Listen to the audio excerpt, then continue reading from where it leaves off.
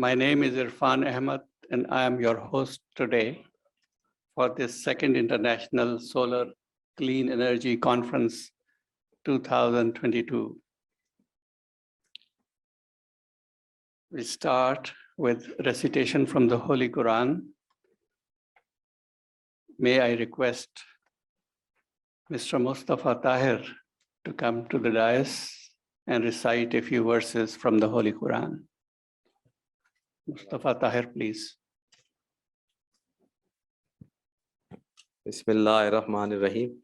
Qul huwallahu ahad, Allahu samad, lam yalid wa lam yulad, wa lam yakul lahu kufuwan ahad. Sadaqallahu al-azim. Now, we'll have national anthem now. So I'll request you to please stand up for the national anthem.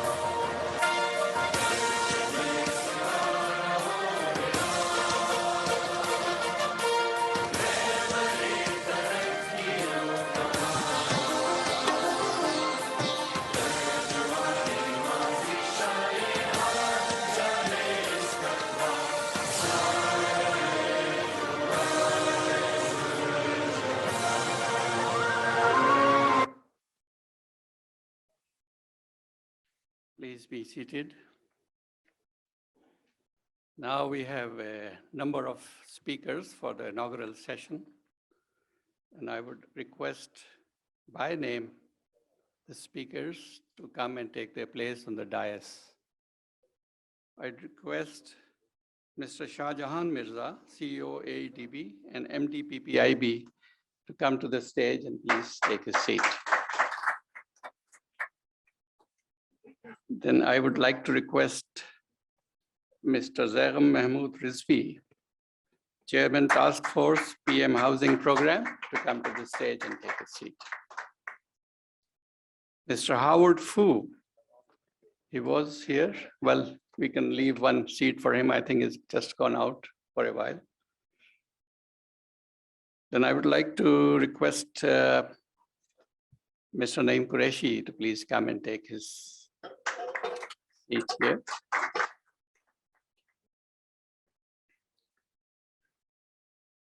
I think some speakers may join us later, so we'll keep the seat free for them. But now let's start with the program. Just introducing to you the second International Solar Clean Energy Conference. Well, we should have a number of conferences on solar energy, actually. One conference per year is not enough. But thanks to Energy Update, that every time they do this for us, at least once in a year, we are here to talk about solar, which has become all the more necessary these days. You know, the solar potential of Pakistan is about 2,000 gigawatts. 2,000 gigawatts.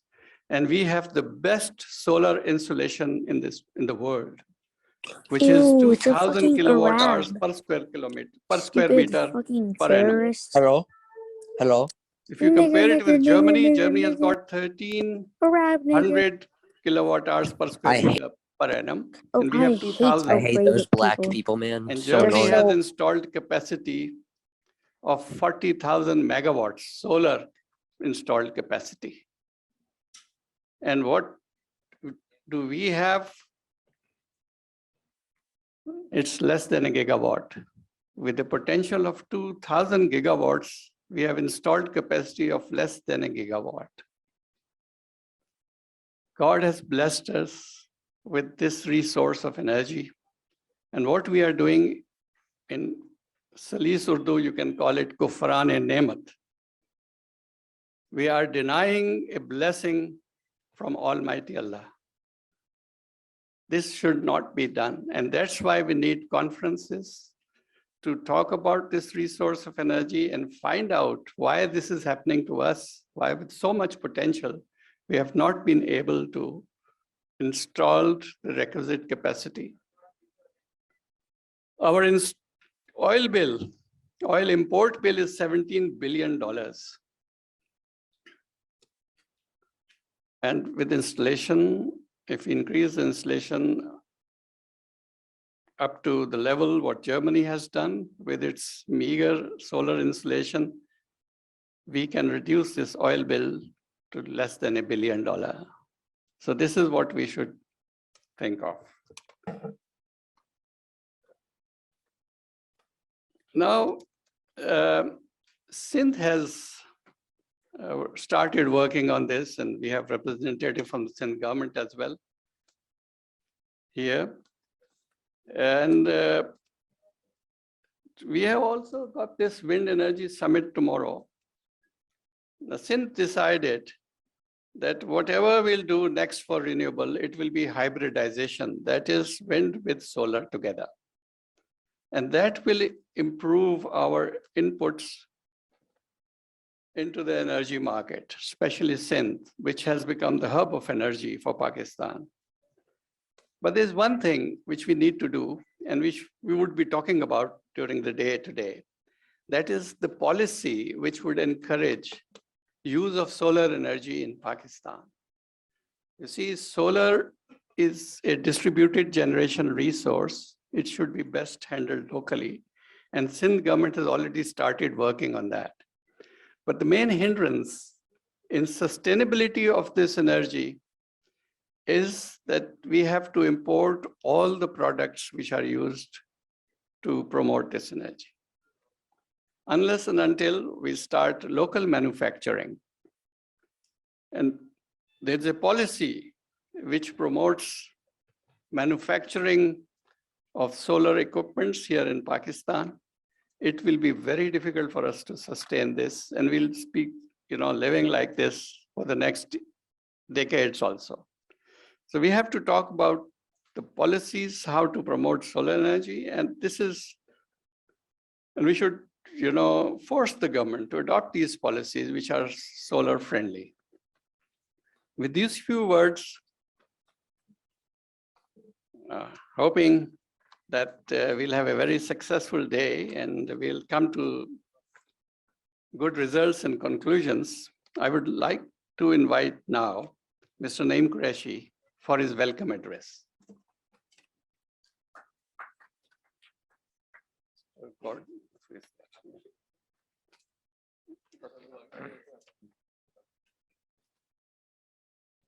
Assalamu alaikum.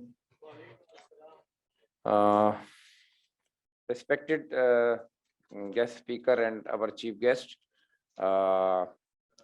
Mr. Shah Jahan Mirza Sahab, Chief Executive Alternative Energy Development Board, Government of Pakistan, and MD PPIB, Mr. Zaika Mahmood Rizvi Sahab, Chairman Prime Minister Task Force Housing, Mr. Howard Fook, Country Director Sun Giro, Mr. Irfan Ahmed Sahab, and Mr. Abdullah Firoz Sahab, Dr. Naseem Sahab, Niaz Ahmed Jinji Sahab, and other all distinguished guests. Thank you very much for coming in our second International Solar Energy Conference and Expo. And we are also thankful to all our delegates and our speakers and our team especially. We are pleased to welcome distinguished guest participants, international delegates, strategic partners, print and electronic media at the second International Solar Clean Energy Conference.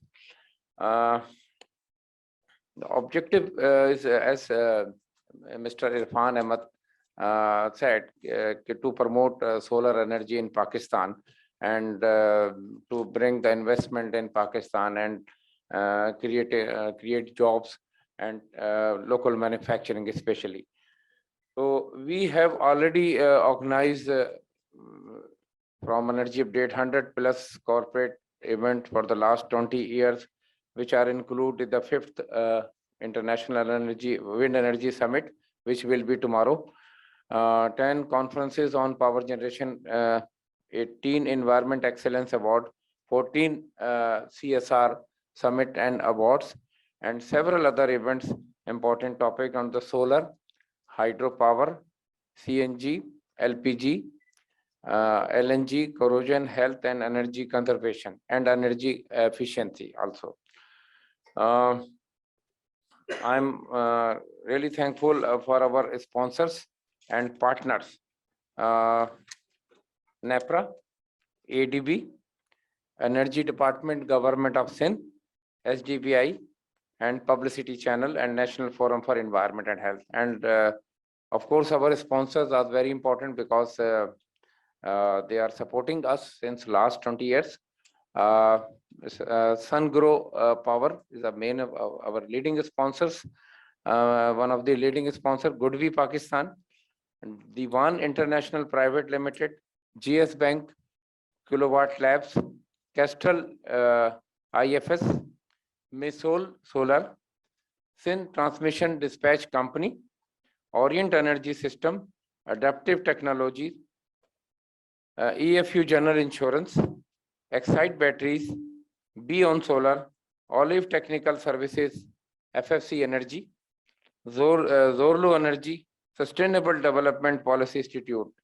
HDPI is our great partner, and they are organizing 2 panel discussions in afternoon. We are also thankful for our Energy Update team, including Nadeem Ashraf Sahab, Rukaiya Naeem, Mustafa Tahir and our team, and Ms. Halima Khan. She's unwell and unable to attend this event. And we are thankful to all of our team members, our participants, and all supporting organization. So I welcome again you and hope this conference will be productive and very informative for you. Thank you very much, madam. Thank you, Naeem Qureshi Sahab. Now let's start the program. And the first speaker is Ms. Gianna Diallo, Director Energy, USAID. Now she is online, so please go ahead with her address.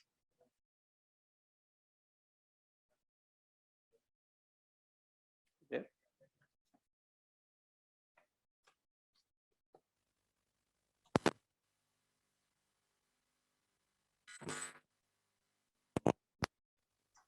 Good morning. Can you hear me? Yes, you're audible. Thank you. Colleagues and distinguished guests, Assalamu alaikum. I'm pleased to join you all today at the 2nd International Conference and Expo on Solar Clean Energy in Pakistan. I'm sorry I couldn't be there with you in person today. We all know that energy is vital for the economy. It powers businesses, lights our streets, schools, and hospitals. Due to technological advancements, energy has become even more important to our daily lives. Our communications with cell phones, computers, and every aspect of our lives requires energy. That is why energy has been one of the core elements of USAID's development strategy here in Pakistan, especially clean energy. Together, USAID and the government of Pakistan have created new ways to secure the country's energy resources and reduce Pakistan's vulnerability to the effects of climate change. As energy demand increases, it becomes more important to focus on the sources that generate electricity. We do not want to meet our energy needs from sources that harm our planet. According to Pakistan's recent nationally determined contributions, The energy sector contributes to over 40% of GHG emissions in Pakistan and requires special attention to keep the emissions under control. I'm proud to note that USAID has always been supportive of the use of indigenous clean energy sources. This partnership dates back to the 1960s when the United States supported the construction of the largest dams in Pakistan, Tarbela and Mangla dams. In recent years, USAID supported construction of the Gomazan Dam, Satpara Dam, and Golongol Run of the River project, and is currently working with WAPTA on the rehabilitation of the Mangla and Tarbela powerhouses and construction of the Kurramtangi Dam Phase 1. USAID provided legal advisory services to the Alternative Energy Development Board in 2019 and 2020 that resulted in the financial closure of 12 wind and 4 solar projects. The solar projects are under construction and expected to be completed by the end of this year or early next year. I commend the government of Pakistan's goal of increasing the share of renewables to 60%, including hydro, by 2030. I believe it requires a massive undertaking, and the government, private sector, academia, and international development institutions must work together to meet this target. From the renewable sources available in Pakistan, solar and wind energy are most widely used. Pakistan is blessed with a lot of solar energy potential. The Global Horizon Irradiance measurements, a value for how much solar power reaches certain areas, show their highest values in southwest Pakistan, gradually decreasing to the north and northeast of the country, with a minimum in the Himalayan mountains.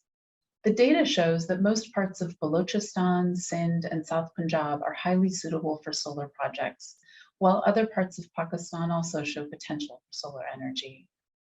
Pakistan has developed a solar park in South Punjab, and there are other places where similar parks can be developed. I encourage the government of Pakistan and other partners to think of developing new solar parks, especially near the load centers. In addition, solar energy provides clean and affordable energy and has become the first choice of consumers for households and businesses. USAID's support for solar projects includes project development advisory services and helping businesses access finance through risk-sharing arrangements with banks and linkages to equity investors. In Pakistan, around 70 million people are still not connected to the grid and use traditional ways of lighting and heating sources such as kerosene oil, wood, and cow manure. According to some estimates, almost $2.3 billion is spent annually on alternative and traditional lighting sources because households lack access to the grid. Solar systems are feasible for such communities as they're easy to set up and maintain. Although a few private sector companies are working in this area, it remains largely untapped. We've seen an increase in hybrid solar and wind energy systems in several parts of the world. There are areas where both wind and solar potential is very high in Pakistan. This is another opportunity waiting to be exploited. I'm also happy to note that USAID is providing support to the National Transmission and Dispatch Company for a transmission and system expansion plan. This plan will identify new opportunities for connecting upcoming solar and other renewable energy plants to the grid in the next 10 years. USAID is also supporting the upcoming wholesale power market and is assisting the government to set up a competitive procurement system for clean energy projects. I believe that the declining prices of solar panels combined with increased efficiency makes solar energy viable and gives it an advantage over other sources of energy. I look forward to hearing about recent technology developments and experience from project developers and solar panel manufacturers and exporters in today's conference and expo. Climate change is the collective responsibility of all nations. We must work together to keep emissions low. The use of clean energy like solar energy is one way of mitigating climate change, but there are other ways we must explore. I thank the Energy Update team for organizing this event, which will be an important step towards increasing the share of solar energy in Pakistan. Thank you. Khuda Hafiz.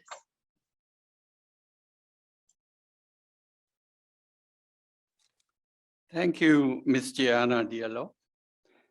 We must also thank USAID for helping Pakistan out in case of renewable energies. The Sindh Solar Energy Project, which is a $100 million project run by the Sindh Energy Department. was also started by USAID. And USAID has carried out a number of studies for Pakistan, which has proven that this is the path we should go for. But this requires our own contribution from the Pakistanis, from Pakistani universities, from bureaucracy, from investors, from developers. And this contribution needs to be improved. USAID has helped us a lot, and now we should help ourselves. Thank you, Ms. Gianna Diallo from USAID. Our next speaker is Mr. Howard Fu. He's from SunGrow Power, it's the country director. And SunGrow is a very well-known name, especially in inverters. I would request Mr. Howard Fu to come to the dais and say a few words.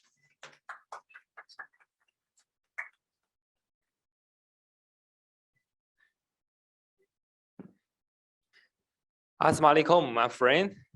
So I'm very glad to standing here and appreciate for my best friend, Mr. Naeem, from Monthly Energy Update to hosting this such a beautiful and such a meaningful the conference here.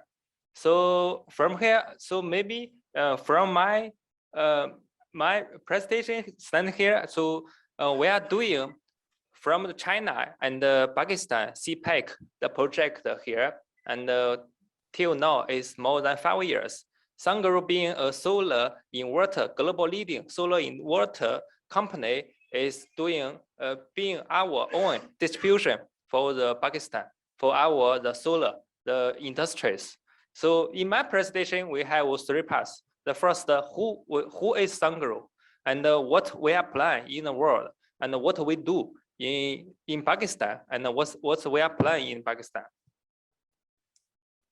So SunGrow is being the global leading our conversion technology company. We have more than 24 years till now.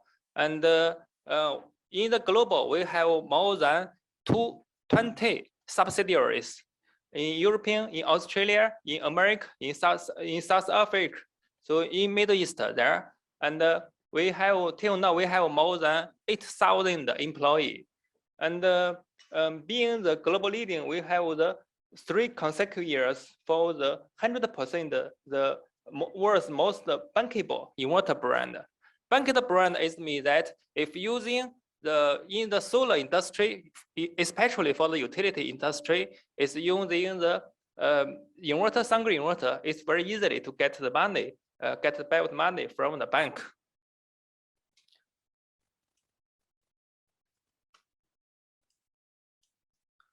So maybe during this 24 years, maybe you are secure or a little curious about who we are. So let's go back for the 24 years back. SunGrow have founded at 1997. It's by CEO is Mr. Cao. He is a scholar. He is the colleague. He is the professor in previous, and then he is an entrepreneur. So at 1997, he set the company in a very small, pretty small labor room with his co-founders at that time. So he doing the project in business there. At the next year, dispatched the product to the west of China. And at the 2006, so we sold to the market of Japan, to the European and New Zealand. So start for the global market. At 2011, SunGrow go into the Shenzhen stock exchange. So and at the next year, 2012, we set a storage factory, and we joint venture with the Samsung in the Korea brand Samsung SDI for the battery. And at 2015, we have already been the global marketing share. And till now, we also being the #1 of global market share. And 2018 set a first Indian factory, the overseas factory in India. And this is first one. And the second one, last year we set another factory in Thailand. And at 2019, we hit 100 gigawatt installation. This is the first solar inverter, the solar inverter brand, the manufacturer hit this such installation, the gigawatt. And at 2020, we joined IE100. IE100 means that 100% of renewable energy for the factory. So this is the whole process. So what we do, our main business is doing the solar inverter and the energy storage system, and also for the floating PV system. So these three products we are now offering. We are now dispatching in Pakistan. We are also cooperate with our local, the high technology EPC company for the floating, for the energy storage and the PV inverters. Others, we also do the project developer. And we are the biggest top 3 EPC company in China in domestic, and also doing the e-vehicle driving system and the wind energy conversion and the EV charging system. So we have the world's largest inverter factory. Till now, the global production capacity is more than 114 gigawatt hour, and the Indian factory have 10 gigawatt the production capacity. For the best system, have the 6 gigawatt and 6 gigawatt the capacity.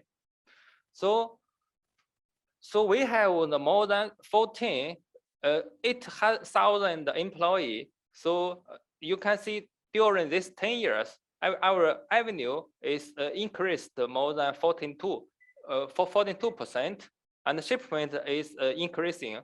So last year we invest for the R&D team.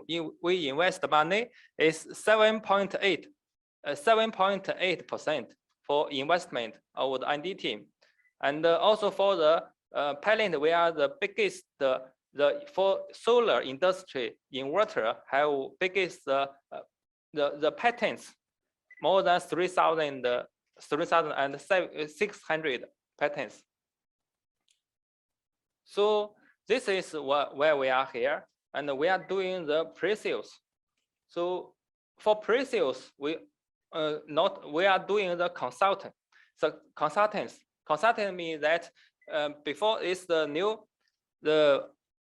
our new customer want to do the installation of solar, but they have no experience to do. So we show our experience to do the consultant, and then do the system having the rich experience with our engineering team and with the technical team, showing our system design for our client is showing the one. So another is training, after sales service for the training, for the commissioning, and we dispatch our engineering to the site for commissioning, training, and quality assurance. So till now, what we do in the world, we have done the more than 224 gigawatt installation over the world. Have the 200 gigawatt in USA, we have the 2 gigawatt in China, and all over the world, our inverter have sold more than 115 countries for the inverter. So for the global, until now, we are we are being the biggest the dispatch for the storage. Till now, we have 4 gigawatt hour global shipment for the best. So we can see in the future, especially for the oil price is increased. So in the future, the solar and the energy, clean energy power will be the big potential, especially in our Pakistan. And what we have done in Pakistan, so till now, we have more than 800 megawatt, 815 megawatt installation in Pakistan. The first is 300 megawatt in Punjabi. Punjabi is the QE solar plant. Second 100 megawatt now is under construction now. It's in Punjabi, 100 megawatt. and the owner is complete with Atlas. And 15.6 megawatt in Punjabi. This is the cement. It's the till now is the biggest Pakistan cement solar power plant, and have 15 megawatt in Garo Solar in the Sindh, and 18 megawatt in Punjabi Harappa. So all over this reference, we have provided our high technology, and we have provided the product to support the industry, solar industry in Pakistan. And this is 300 megawatt utility project in Bahapur, and it's the 15 megawatt in Haro, and also Fuji Cement. Fuji Cement is our first solar plant in Pakistan, and this is start door, and then coming nearly all the big cement is happening using the solar in the solar industry. So also this 1 megawatt in the president house. So this is our owner to provide the solar, our Sangre solar inverter in the president house. And this is also the trust for us. So not only for CNR, but also for the residentials. For the residentials, we're doing the project. Now what we have done in the global is that we have installed more than 224 gigawatts. We have more than 20 subsidiaries in the America, in the Middle East, Southeast, and Australia. So what we should do, we hope in the future we will cooperate with government and our local company together to go into this market and make it stronger and long live. Thank you.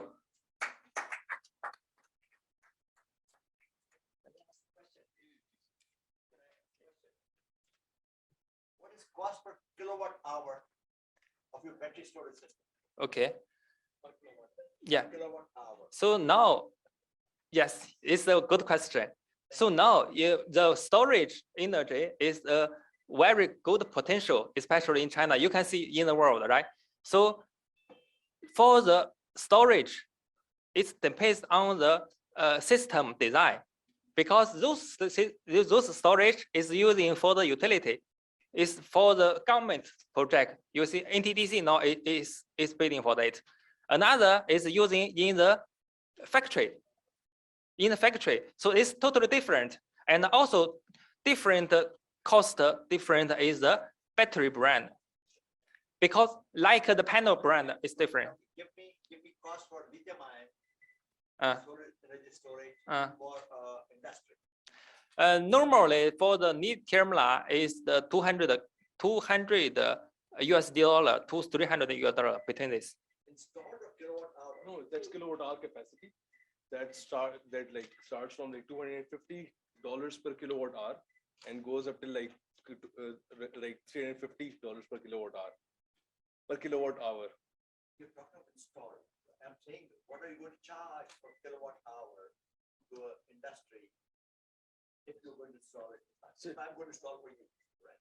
So see the thing is that our costing criteria is with reference to per kilowatt hour basis, right? For you can say megawatt scale system, per kilowatt hour prices are roughly around $300 per kilowatt hour. That's landed FOB. So landed CFR prices. Yeah, I think we are short of time. Sir, Therefore, we can carry on this discussion during the tea break. We will carry on this discussion. Perhaps we need to have another session on this, on storage. Renewable energy storage, we need to have a session. And we request Naeem Qureshi Saab the next time on the energy storage, especially solar energy storage. We need to have some session. Thank you for this excellent question. Perhaps in the later panel discussions, we'll take it up.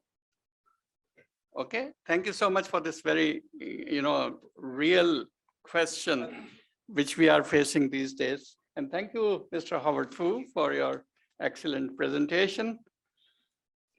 Well, we have less than a gigawatt in Pakistan, but as we increase the solar energy here, we would request you to think about setting up an inverter manufacturing plant here as well.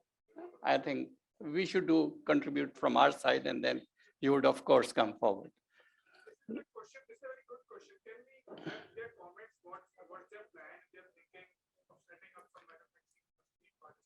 Yeah, we'll have that during the panel discussion when we'll talk about policies, etc. This in the inaugural session, we are running short of time. There are a number of speeches. And we started a bit late. So thank you so much for pointing that out. So on the floating solar, I think Sindh Energy Department has also identified a few sites. And in Punjab also, we were thinking that in Tarbela, perhaps that could be where we could use floating solar. Yeah, tender going on as well. So you are, we thank you for working for modernization of our systems here. Thank you so much. Now our next speaker is Mr. Zagham Mahmood Rizvi. Mr. Zagham Mahmood Rizvi is Chairman, Prime Minister's Task Force on Housing Program, and he's also advisor to Z Solar. Mr. Zagham. Bismillah ar-Rahman ar-Rahim. I'm really grateful to you, Naeem Saab, that you keep on awakening us all. We are sleeping. There's a wake-up call since last 70, 80 years, but we are not really waking up. Why I'm saying that? You see, as we all know, that the sun and the solar power emerged when in sometimes in 1960s, the US satellite was gone into space. And they discovered that if there's a 1 ton weight of the satellite, they have to have 4 or 5 or 6 times weight to carry the fuel. So it was designing the satellite was so expensive. And then to carry that 5 or 6 tons fuel up, they needed another fuel to carry that fuel. So then they started working and they discovered the sun never sets in the space. And the solar energy, they started, this was the first beginning. And just imagine, one of the things they started emerging very fast was the renewable energy. The term renewable versus non-renewable also emerged around the same time. Because previously people never realized that all the energy sources we are using are going to finish one day. And that's why they're called non-renewable. And we need to have really, and God has been very kind. Before we were born on the planet, God has created sun long time before, but only in 1960s, we discovered that sun is not only light, it's also the energy, solar. And you know, as we all know, that much less than 1% of the total energy emitted by the sun is more than the total electricity requirements of the global earth. So we need to only capitalize. About 40 years before, I was in US attending a seminar about this solar and renewable energy. And I asked the speaker that if this is so good, then why don't we really see this solar power emerging on the planet? He said, reason is very simple. We cannot monopolize the sun. Sun God has created for all. Every poor man's house, every rich man's house is equally distributed. So you cannot monopolize the sun. But we, the business, can only go forward if we monopolize and capitalize something. So what we can monopolize and capitalize will be the technology. And here we see the word SunGrow, technology. Now with the emergence of technologies of PV panels, inverters, and now we're talking of the storage. As we all know that Australia is one country which is producing all solar energy, solar, wind, hydro, all possible, they are capitalizing. They don't need that, but they are working that we need to produce. There at times Australians are giving zero cost electricity to people, but they don't want to shut their plants. Why? They are working on the country which is working the most on storage is Australia, because they say that we want to take the sun from 6 to 8 hours to 24 hours. And only energy storage can take this 8 hours, 6 hours sun to 24 hours. So they are working on this technology, the most research. Now, Pakistan. You see, we feel very sorry about it. That in Pakistan, we keep talking, and thanks to again Naeem Qureshi Saab and such panels, that we at least there's a wake-up call all the time. But we just heard that less than 1 gigawatt, less than 1,000 is the solar. India, there's the BJP Congress party, they started a program called Jawaharlal Nehru Solar Renewal Mission Janam. And the target was by 2022, they will have 100 gigawatts of solar. As I'm talking to you now, they have crossed that target. 22 is still to go. They have crossed about 110 gigawatts. So meaning the Pakistan less than 1. Population ratio of India and Pakistan is about 1 to 7. So at least with keeping that population ratio, we should have been 15,000 megawatts, 15 gigawatts, and we are less than 1. So I think there's a wake-up call, and there are lots of reasons for us to be feeling ashamed, because knowledge is there. We are people have, but just I was talking to Shah Jahan Saab that Mirza Saab that 15% GST. Rather than promoting, the government has done something very strange. Anyway, so I think there are 3 areas which we all know. So it is the solar and all renewable energy, but I'm talking of solar. One is microeconomics, second is macroeconomics, and third is environment. Microeconomics, in very simple word, is that solar energy cost is about 4 rupees per unit. So we all know 12, 13, 14, 20, vis-a-vis 4 rupees per unit is straight microeconomics. The payback period, depending upon the good quality, is about 4 to 5 years. But the seminar I was talking to you is similar seminar I attended about 10 years before in US, California. And they said, solar for life. I said, how do you say solar for life? He said, the average American household, they install solar systems about 40 years. Because Americans marry very late and they establish a house. So they, at the age of this, the statistics, they say 40 years they install. And solar system works 40 years and beyond. Average life expectancy in America is about 82 years, meaning an American would install a solar for life. What assures that life is quality. And it's very strange that in Pakistan, we do have quality standards. I have been working with AEDB on that as well. They have very well defined the PV standards, quality standards, the inverters, as well as now the cables as well, I guess. But there is no system of monitoring that quality. Quality is the basic essence. I was in India. I visited the offices of the solar system, government solar department. And I discovered they have 3 levels of the solar quality assurance. One is the design.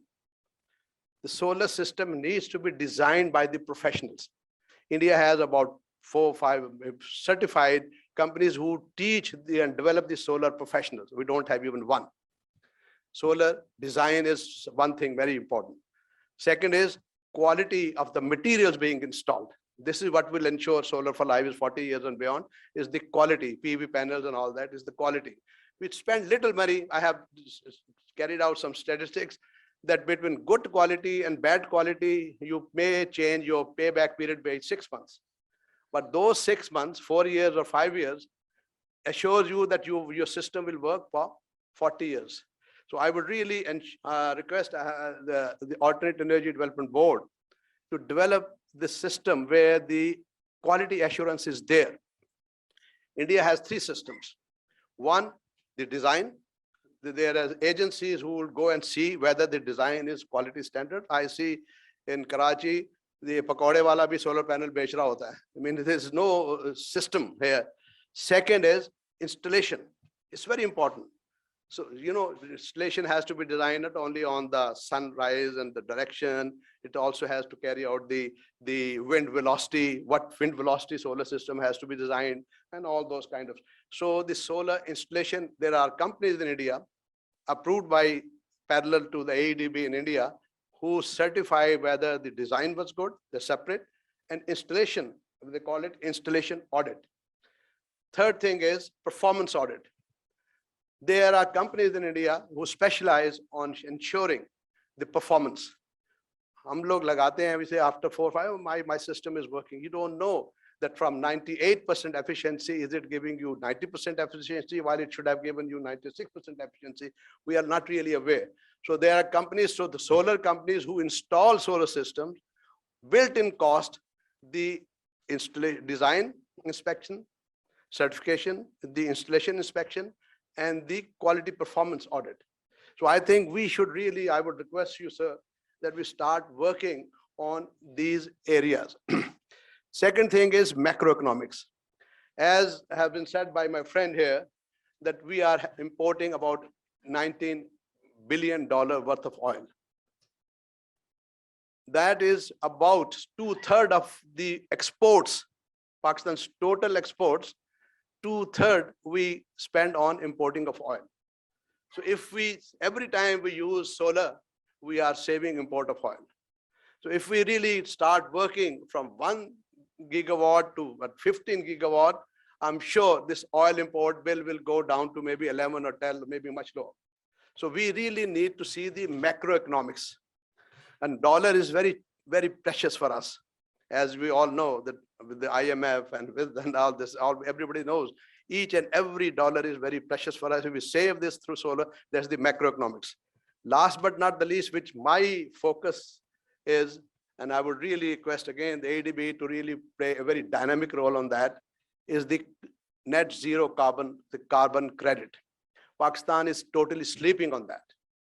There is no agency which will, a qualified agency which will certify you how much carbon you use, how much carbon you save through solar or renewable energy, and to issue a certificate, net zero carbon certificate.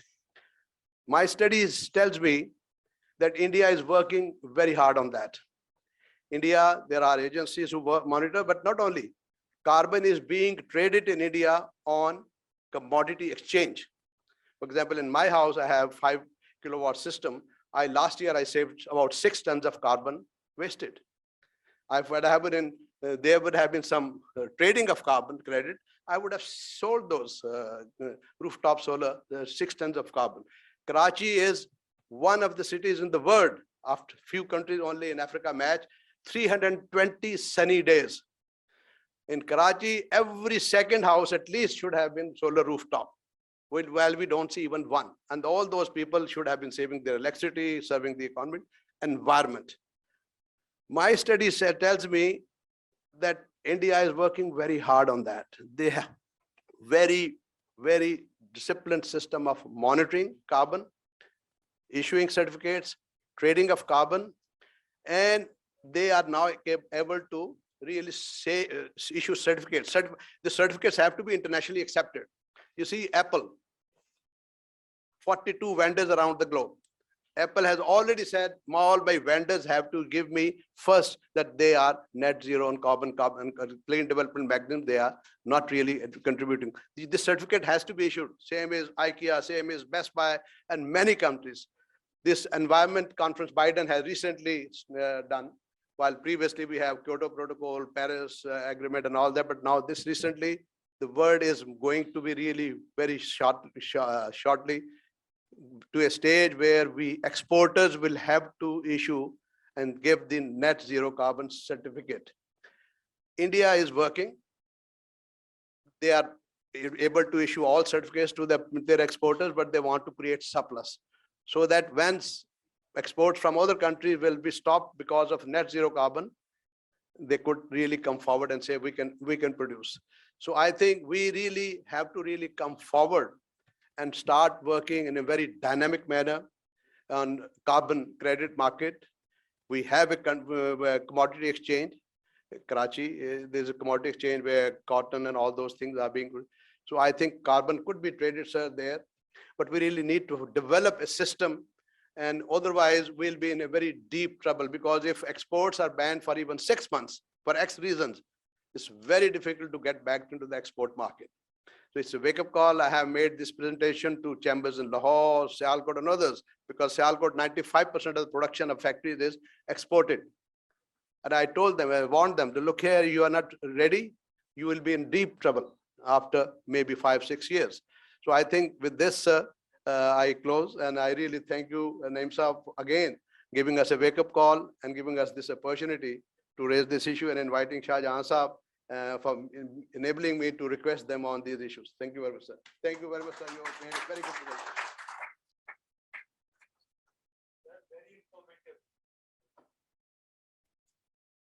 Thank you, Zagam Saab. Ghalib said long ago, अपनी हस्ती से हो जो कुछ हो, आगही गर नहीं गफलत ही से। आप इंडिया के एग्जाम्पल्स दे रहे थे, इंडिया भी यही कर रहा है। You start with that, start working. You will make mistakes, don't repeat them, and you will grow. Ji. Yeah. If I give example of Japan, people say it's different, but India is not different. Yeah. चले इकबाल को देख लें, वो तो शायर मशरिक है। वही जहां है तेरा जिसे तू करे पैदा, ये संगो खिश्त नहीं जो तेरी निगाह में है। तो हम इनको ही फॉलो कर लें। So you were also talking about carbon credits. Carbon credits are alive again. The market is there, and especially the wind power projects.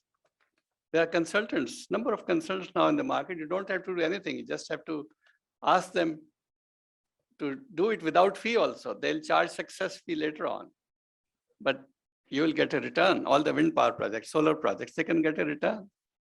So this is working. And I think FFC Energy has got their first carbon credits, and they've also shared these carbon credits 50% with CPPAG. Now, the promise was that these carbon credits, if shared with NTDC or CPPAG, they will be used to promote renewable energy. So Shah Jahan Mirza Saab, who is our next speaker, we would request him also to see that CPPAG uses this money for promotion of renewable energy, for evacuation of wind power projects, for solar projects, which is a big issue. So Mr. Shah Jahan Mirza is MD PPIB and CEO ADB is our next speaker. Please welcome.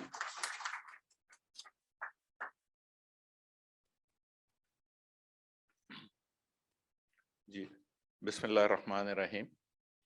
First of all, distinguished panelists, distinguished guests, I see many faces from the industry here, many experts here, our distinguished panelists.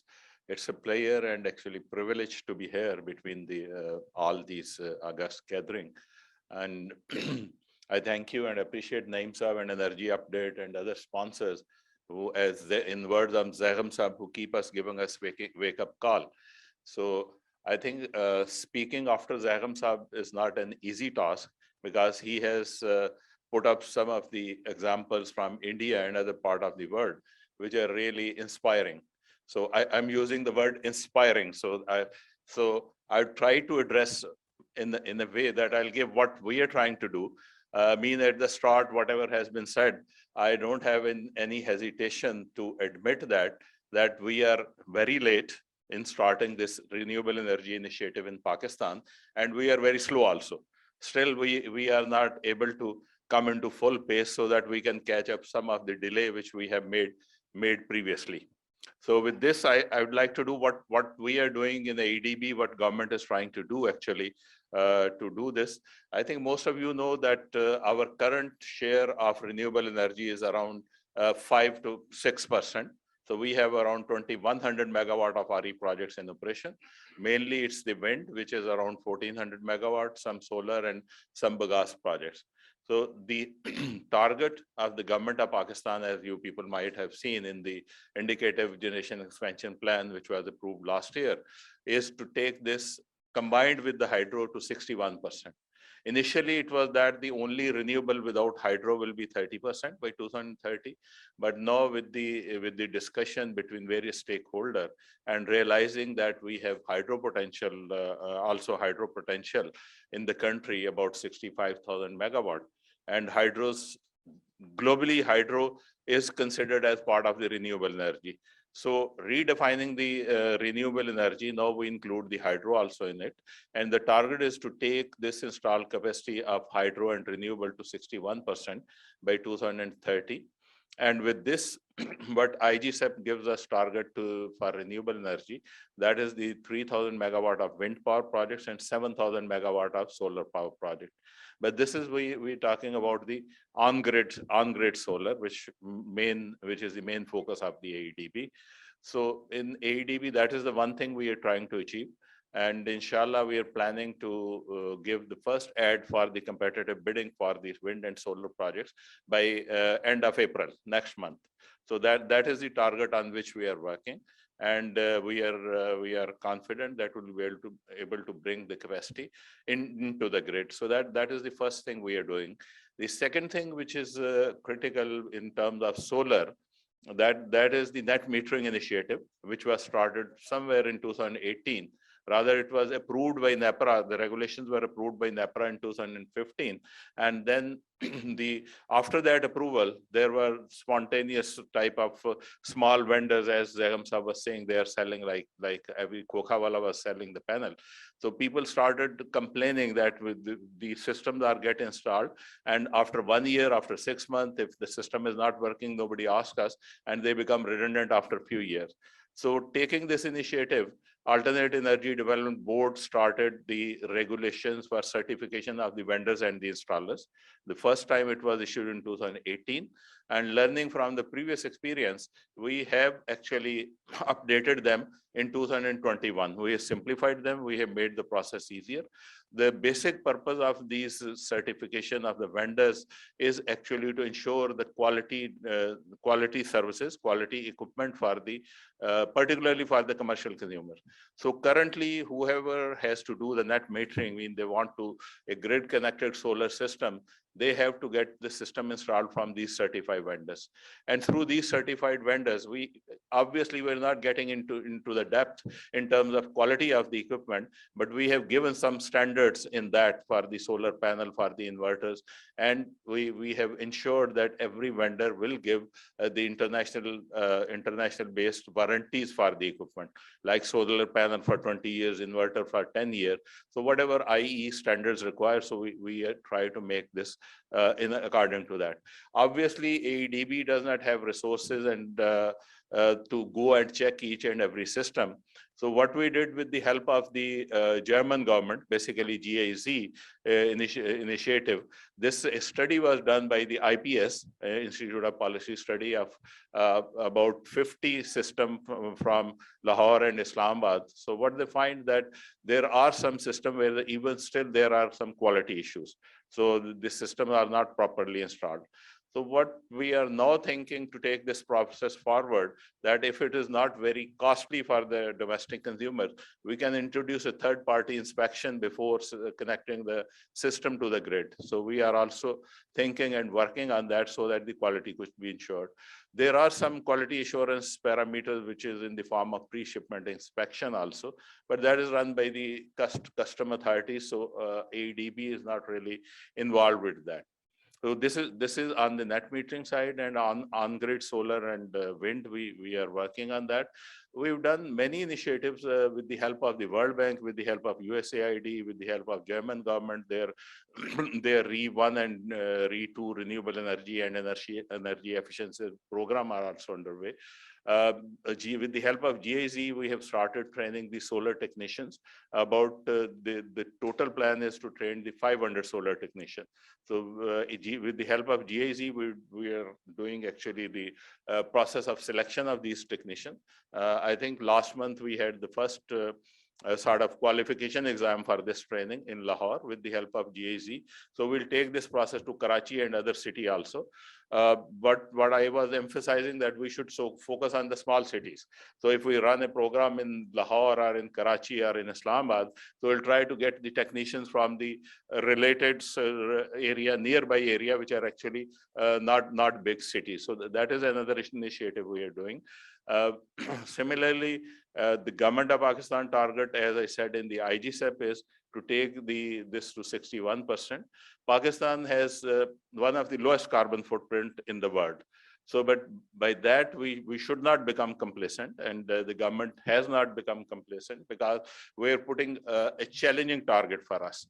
If we look at the carbon CO2 emission from the power generation, our current CO2 emission is around 356 gram per kilowatt hour. So with the implementation of the current approved generation expansion plan, by 2030, inshallah, I'll be able to take it to 156 gram per kilowatt hour. So that is less than half of the current CO2 emission. Similarly, on this net carbon credit and carbon certificate issue, we have also taken some initiative on that, and we are pushing the projects which are already installed and operating to get into this scheme, and basically they should be able to sell this carbon credit. I think this will also give some benefit in terms of return on equity, because government is also emphasizing that we should look into the return on equity component, whether it is reasonable or this is overly overly described, so that sale of carbon credit and carbon certificate will certainly help the sponsors actually to recoup that gap which we are doing. In terms of bidding, basically why we are a bit delayed, because IGSEP was approved September last year. So we have started a variable integration study into the grid that has actually been completed with the help of World Bank. We have done a competitive bidding study with the help of GIZ. We have done a study with the help of USAID on the competitive bidding process. So a lot of homework has been done, and we want to take this process forward as soon as possible. So April is the target to start the first bidding. So we invite the company's representative here, and they should look into whenever we advertise, they should look into this, and they should come and basically participate in the bid. Fortunately, as we have heard, the prices of renewable energy has dropped tremendously. If we look at the projects which were installed in Pakistan, like starting from 2011 to 2015, 16, the tariffs were between 12 and 14 cents. Initially, it started with the 18 cents, then it went down to 16 and 14. So that was the last benchmark we have. Right or wrong, whatever it was, but that's the reality of the life. So the renewable energy projects which were previously installed, their tariff is like 20 rupees, 21 rupees at the current prices. So we are also reviewing this regime, that whatever benefit is coming in the world through innovation and the research, that benefit should come to Pakistan also. Now these benchmark what NEPRA last tariff gave, they have dropped to 3.5, 3.6 cents. So that is a major achievement, and we expect that it will drop further. So I think mainly these are the things we are doing, and during the discussion, I think we'll cover this more. But we need to work together, what we can do. What I appreciate from the energy update and the organizer, but I'll make a suggestion that if whatever discussion we make today and tomorrow, I think if the organizer can basically compile some recommendation and send it officially to the EEDB and the government, because these interrupter sections are very, very, I would say this is learning for everyone. So we need to learn something from here, because in the government, you all know, when we make policies, we try to do stakeholder consultation, but that is generally limited. And our one dilemma is as a country, as a government, that when we are late on something, we want to do everything very quickly. So in that quickness, we generally lose the objective. So we make a policy, this is our target to make a policy, but we don't get the required input from the stakeholder. And in the end, whatever policy we would make, that is not fully implemented. So I would request all of you, whatever suggestions we have, whatever improvement you want to make as an expert in the industry, would certainly welcome that.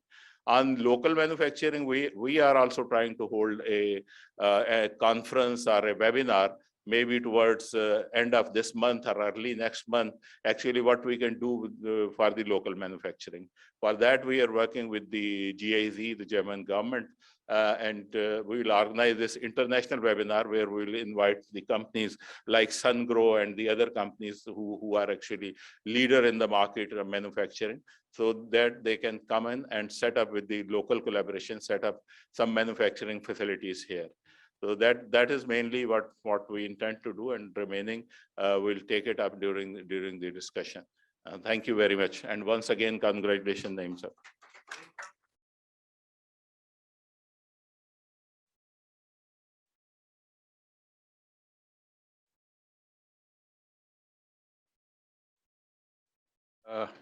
For answering almost all the questions, but there are still many. So we'll have them during the panel discussions. Before I request Engineer Nadeem Ashraf Saab for a vote of thanks, I would like to request the exhibitors who are here, some of the exhibitors, to go to their stalls, because immediately after this session, we are going to inaugurate the exhibition. So if some exhibitors are here, they are requested to go to their stalls. Now I invite Engineer Nadeem Ashraf Saab for his vote of thanks.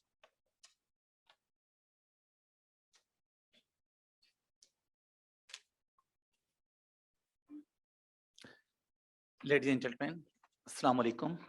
First of all, I would like to express my gratitude to our guests, and especially to our highly honorable chief guest, Mr. Shahjahan Mirza. Thank you, sir. Thank you for being here. I also would like to thank our conference sponsors. So they are SunGrow, Goodwe, Jazz Bank, Diwan International, FFC Energy, Castrol, Misol Solar, Excite Solar, Sin Transmission Dispatch Companies, Beyond Solar, Kilowatt Labs, and Orient Energy. Thank you. Now we have distribution of mementos. I would request Shahjahan Mirza Saab to come to the center of the dais and to give away the mementos. This is pleasant duty. So the first speaker to receive his memento is Mr. Howard Fu. Mr. Howard Fu, please receive your memento from Shahjahan Mirza Saab. Yes, sir.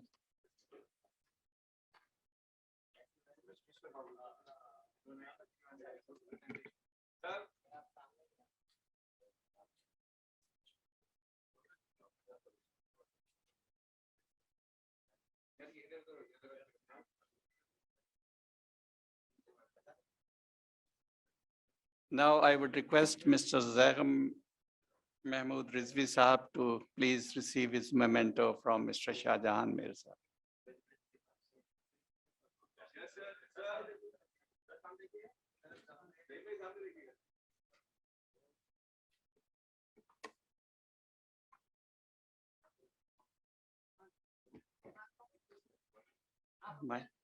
Oh, I'm also getting a memento. Oh, that's great. Thank you so much, sir. Yes, I would like to give a honorary shield to Mr. Irfan Ahmed, energy expert, and board of director HESCO, and former director Siemens Pakistan. Thank you very much, Irfan sir. Exactly. Next one. Next, you have to give a memento to Shahjahan Mirza Saab. Now I request Mr. Naeem Qureshi to please give a memento to Shahjahan Mirza Saab. Naeem Qureshi साहब आप दीजिएगा.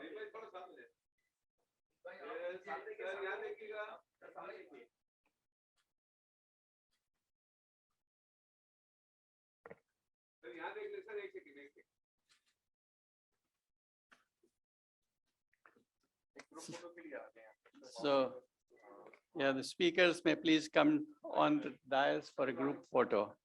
Mr. Howard, who, please.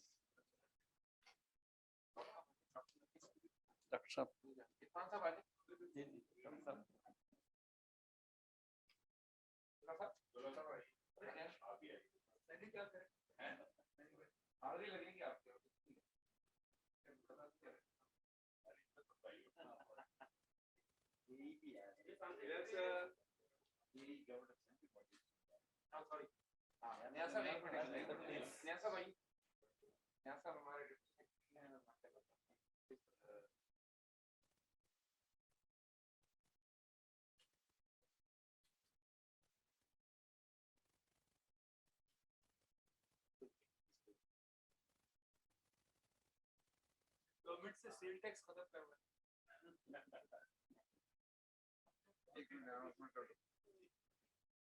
One announcement for you कि अभी चाय का वक्फा होगा, उसके बाद इनॉग्रेशन होगी और आप सब लोग स्टॉल का भी विजिट कीजिएगा और वहाँ पर बहुत सारी कंपनियों ने स्टॉल लगाए हैं। हाँ, और दूसरा ये कि सॉरी एक शील्ड रह गई, हमारे जो बड़े सपोर्टिंग ऑर्गेनाइजेशन है energy department government of Sindh, और उनका बड़ा कॉपरेशन हमारे साथ रहा। मिस्टर नियाज अहमद जिंजी साहब, प्लीज तशरीफ लाइए, आपकी जो एक मोमेंटो है आपके लिए, आपके रिकग्निशन के लिए कि आपने हमारे साथ ताउन फरमाया। Mister Niyaz Ahmad ji.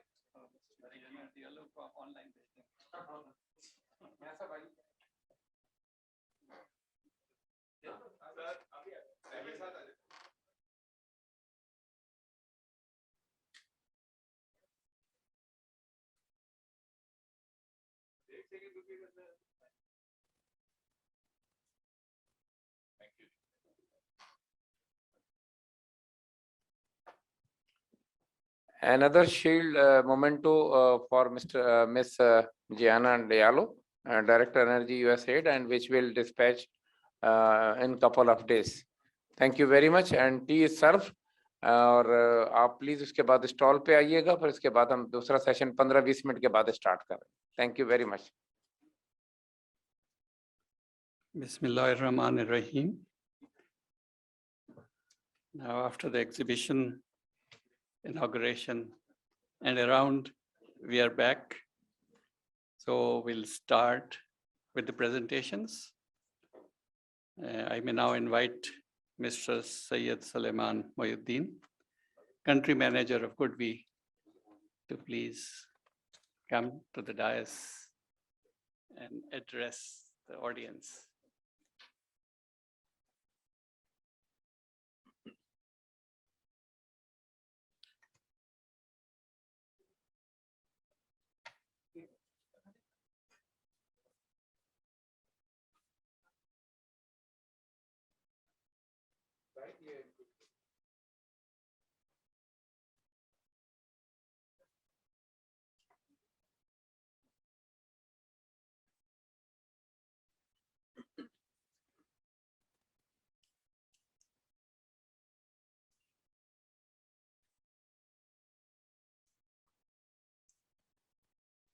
First page, please.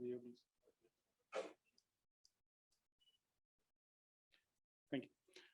Assalamu alaikum. Good afternoon, distinguished guests and exhibitors, sponsors, and participants. I'm Sayyid Salman, representing Goodby in Pakistan. And in my today's presentation, I'll try to introduce Goodby, the solar inverter manufacturer company, along with not only the capacity and what we have been doing over the period of time, along with the range of products which we are dealing with, and that can cater the market, current market in Pakistan, and also the main projects which we have dealt so far being here. Before starting, I just let me introduce that Goodby started in Pakistan, direct representation back in July last year only. But before getting started ourselves, we were being represented here through our distributors, through our valued partners in the last 6 to 8 years already. And through their efforts and contribution, we have managed to install and been able to remain in top 3 all this while. However, coming directly in Pakistan with the motto of not only catering the ever-growing market of energy and catering it through the renewable energy, which the government of Pakistan and also the private sector has shown keen interest and tilt towards it. We would like to support through our product and also the technology. As we cater complete range of product from residential to commercial, industry, and up to utility projects. As the name suggests, GoodWe, we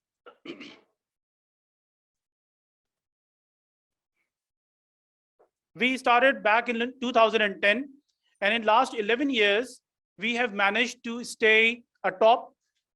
Through EUPD ranking, we have been ranked number one in the last 5 years. And we have been ranked in tier 1 companies for the last 2 years already. Along with it, we have been, for the energy storage segment, particularly the ES and ET series, we have been in top 2 worldwide. This is the milestones so far from 2010 to up to 2021. It started in 2010. Back in 2018, we were public listed, and overall, the company grew manifolds. This is the latest report which completed in the December 2021, that GoodWe stands as the most financially stable inverter company globally, among which all the tier 1 products are mentioned. We incorporate more than 3,000 employees globally, out of which 1/5 belongs to R&D, which is our Solar Academy. So you can fairly imagine that 1/5 of our employees belong to R&D. That means we are a product-oriented company and market-oriented, basically. And we keep on developing through the technology. And that's the main reason that you'll find our product, not the generic generals, in fact, more custom-oriented and market-oriented products. With respect to different markets, we have developed different customized products already, including Pakistan, India, Australia, Turkey, Middle East, Europe, and Americas.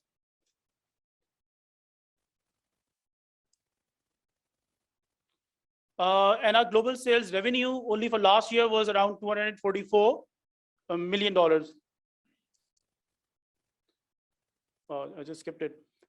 Like I mentioned initially, that we have this honor of having EUPD top ranking for the last 5 years. So not only the European, in fact, we are licensed with GE. That is, GE is manufacturing GoodWe products for USA with as a joint venture for the US market. And this was not done just like, actually, it was actually evaluated.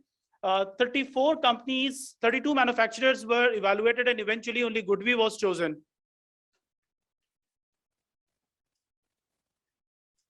We have presence world over, including the manufacturing units in India, in China, Brazil, and a few other like South Africa and Australia. With R&D centers, not only in China, but in different countries as well. In Pakistan, we have our sales and service center at the moment, and the distributors network, obviously. These are global partners and PV project like Toyota, like Marubeni, etc. These are the awards, the recent awards which we have been bestowed upon, like Red Dot Design since 2018, EUPD for the last 5 years, which includes Pakistan as well. We have been the top product in Pakistan for the last 5 years, successively, continuously. TUV rankings for the last 6 years, continuously. And for the energy storage, the last one, we are ranked number 2 globally for 3-phase hybrid inverters, and in the top 5 for single-phase inverters.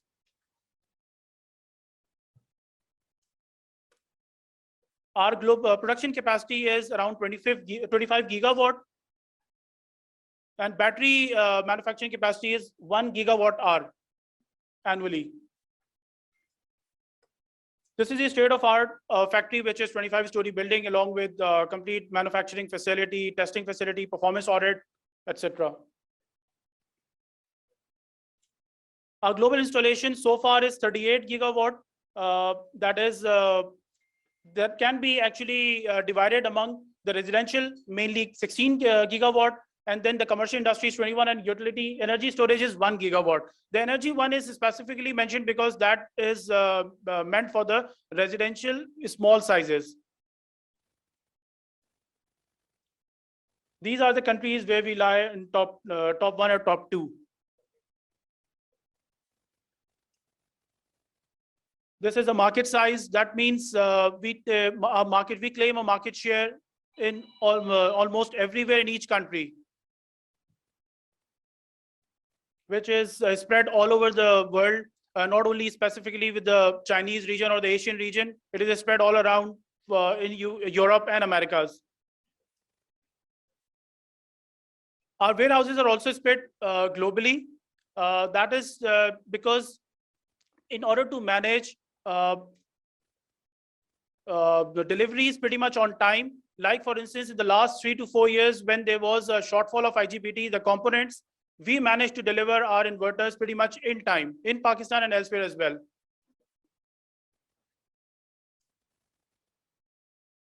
We have a complete support for pre-sales, for consultancy, along with the availability of the product through our distributors, and then the aftermarket support as well.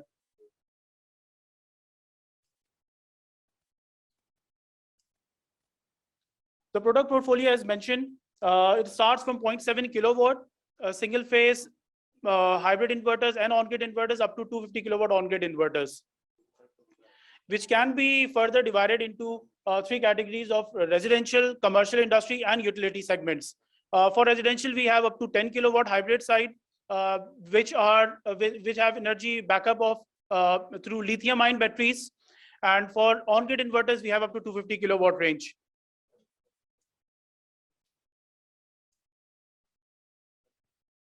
Sure.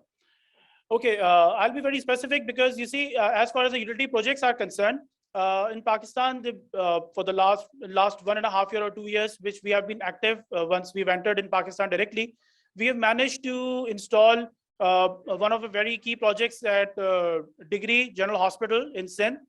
That was for the utility project. Then we also have since solarization of schools, we have also won that project completely. And it also includes a few projects in Punjab for utility as well. And then industries in Karachi, mainly textile industries, where we have installed the utility projects of 250 kilowatt.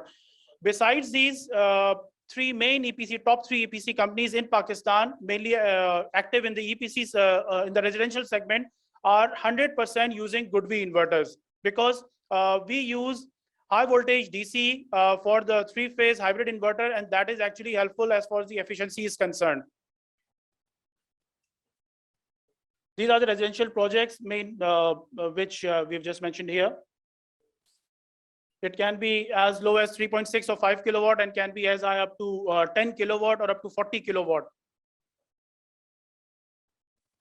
For commercial industry, it can be up to 150 kilowatt. And just one more thing to mention here, that as the product development in PV side has we are having greater amperage or the larger size of PVs. Now we have also have even the smallest inverter of 5 kilowatt can be installed with the large PV panel of which can cater 15 to 18 amperes. With HT, we have high voltage HT inverters. This helps because you don't have to install a transformer along with it. So this actually reduces cost. You don't have to install any transformer while having a 100 or 250 kilowatt inverter, which generally you have to have an transformer along with it. Storage system, I've just mentioned that we have lithium-ion batteries, and it is not specific that you have to use GoodWe batteries. You can use any of the lithium-ion batteries like BYD, Pylon Tech, Lynx, any known brand, and the BMS is actually programmed accordingly. These are the storage devices. These are the two devices, ET and EH, the three-phase and single-phase high voltage devices. You don't have to install additional devices to align with it, with your system, with your load.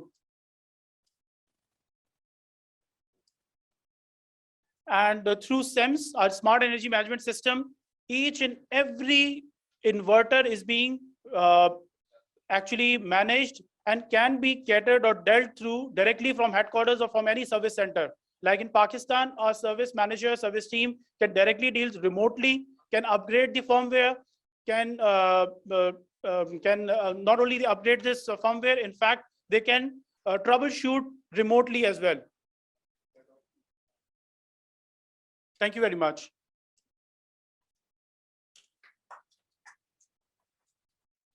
Thank you, Salman Mohiddin Saab. You have manufacturing facilities all over the world, almost 8-9 countries you listed out.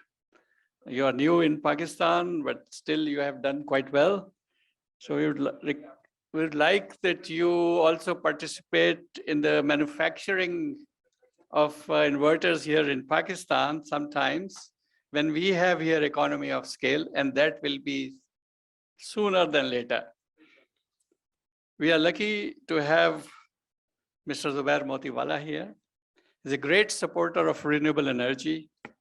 And whenever there is some seminar, we see him there, and he enlighten us with his thoughts and future outlook and vision. He inaugurated the exhibition here, had talks with the exhibitors, and we would like to invite him right now to see what else he has to say. Most welcome, Mr. Zubair Motiwala.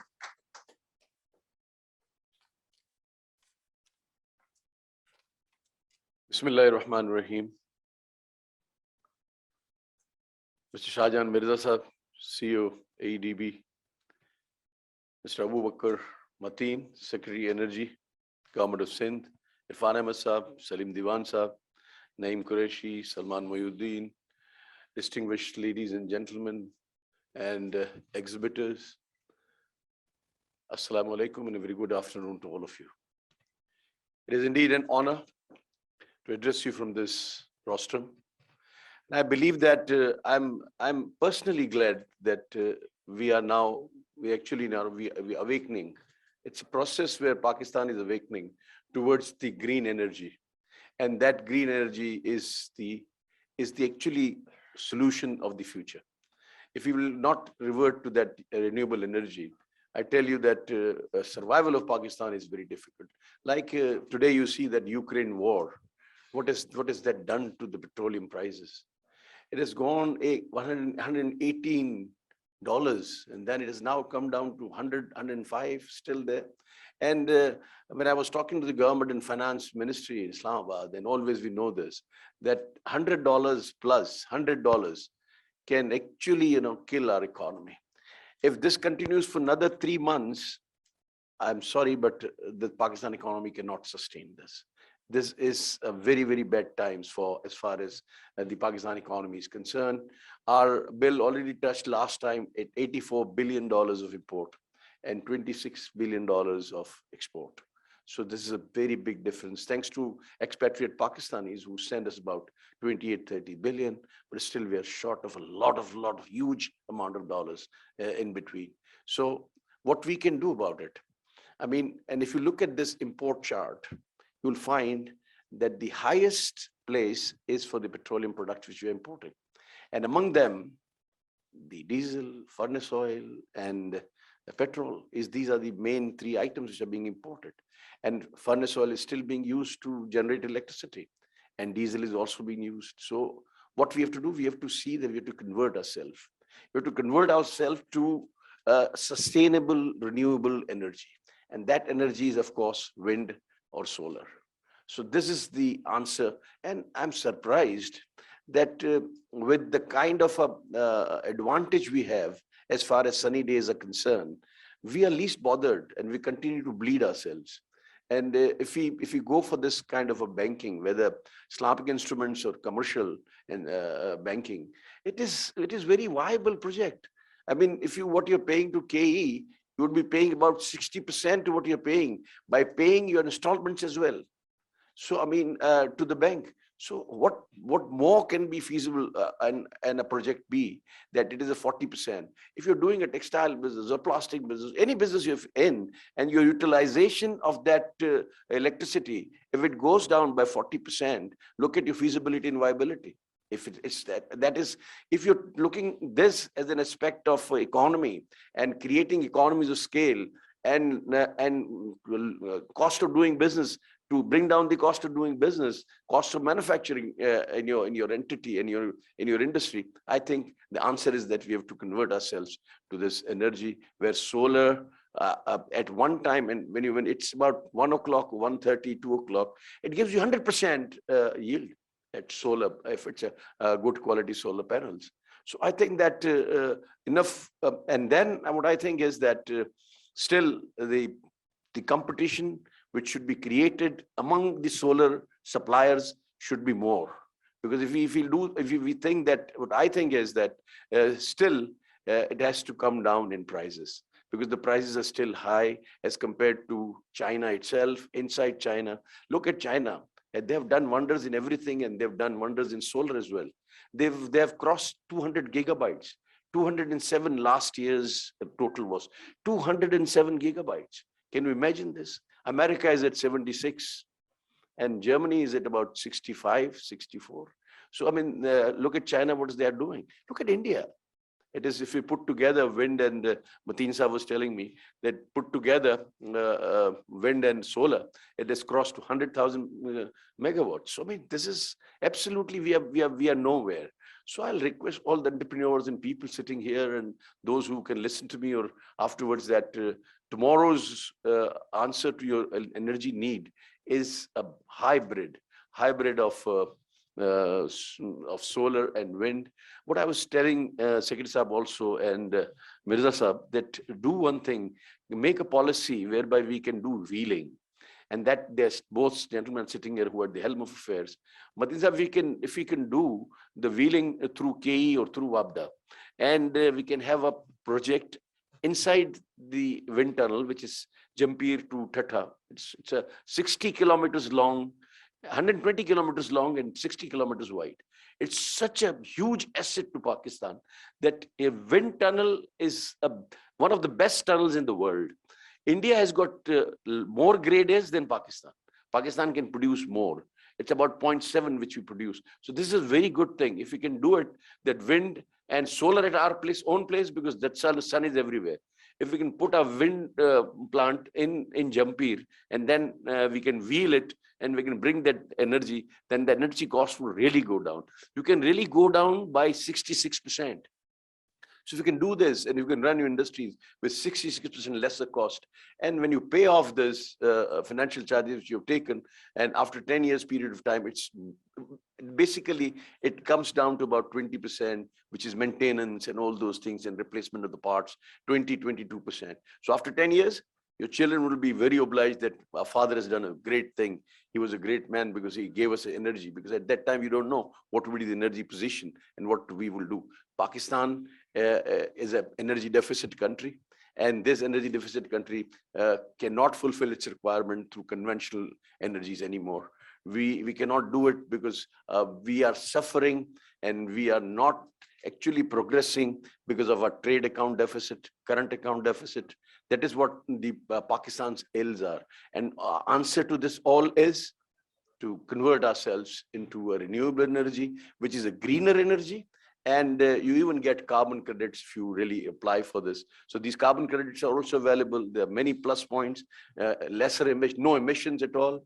And then you produce the clean electricity. So I congratulate the organizers for arranging this very useful kind of this conference, also the exhibition of solar producers and solar importers who are providing facilities and selling their solar projects. I think more and more these kind of exhibitions are required in the country. And I think I'm very grateful on behalf of the business community that you have held this. And I congratulate everybody and all the participants who have really come forward and participated into this. I'm really grateful. Thank you very much. Thank you, ladies and gentlemen.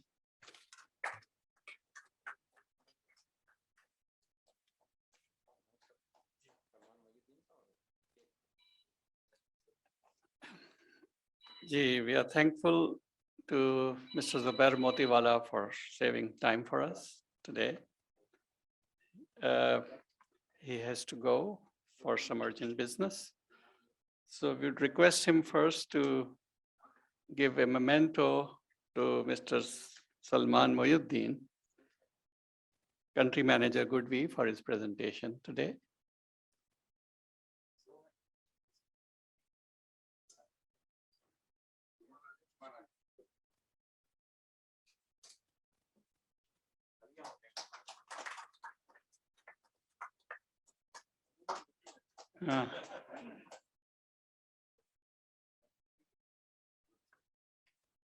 So now I would request Mr. Naeem Qureshi to give a memento to Mr. Zubair Motiwala and claps.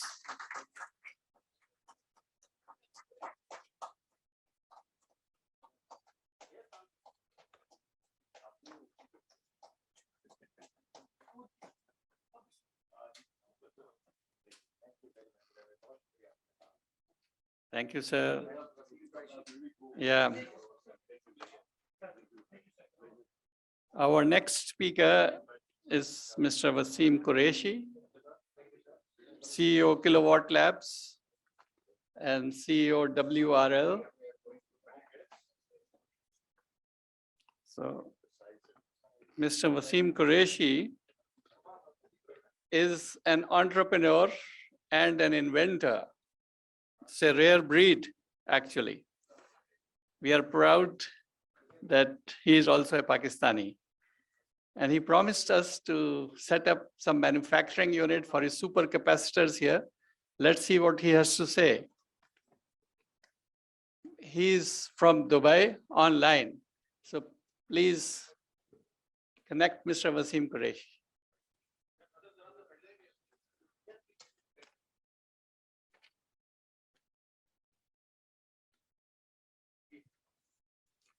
You're there? Started now? Oh, you are starting a panel discussion. Hello, Krisab, can you hear us? Yes, I can hear you. Can you hear me, please? Hello? Can you hear me? Can you hear me, please? Yeah, now it's okay. Okay. Go ahead. So do you want me to start the presentation? Yes, yes, please. Okay. Thank you very much. I'm sorry for all this technical glitch, whatever happened. We are in an era of technology and sometimes this happens. Anyway, let me put up a presentation. So do we need to do a screen share or I think I will request the host to please put up the presentation on.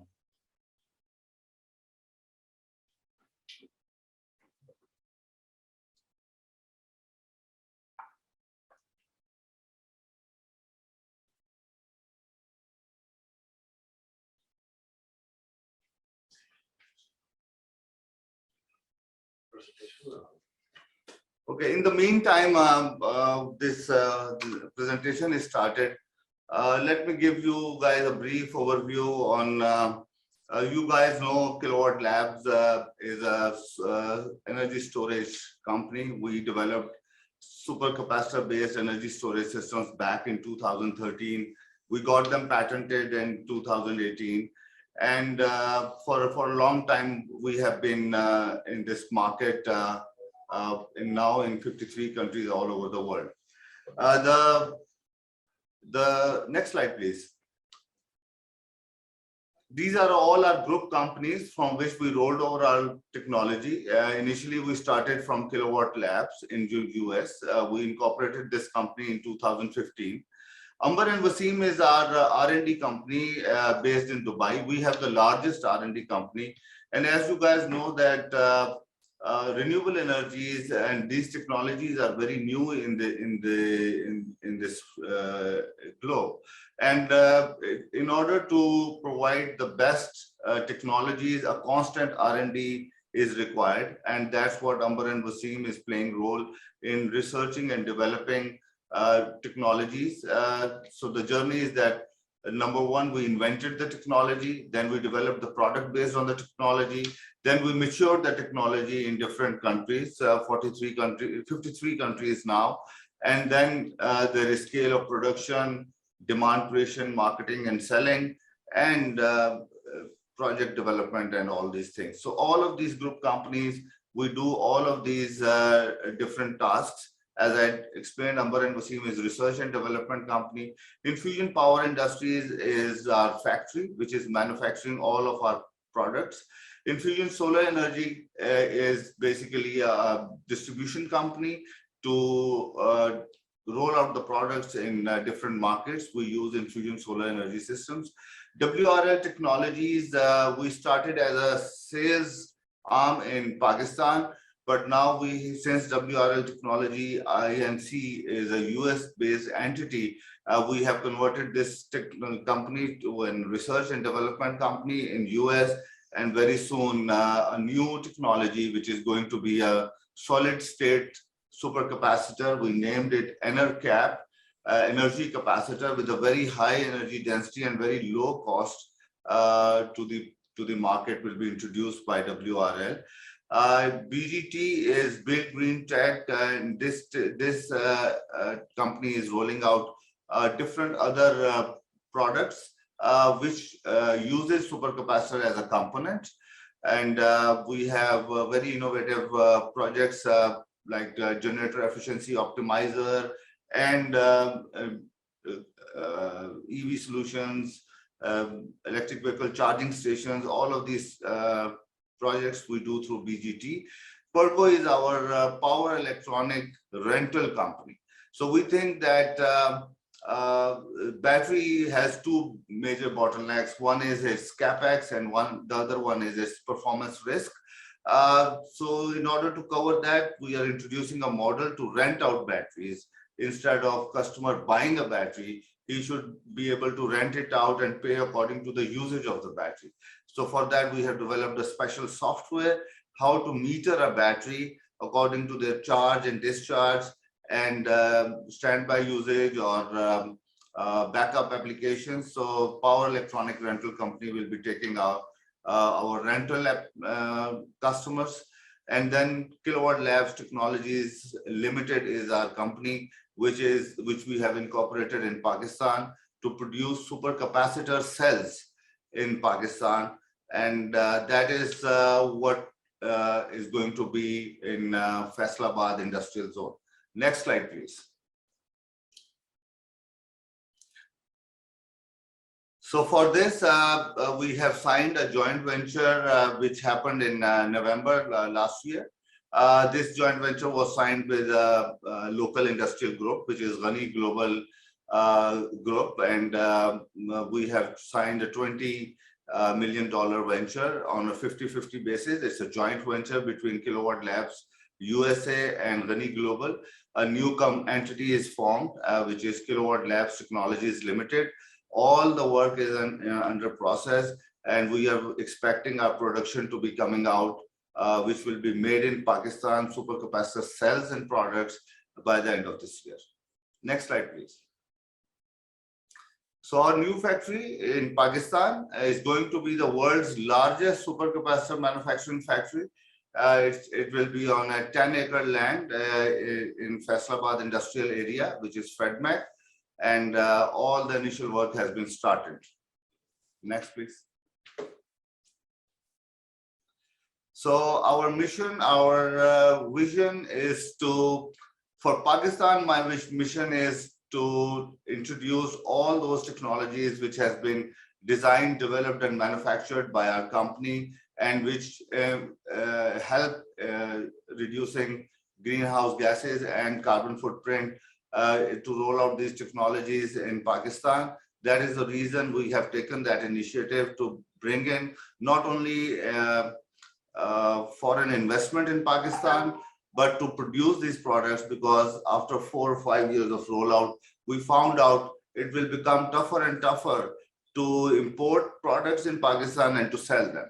So the best and the most efficient way to give these products to our countrymen is to produce them in Pakistan and to roll out. Next, please.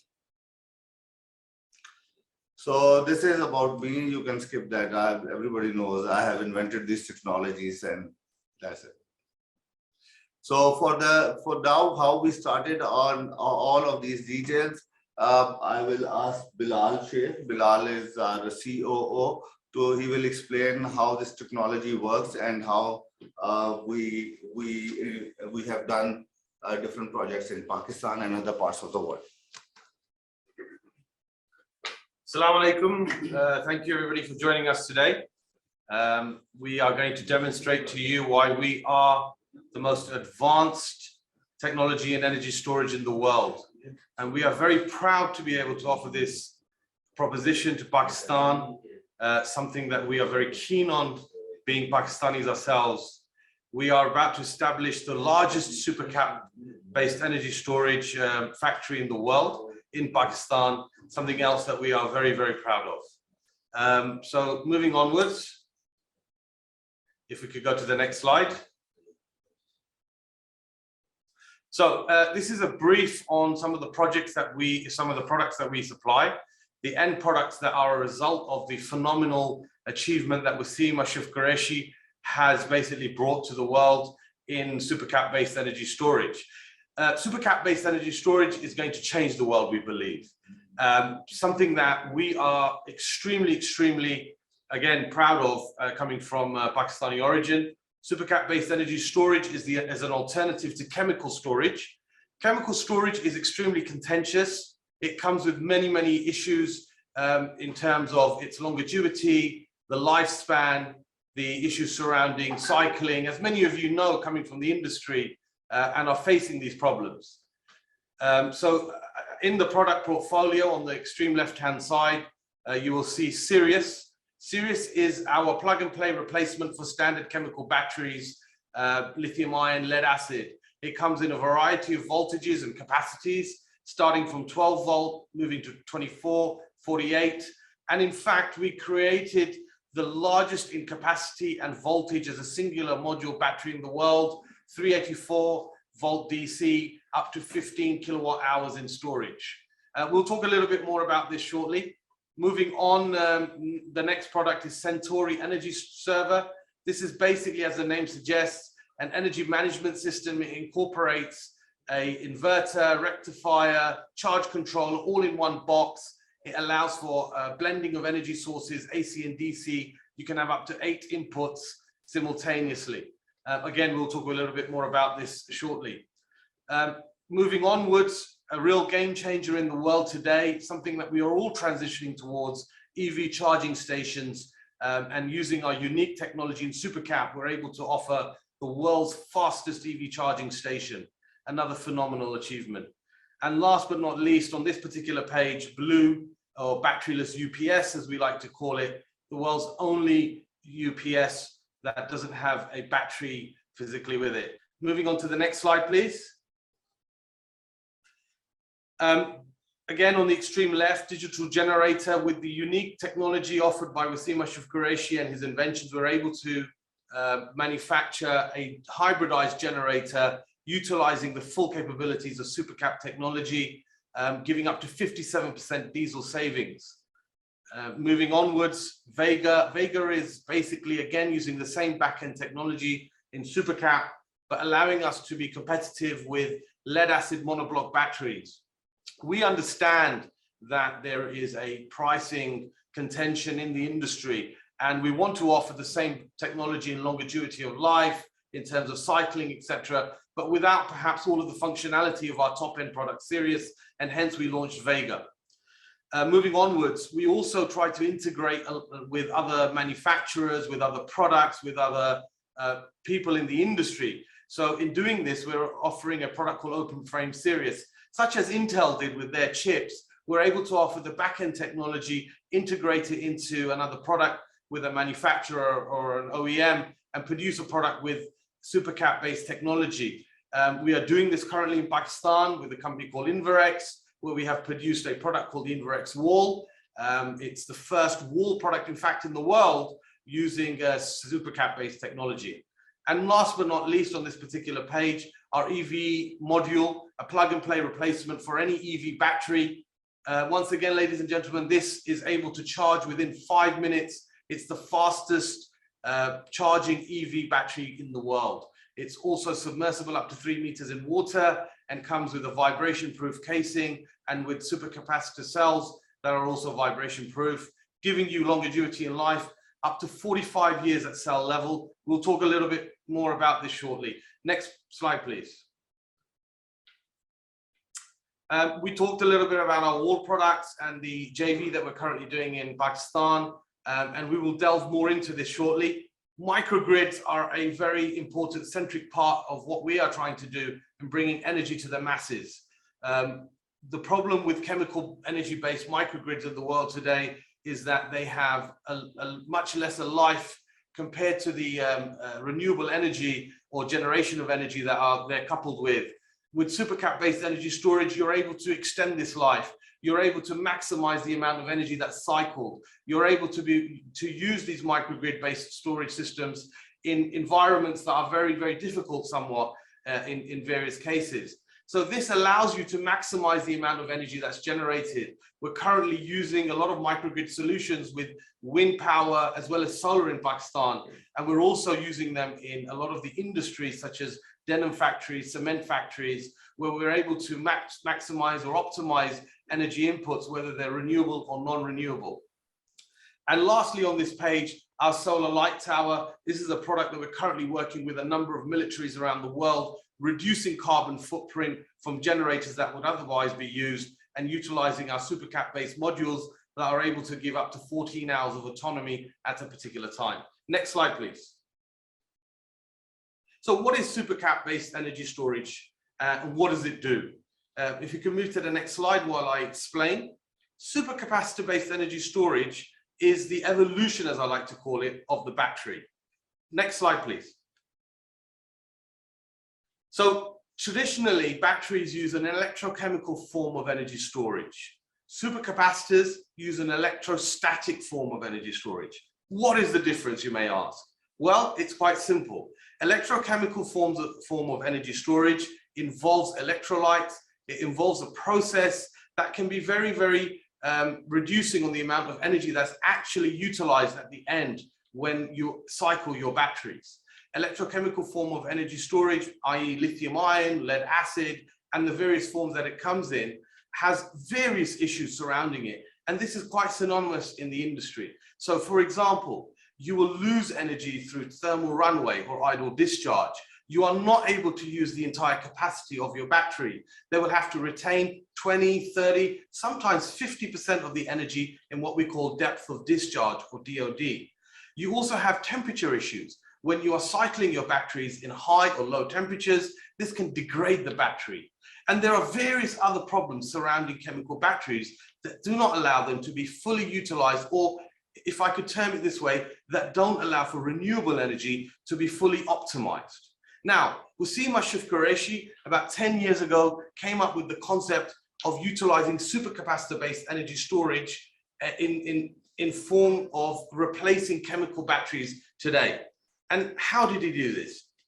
Well, he utilized he came up with a power electronic control that has embedded algorithms as well as many other features. Many of you who understand supercapacitors know that they have contentions when you join them in series or parallel. They also understand that they have a linear discharge, or they discharge energy very quickly. The patent or the IP that he has encompasses all of these as well as 9 other issues to enable supercapacitors to be used as a form of energy storage, the ultimate form of energy storage in the world today. Next slide, please. So supercapacitors, they can in fact be used in a very wide temperature parameter from -35 degrees Celsius all the way up to 85 degrees Celsius. They have up to 1 million cycles at cell level. That's 45 years of life. We are the only company in the world that offer up to 25 years degradation-free warranty. We have 100% depth of discharge. You can use the entire capacity of our cells, of our units. We have the ability to charge at super fast rates.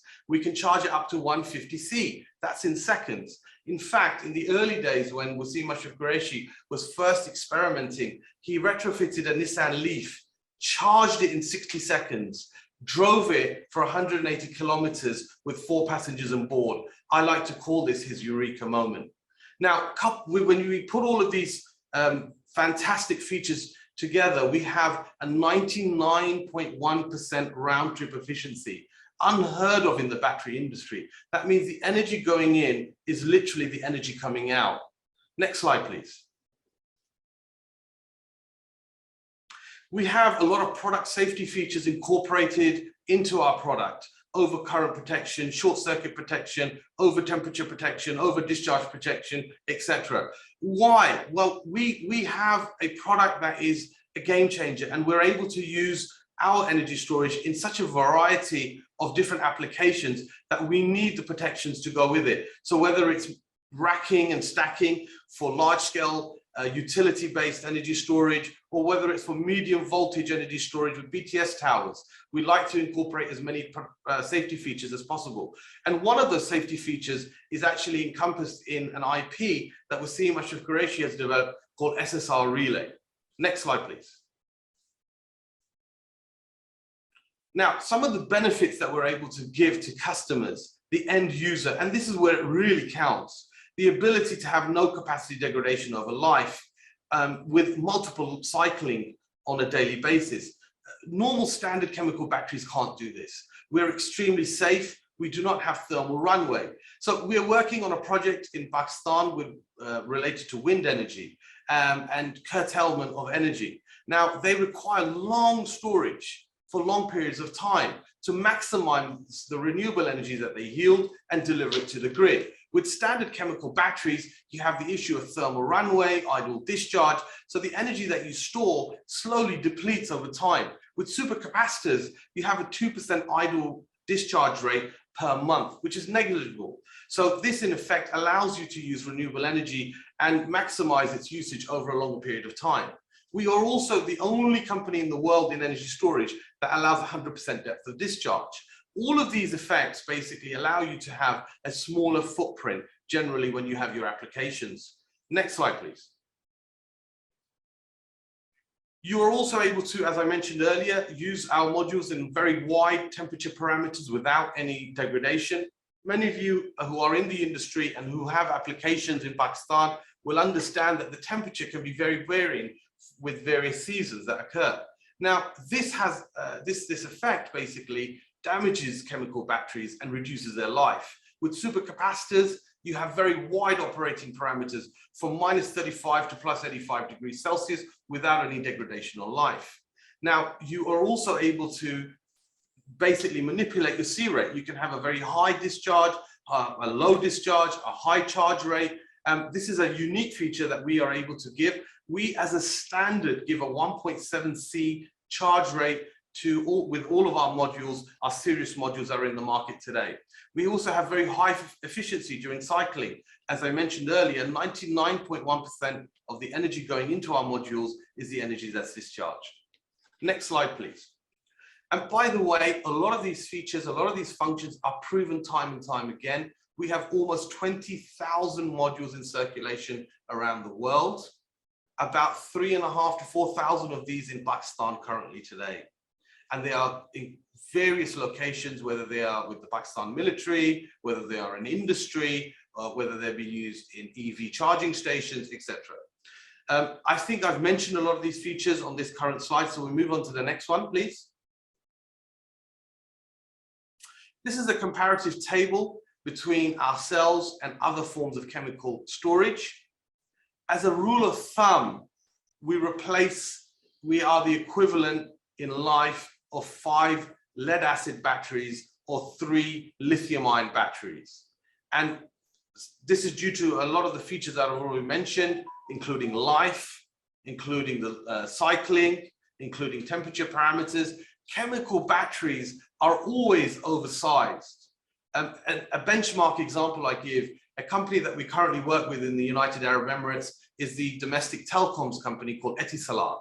They had an 89 kilowatt hour lead acid battery system in one of their sites in Abu Dhabi on a place called Reem Island. We replaced this with 21.3 kilowatt hours of our storage because we didn't need to add additional storage to accommodate for cooling, for cycling, for depth of discharge, etc., etc. Next slide, please. So we've talked about our product. We are currently in a transition and we've upgraded to a generation 4 module that uses a prismatic cell. And Wasim Saab is currently working on the next evolution, which is the solid state battery. We are vibration proof now. Again, a more robust cell allows us for even faster charging, a more durable product, and some of the other features we've already talked about. Next slide, please. So this is the comparison in terms of our evolution from generation 3 to generation 4, from a cylindrical cell to a prismatic cell, more energy capacity, vibration proof, we have HVIL connectors, etc. We've given more flexibility to our customers in communication protocols, etc., etc. Next slide, please. And by the way, ladies and gentlemen, as mentioned before, we are a plug and play replacement for any form of chemical battery in the world. We are also working on a AA battery right now, a rechargeable AA battery that will replace lithium ion with a much longer life and a shorter charging period. We also use monitoring and control systems. We have our own in-house R&D, the largest R&D in power electronics in the GCC.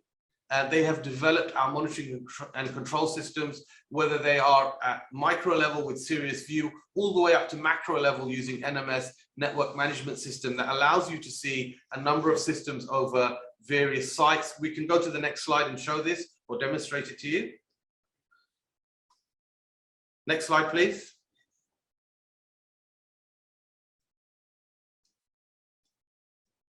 Thank you. Serious View allows you to have an online cloud monitoring platform, detailed hourly reports, logging. It allows you to have those email logs sent to yourself. You can use this on an Android, iOS, or web application. It allows you to set alarms. It allows you to view alarms and have an intricate look all the way down to cell level on the performance of your particular module. This is very, very important and centric to our ability to gather data and to basically formulate that data and show the world the ability for supercaps to perform the way that we propagate them to perform. Next slide, please. NMS, as mentioned earlier, is a network management system. It allows for a holistic view over various sites. So you could, for example, be a telecoms company, and you could have 100 sites that you would like to see on one dashboard. Your alarms, your historic logs, etc., will all be viewed on one screen. This is a product that we offer to our resellers, who then integrate it within their own software and are able to utilize it in their NOCs, their network operation centers. Next slide, please. Microgrid view similarly allows you to have a monitoring system in a remote location where you're able to see the usage or the daily consumption of energy from solar, from renewable, from non-renewable. It allows you to have a look, again, right down to cell level of your energy storage, as well as the utilization of energy, blending of energy sources, etc. Next slide, please. Some of our products, this is our wall product. It's doing very well right now in Pakistan. Again, we have JV'd with a company called Inverex. This is a replacement for the standard UPS systems that people have been using for many years. Next slide, please.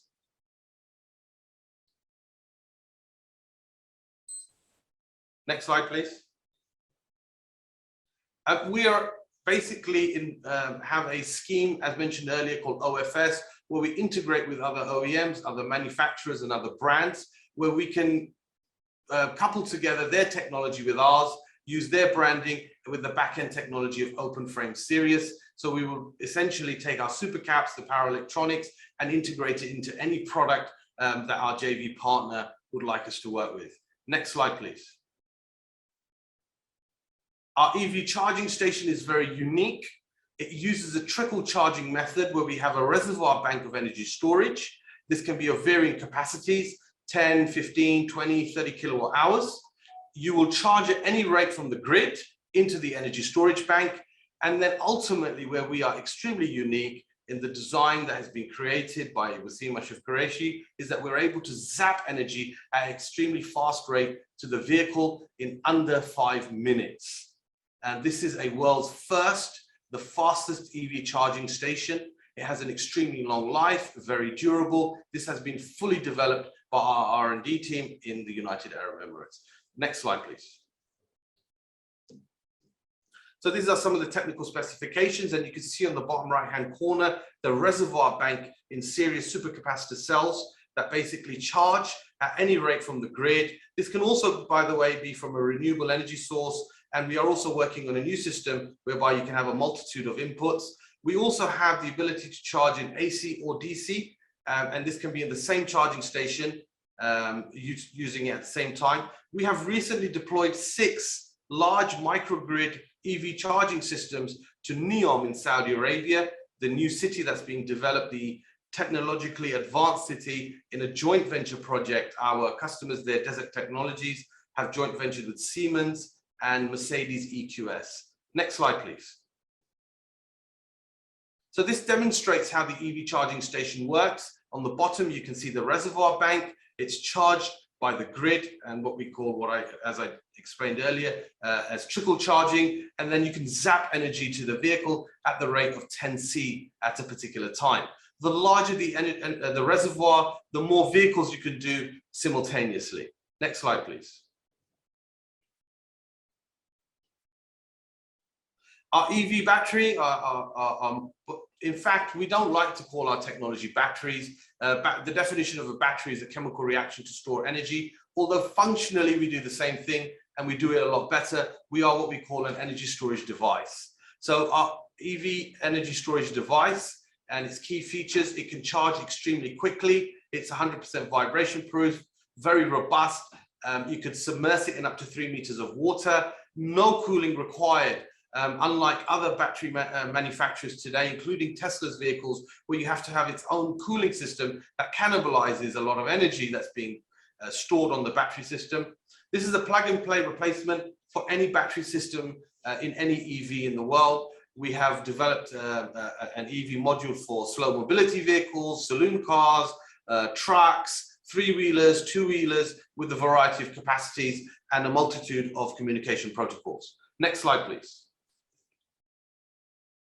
Vega, as mentioned earlier, is our competitive product to the lead-acid monoblock battery without all of the bells and whistles of Sirius. It doesn't have a remote monitoring system. It doesn't have an LED display. And therefore, we've been able to produce a product that's extremely price competitive with lead-acid batteries, whilst giving you the same baseline technology and functionality of supercaps in longevity of life, multiple cycling, durability in weather conditions, etc., etc. Next slide, please. This is a new development as of 2021 Q3. Again, another phenomenal achievement by Wasim Ashraf Qureshi. We've named this Al Amal after the UAE space mission, which literally means the hope. This is an AC battery, allows for an AC in, AC out, DC in, AC out, etc. And some may ask why we've produced this system. The smart ones amongst you have already realized why. It's extremely simplistic in its form, especially when we rack and stack these to give large-scale energy storage on containerized solutions. And the next slide will demonstrate this for us. Next slide, please. So the unit incorporates its own charge control inverter system, and it modularizes when you have a racking system or a multiple storage system, and it simplifies when you are basically incorporating this with your renewable energy. If one of the storage modules goes out, it will seamlessly switch to another one and allow you to have the same amount of reduction in the capacity whilst continuing on with the functionality of the energy storage. Next slide, please. So solar light tower is another product that we have, a replacement to the standard generator light towers that are currently being sold around the world, allowing you for up to 14 hours of autonomy coupled with solar panels. Next slide, please. If you can hear me, we would request you to please close down the presentation. It's already. Sure. That's a lot of. Should we take any questions? Thank you. What did you say, please? Well, we'll take it up later on, the question and answer. Okay. At the moment, we would request you to close down the presentation. Wind it up. You have another half a minute or so. Sure. Okay. Thanks. So if we could just swiftly move to the last slide. We are currently in 53 countries around the world. Some of our applications you can see here, where we have solar plus storage, microgrids, telecom towers, microgrid solutions in some critical sites, and some of the energy saving that you achieve with our systems. And that's about it, really. If there are any questions, please do send them across to us. Thank you. You can see our pattern. Thank you. Thank you very much. We thank you for a very enlightening presentation. Supercapacitors have advantages over lithium-ion batteries, as we can see, and we are grateful that Kilowatt Lab is setting up a large manufacturing unit here in Faisalabad. Now we continue with our session. That we should really take this matter extremely seriously for the betterment of our country. We should promote and encourage the adoption of these technologies as opposed to creating hindrances. Pakistan has a very, very favorable climate for the adoption of these technologies, be it wind, be it solar, and of course hydro as well. So we, by imposing 20% taxes, are not helping this out at all. Furthermore, we are also creating an impediment in the reduction of carbon dioxide gas emissions, which is a very important topic of discussion today. And I can tell you straight off the cuff that in the case of even commercial and industrial spaces, a lot of the foreign buyers of, say, textile units are basically making it extremely important that the suppliers are compliant with, of course, child labor laws and also with carbon dioxide reduction. Finally, the agricultural sector of Pakistan, which is contributing about 20% of the revenue of this country, employs about 45% of the workforce of Pakistan, has also widely adopted the use of renewable energy equipment. So there's an impediment that is coming over there. And lastly, I'd just like to end by saying that we are also encouraging smuggling through this measure. And smuggling is unfortunately an area which has not been curbed in the past.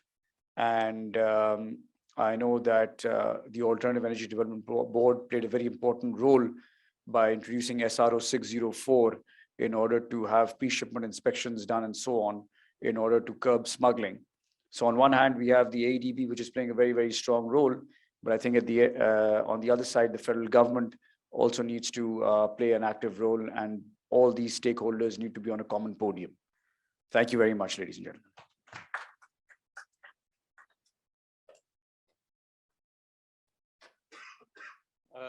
Thank you, Shaf.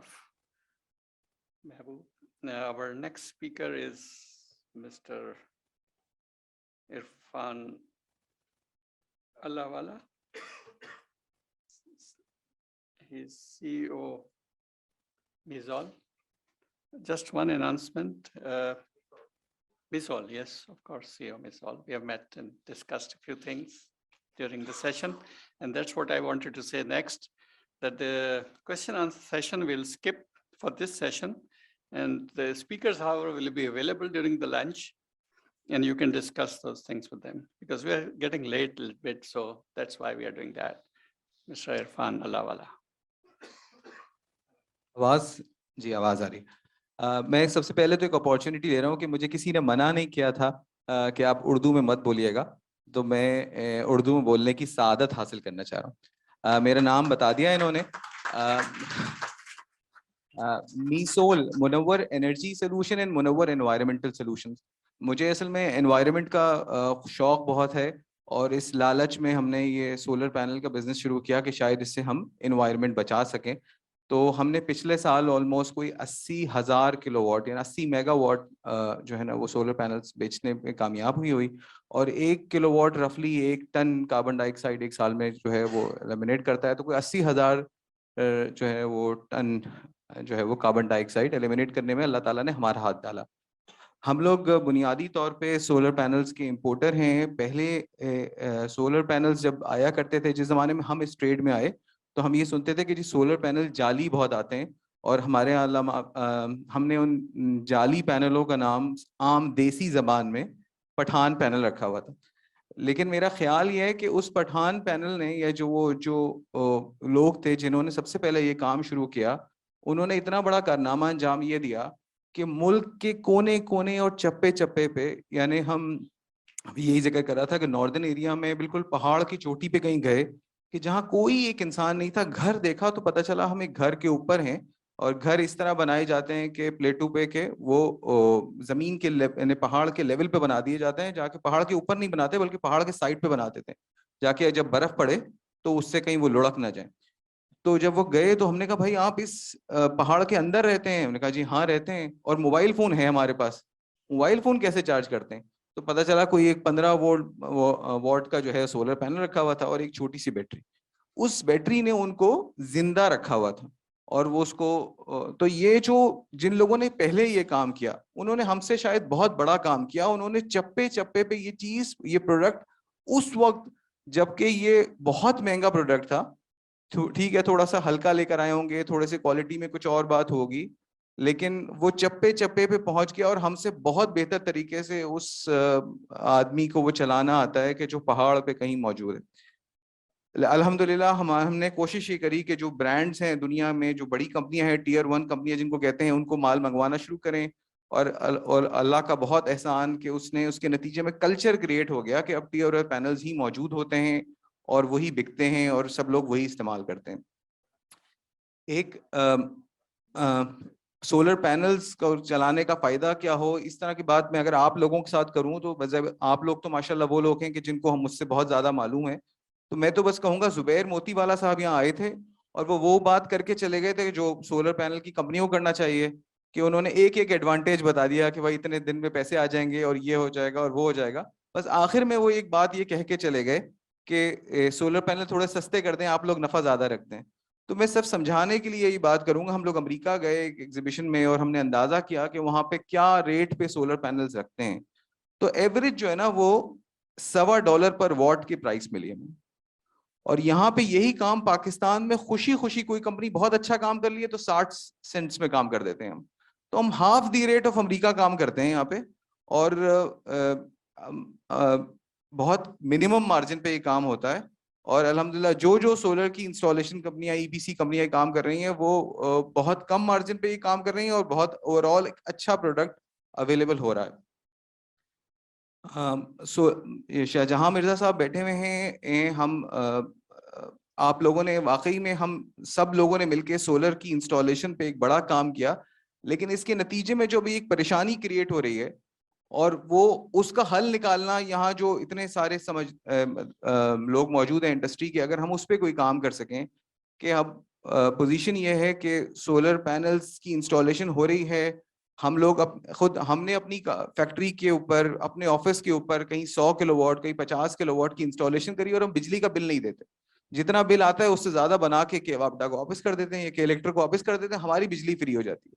लेकिन एक problem जब इन्हीं लोगों ने हमें बताई, वो ये बताई कि जो डिस्ट्रीब्यूशन कंपनी है उसकी प्रॉफिट मेकिंग मुतासिर हो रही है कि हमारी गवर्नमेंट ऑफ पाकिस्तान ने जो IPP के मुआहदे किए हुए हैं, जिसके नतीजे में हमें महंगी बिजली खरीदनी पड़ रही है, और वो खरीदने वाले पैसे बजाय इसके कि इंडस्ट्री दे, अगर वो भी सेट ऑफ कर ले, तो मुल्क की इकोनॉमी का, यानी हम एनर्जाइजिंग पाकिस्तान की अगर बात करें, तो मुल्क की इकोनॉमी को किसी हद तक हमारे इस एक्टिविटी का वो फायदा नहीं पहुंच रहा जो कि पहुंचना चाहिए, क्योंकि महंगी बिजली तो पहले ही खरीदी जा रही है, स्टोर हो नहीं सकती।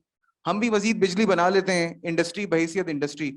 तो इसका कोई ऐसा हल निकाला जाए कि जो महंगी वाली बिजली है वो बनाना कम हो, और हम उसका हम कंट्रीब्यूट कर रहे हो टूवर्ड्स मतलब हम यकीनन ऑयल की इंपोर्ट्स पे बहुत सारी दफा बात आई और सारी बातें आई, लेकिन ये ऐसा हो रहा है कि इस वक्त महंगी वाली बिजली भी बन रही है और सस्ती वाली बिजली भी बन रही है, और बिजली की जरूरत से ज्यादा बिजली बन रही है और वो जाया हो रही है।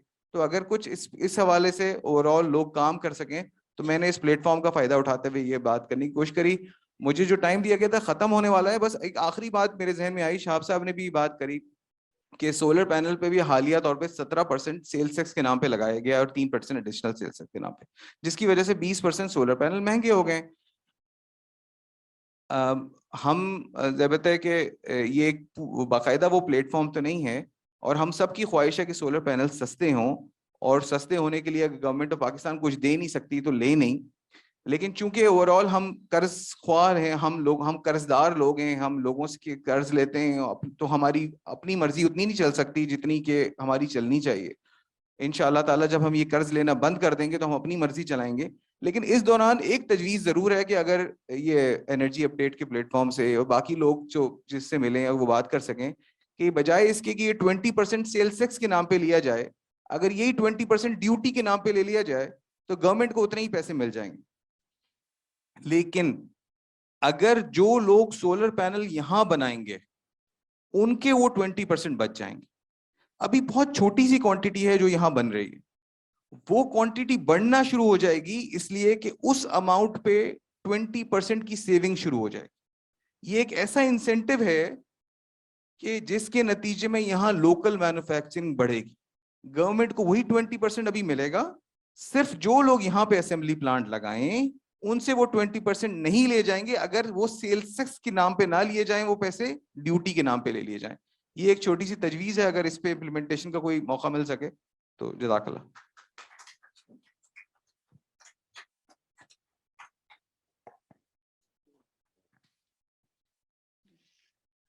थैंक यू अल्लाह वाला साहब, ग्रेट आइडिया। और आपने साथ ये भी साबित कर दिया कि पाकिस्तान सोलर पैनल्स के लिए भी सस्ता मुल्क है दुनिया में। गवर्नमेंट तो कह रही है वैसे ही है सस्ता। अच्छा, हमारे नेक्स्ट स्पीकर हैं mister Zulfiqar Lahri, and he is the only banker here. तो पैसे वैसों की बात जो है वो इनसे ज्यादा बेहतर हो सकती है, लेकिन इन्होंने चैलेंज कबूल किया हुआ है कि he'll just say whatever he wants to in 3 minutes. Let's see. I'll be very brief, जैसा आपने कहा है। As a JS Bank, हम लोग सोलर के लिए CSR एक्टिविटी के तौर पे इसको काम कर रहे हैं। सिर्फ आपको कुछ अगर मैं नंबर्स बता दूं, एज अ बैंकर हमने पिछले 1 साल के अंदर तकरीबन कोई 20 मेगावाट जो है उसके ऊपर फाइनेंसिंग की है, अपने कॉर्पोरेट क्लाइंट्स को भी और रेजिडेंशियल यानी हमारे कंज्यूमर्स को भी।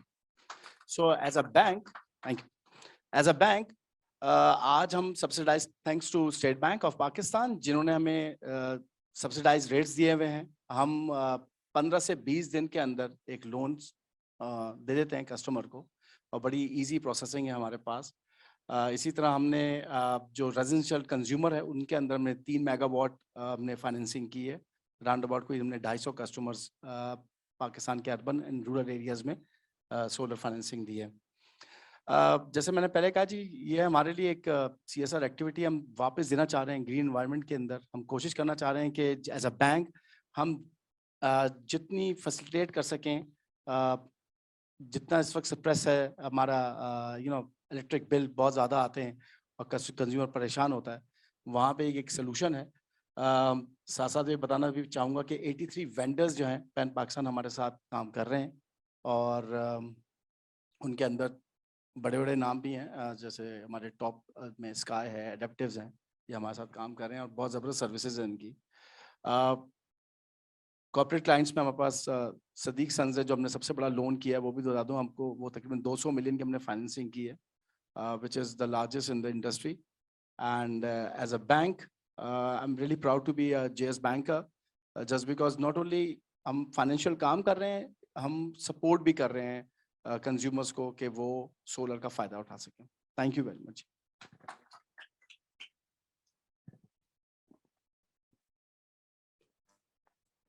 Thank you, Larry Saab,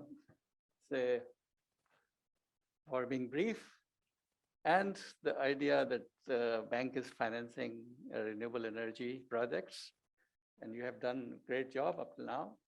I think, yeah, thank you for this. Our next speaker is Mr. Faz Diwan. Bismillahirrahmanirrahim. मेरा नाम फाज दीवान है। I am director Dewan International Private Limited. सबसे पहले मैं आप सबका शुक्रिया अदा करना चाहता हूँ, खासतौर पे एनर्जी अपडेट और मिस्टर नईम साहब का कि उन्होंने मौका दिया हमें। मैं आपसे मुख्तसर सी बात करना चाहूँगा कि इशूज़ के हवाले से जो हम इम्पोर्टर्स फेस कर रहे हैं और जो EPC कंपनीज फेस कर रही हैं। इसमें यह है कि करंटली हमारी भी शिपमेंट आई है, हमारे दूसरे दोस्तों की भी शिपमेंट्स आती हैं, तो हमें प्रॉब्लम आती है कस्टम में। हमें कस्टम में इस तरह की प्रॉब्लम आती है, लास्ट टाइम जो आफ्टर सेल टैक्स और जो एडिशनल टैक्स के बाद जो प्रॉब्लम आई है, हमें वैल्यूएशन कर दी गई थी 30 सेंट पे, जो कि बिल्कुल गलत है। हमारी जो अमाउंट है, कॉस्टिंग है, इनवॉइस शो करने के बावजूद भी हमारे पे टैक्स जो लगाया जा रहा था वो 30 सेंट के हिसाब से वैल्यूएशन की जा रही थी, जिस पे हमने कुछ दिनों कस्टम से लड़ाई की, आर्ग्यूमेंट किया, बहुत से एविडेंस दिखाए कि पॉसिबल नहीं है, कि हमने इतने कुछ ऐसा कुछ किया नहीं है, लेकिन कस्टम की तरफ से हमें वो डिले किया गया, डैमेज वगैरह लगा, हमें कुछ लॉस हुआ, इस वजह से हमारी शिपमेंट्स महंगी हुई, हमारा प्रोडक्ट्स महंगे हुए। इस तरह दूसरे भी दोस्तों के यही प्रॉब्लम्स है जो मैं आपके सबके सामने ये इशू बताना चाहता हूँ। As a executive member Pakistan Solar Association में ये चीज़ आप सबके सामने रखना चाहता हूँ और गुजारिश करता हूँ कि इस पर आपका जो आपके जो कॉन्टैक्ट्स हैं गवर्नमेंट में, तो आप इस पर देखें। इसके अलावा मैं सब स्टैंडर्ड गुड्स के बारे में बात करना चाहूँगा कि सब स्टैंडर्ड गुड्स स्टिल पाकिस्तान में आ रहे हैं, जो SRO 604 लगाने का कोई वजह ही नहीं है। आज भी सब स्टैंडर्ड गुड्स पाकिस्तान में आ रहे हैं, बिल्कुल ईजी है आपको पकड़ना। जितने भी टायर 1 बड़े ब्रांड्स हैं, आज भी आपको वो ब्रांड्स सब स्टैंडर्ड गुड्स में मिलेंगे। आप कराची की मार्केट हो गई, लाहौर की मार्केट हो गई, आपकी रावलपिंडी की मार्केट हो गई, आप वहाँ जाएँ, जो ब्रांड बोलें, जो मॉडल बोलें, उसका आपको स्टिकर लगा हुआ पैनल्स मिल जाएगा। इससे EPC कंपनी है, उनको ये नुकसान हो रहा है, जो अच्छा काम करना चाहती है उनकी कॉस्टिंग में ही नहीं आती। बड़े ब्रांड्स के साथ लो कॉस्ट, कुछ EPC कंपनी है वो सब स्टैंडर्ड गुड्स ले रही हैं लो रेट पे, वो कोटेशन दे रही हैं, और एक अच्छी कंपनी है वो ओरिजिनल चीज़ लगा रही है, तो उनकी कॉस्टिंग में ही नहीं आती। तो जो अच्छे लोग हैं, जो काम करना चाहते हैं, वो पीछे हो रहे हैं। तो ये जो 604 का जो वजह थी सब रोकना, तो ये चीज़ नहीं इम्प्लीमेंट हो रही। इस वजह से टैक्सेस लग गया है 17%, 3% एडिशनल सेल टैक्स। मेरे ख्याल से शायद बहुत से लोगों को मालूम नहीं है कि 3% एडिशनल सेल टैक्स भी लगा हुआ है। सब समझते हैं कि 17% लगा हुआ है, वो कहते हैं कि क्यों प्राइस उतनी बढ़ गई है। 17% तो लगा हुआ है, लेकिन 3% एडिशनल सेल टैक्स भी लगा हुआ है। मेरी गुजारिश है और ये आपको, आप सबके साथ, कि आप इस पे फोकस करें और इसे हल करने की कोशिश करें। इसके अलावा मुख्तसर टाइम है और मैंने अपना रीज़न जो इशूज़ थे डायरेक्ट बता दिए, तो मैं आगे पास ऑन करना चाहूँगा। थैंक यू, शुक्रिया। Thank you, Faz Diwan sir. Now I would like to call upon Session Chairman, Mr. Abu Bakr Madani, Secretary Energy Department, Government of Sindh. Abu Bakar साहब, आपने इन सबको सुना, हमारे 4 स्पीकर्स को, और इनके मेरा ख्याल बड़े वैलिड क्वेश्चंस हैं, और इनकी जो सॉल्यूशंस हैं, they have not only asked questions, they have not only asked the solutions for them, but they have also offered some solutions. We would like to hear from you, please.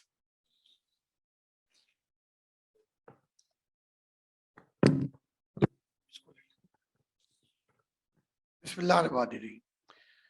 मैं समझता हूँ कि ज्यादातर question का ताल्लुक federal government से था। वैसे तो शाहजा साहब बैठे हुए, वो इसको सही बताएंगे कि जितने भी टैक्स इम्पोज और जो सेल टैक्स और एडिशनल सरचार्ज की, लेकिन मेरा ख्याल है कि थोड़ा टाइम लगेगा. We will taking up the issue with the federal government.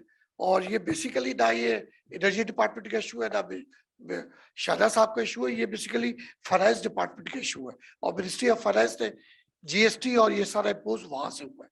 तो उसमें हमें मैं समझता हूँ कि टेकअप करने की जरूरत है कि by the year of July 2022 we can add up this all additional taxes levy imposed in the sector of renewable energy.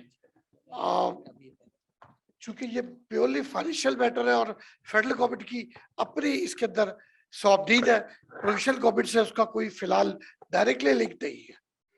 तो मैं ये कह सकता हूँ कि I hope that we are taking the matter with the federal government for reducing or eliminating all the taxes or extra duty which is imposed on the solar light or panel. The other question, I think, dealing with the issues of policies which not to be resolved in a one meeting or something. Other than the taxes, what you were the question? Yeah. वो तो already I have explained. Okay, it is federal government Ministry of Finance issue which we are taking up, and it will take time, at least maybe by July 2022. Before. जी.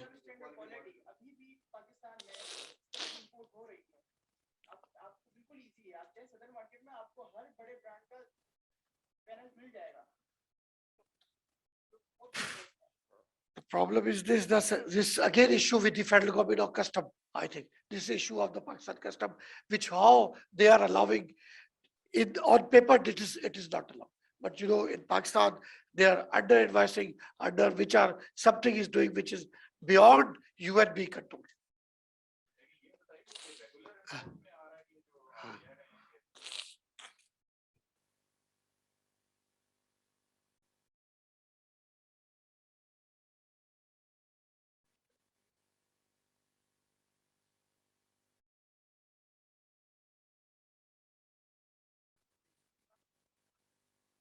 मैं फिर आप एक officially अपने association की तरफ से federal government और provincial government को अप्रोच करें और उनको पूरा फैक्ट्स एंड फिगर दें, then we can take up the issue with the FBR. This is the solution. Any other question? Do it.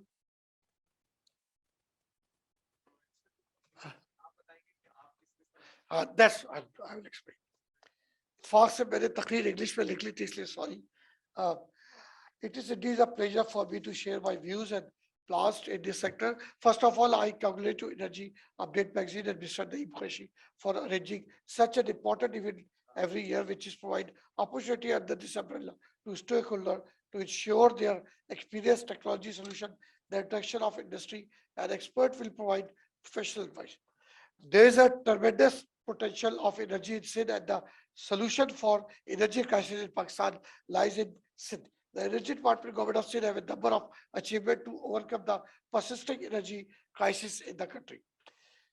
Among renewable energy, solar energy is the prime technology because of its availability throughout the day and the night.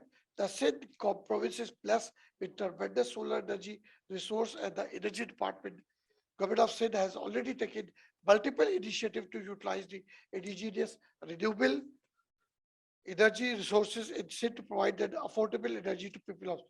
On this, I will also like to present the status of our solar energy project initiative.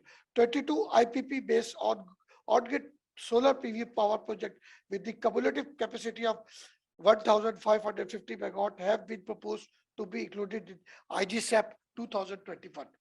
Second, 3 ongoing solar PV power project of 150 megawatt, 50 megawatts each has achieved milestone of financial close. 352 solar PV hybrid system in 225 primary health facilities at 13 districts of Sindh has successfully been installed. Moreover, Energy Department also launched World Bank Finance Sindh Solar Energy Project, in which there are 4 components to be focused. Component 1 is focused on 400 megawatt grid connection solar PV power project. First project to be ready of 50 megawatt at Bajdar. The location is Jamshoro. Component 2 is under construction process, and based on distributed solar equal to 20 megawatts each at urban rooftop of public building, namely hospitals. The component 3 has been recently launched, in which 200,000 solar home system will be offered in 10 low energy access district of Sindh. The component 4 is focused on the capacity building of project and department. Government School of District Larkana to be solarized this year with cumulative capacity of 160 kilowatt. 5,002 to 600 more government school of District Larkana will be solarized in next financial year. I assure all support to provide stakeholder to keep liaison with us and submit the periodic reports and suggestion for sector development. Thank you.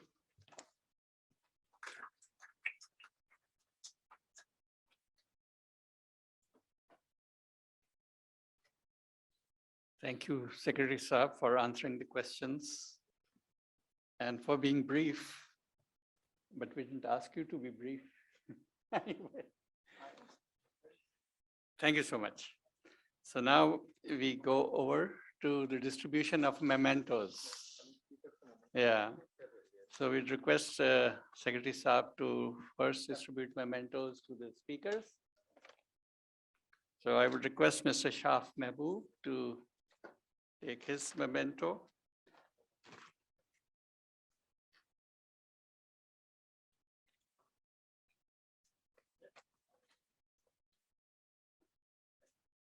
Then Mr. Irfan Allahwala, please come to the dais.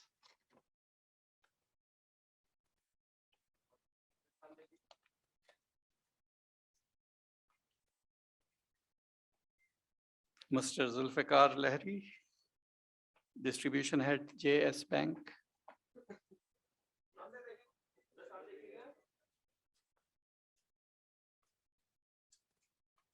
And Mr. Faz Diwan, Director, Diwan International Private Limited.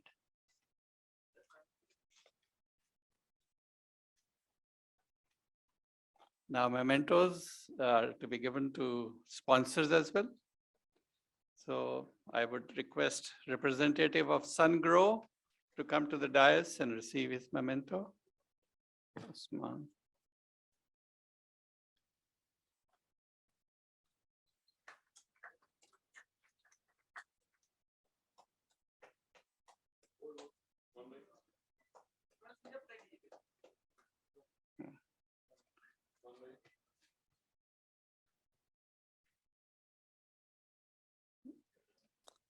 So thank you, SunGrow. Now, Goodwi, Pakistan, Mr. Salman Mohyuddin, our speaker.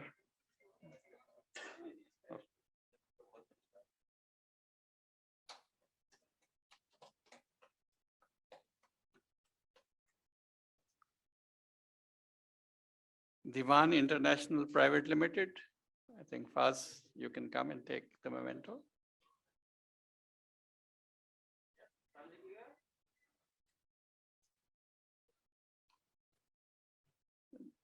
JS Bank, Mr. Zulfikar Lahri is there.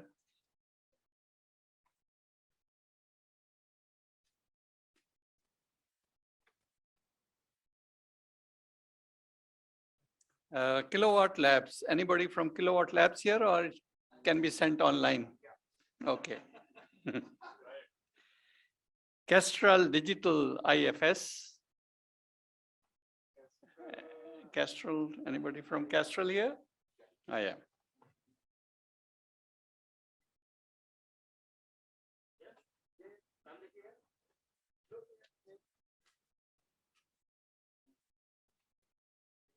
Mizol Solar.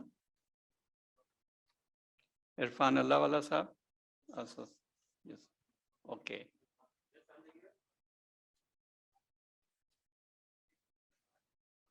Sindh Transmission and Dispatch Company. Somebody from STDC.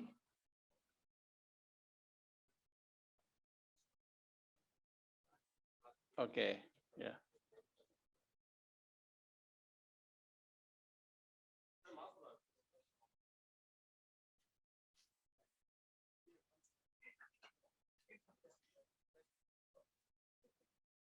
Orient Energy Systems.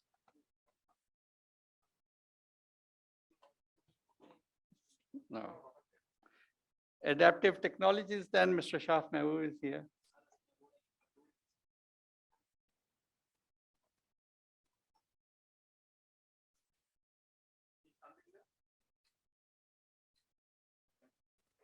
EFU's Insurance, EFU General Insurance. Nobody is there. All right. Okay. And after that, we have Excite Batteries. Excite Batteries, please. Somebody from Excite Batteries? No? Then B on Solar. B on Solar?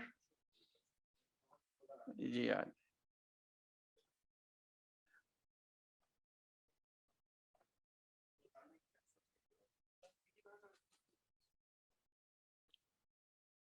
Then Olive Technologies Service, Olive Technical Service.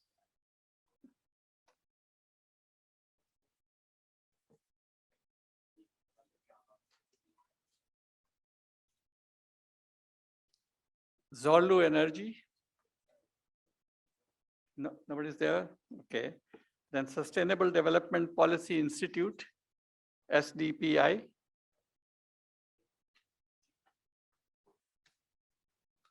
Well, this.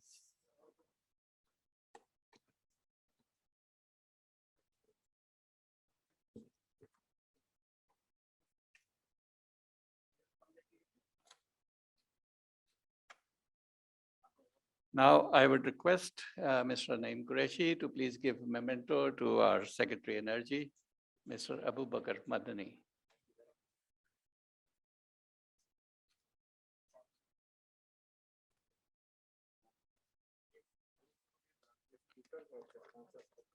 Speakers and sponsors are requested to come to the dais for a group photo. And then group photo, please, speakers and sponsors.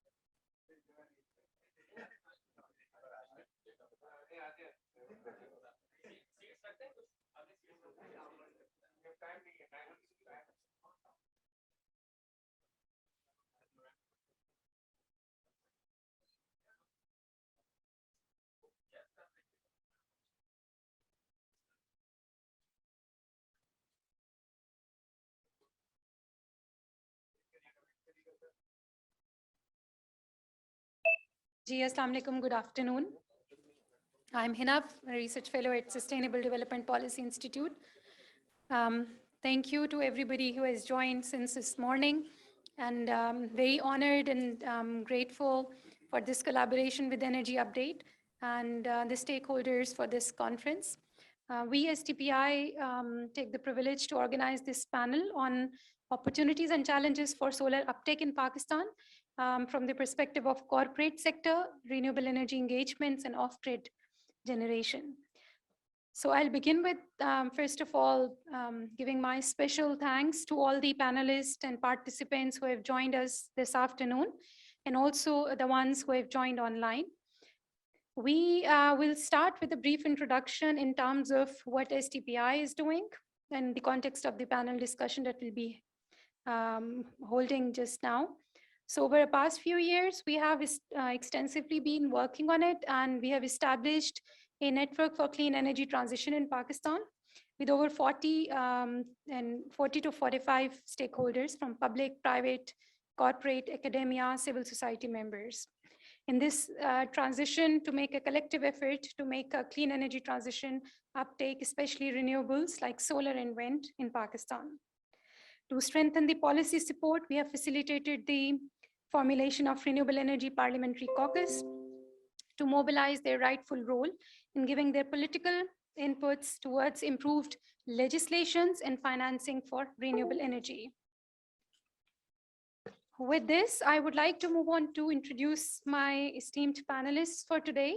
Some of the panelists who have joined us online include Dr. Abid Qayyum Suleri. He's the Executive Director of STPI. Mr. Hartmut, he's a project coordinator for Pakistan German Energy Initiative, GIZ. And Ms. Sadia Qayyum, who is an energy specialist at the World Bank. And she has also joined us online today. We also have a recorded video message from Ms. Saima Nadeem. She's a member, National Assembly and Parliamentary Secretary for Interprovincial Coordination. Unfortunately, she couldn't join us, so we have a recorded message for her closing. Now moving on to the special guests who are sitting with us today, and I would request all of you to come on the stage when I pronounce the names. First and the foremost, Mr. Shahjahan Mirza, who is currently working as a Managing Director, PPIB, and CEO, AEDB. Welcome to join us, sir. Then we have Mr. Irfan Ahmed. He's the Director, Hyderabad Electric Supply Company, HESCO. Thank you for joining us today. Mr. Talha Hamjad, who is the Executive Officer at Pakistan Environment Trust. Thank you, Talha, for joining us in person today. Mr. Ali Majid, who is the Director of Marketing and Business Development, Longi Solar from the private sector. Then Mr. Hassan Anwar, Director, Net Zero, Pakistan Environment Trust. Could you please? Thank you to all the panelists who have just joined us on the stage. I would like to begin with inviting Dr. Abid Qayyum Suleri, Executive Director from Sustainable Development Policy Institute, for the opening remarks. Over to you, sir.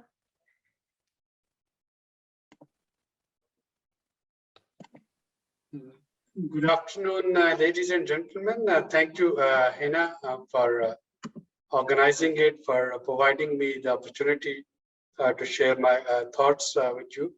And thank you very much, esteemed panelists, for joining this initiative, gracing the occasion by coming here. And one would look forward to receive words of wisdom from you.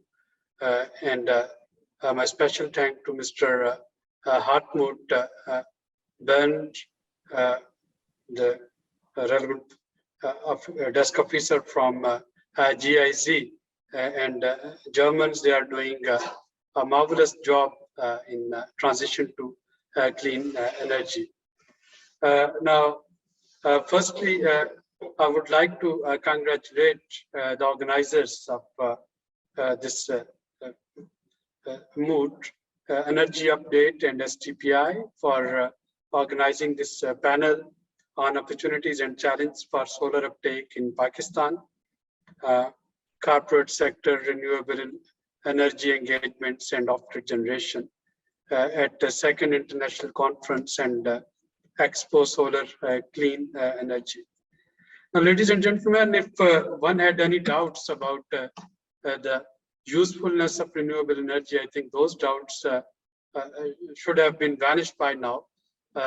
Only last week, when we saw the prices of crude oil going up to $139 per barrel, of course, now they have slightly come down to range of $105 per barrel. But depending how the situation between Russia and Ukraine unfolds, this price can again soar up to $150 per barrel or even more. And that's where the reliance and dependence on fossil fuel that has to be minimized for countries like Pakistan, which are net fossil fuel importers. And when one looks at the alternatives, of course, one of the alternatives, keeping in mind Pakistan's climatic situation, keeping in mind Pakistan's geographical situation, is solar energy. We say that Pakistan is a country which has ample opportunity for solar energy generation. Pakistan is a country where for the maximum length of any particular year, calendar year, we receive sunlight, and we can actually produce solar energy. And that solar energy, of course, I would say would become an important part and parcel for many industries and many homes, just because of the monetary impact of it. I would just like to go back to an era where most of the car drivers in Pakistan, they were getting CNG cylinders installed in their cars because CNG was a cheaper fuel compared to petrol. Similarly, if one goes a couple of decades back, where one knows that there was a trend in converting petrol cars into diesel cars by getting a diesel engine installed, because diesel was, at that time was much cheaper than petrol. So the point I'm trying to make that it is the financial pressure which actually leads to adoption of new technologies. And I can see that the way crude oil prices, they are soaring up, and even if I wish that it happens sooner than later, even when Russia and Ukraine crisis it's over, the tariffs, energy tariffs, those would be, of course, would be a compelling factor for consumers to start moving towards off-grid solution, to start moving towards solar energy generation. And in this pursuit, introduction of those smart meters, electric meters, I think that would also give more sort of momentum to this transition to solar energy. Now, if I look at some of the policies which can enable it, of course, starting from our Pakistan's energy sector policy 2019 to Prime Minister Imran Khan's latest pledge before COP26 Glasgow that by 2030, 60% of Pakistan's energy mix would be renewable, including hydro. So policies are there. I think what matters is right and effective implementation of those policies. What matter is removal of contradictions among and between different policies, and what matters is policy consistency, so that those who are now investing on any particular source of energy, they know that 5 years down the road, 10 years down the road, the policies, those would remain consistent. If that sort of consistency can be ensured, I can see that more and more consumers, they would start diverting towards solar energy. Just linking it with the current political situation, I would say that all the political parties, perhaps they should have some sort of consensus on at least a minimalistic agenda on certain energy and economic policies, that whoever would be in government, they would not disturb those policies, so that there is an assurance that those who are investing in any kind of technology, promoting that technology, not only promoting but also duplication of that technology, bringing innovation and innovative solutions, they would know that any successive government would not actually take a reverse decision, and this pursuit to renewable energy that would continue. And finally, I would say that if we need to, and of course, Pakistan being a responsible country, we have to comply with our NDCs, our nationally determined contributions that were presented in COP26 during Glasgow. So in order to meet our targets at NDCs, in order to meet Sustainable Development Goal 7, we need to promote this sustainable solutions of energy. And of course, solar energy is one of such sources. I apologize for not being there in person. I had a plan, but then Islamabad nowadays, of course, quite a few meetings are taking place, back-to-back meetings in which my presence was required. So I couldn't come there, but I wish a successful conference to Energy Update and to STPI team. And I look forward to the recommendations that come from this sitting today, so that we can link it with the policymakers who matter. Thank you very much, Hina, for providing me opportunity to share my thoughts. Thank you so much, Dr. Abid. Thank you so much for your valuable insights and detailed perspective on how renewable energy is critical for economic development as well as for climate change, for the mitigation and meeting the NDC goals of Pakistan. With this, I would like to, with the interest of time, request Mr. Hartmut, who's from GIZ, who would like to present upon the Pakistan-German Energy Initiative and the Network for Clean Energy Transition Pakistan. Thank you very much, Hina. Good afternoon, ladies, gentlemen. Thank you very much for having invited me to this panel today. And also I have to excuse myself that I cannot be personally there, also because of many political talks where I am torn in. I will be next week in Karachi on another workshop. But for me, it's very important to present very shortly the Climate and Energy Initiative between Pakistan and Germany, mainly because this is the first climate and energy initiative which has been offered by Germany to a developing country partner. This is an initiative where the Sustainable Development Policy Institute will become our strategic partner, and this is where we already joined forces and agreed on a cooperation with the Network on Clean Energy Transition. And this is the first workshop indeed where we are together. So that's why it is that much important for me.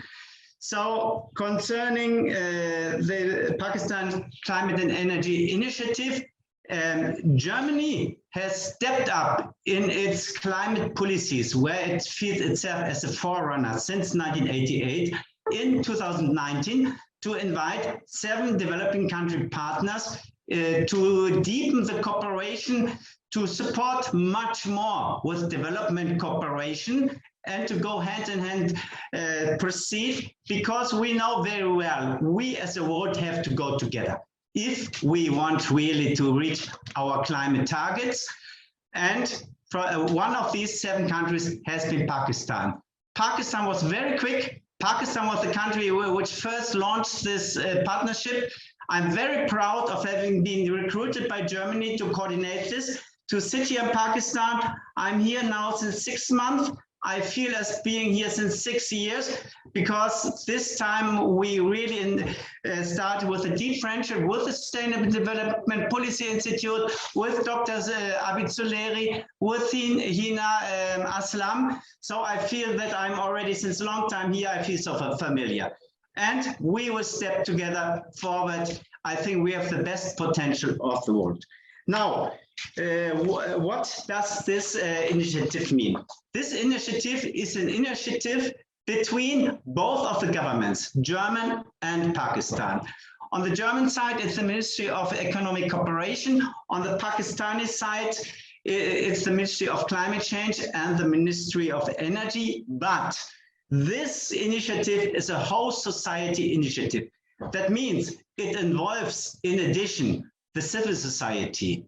It involves the youth, which plays a huge role because it's their future which we are spoiling with, which we are destroying with the climate change. It includes the academia, the universities. They are the ones who are really finding out how the future will look like.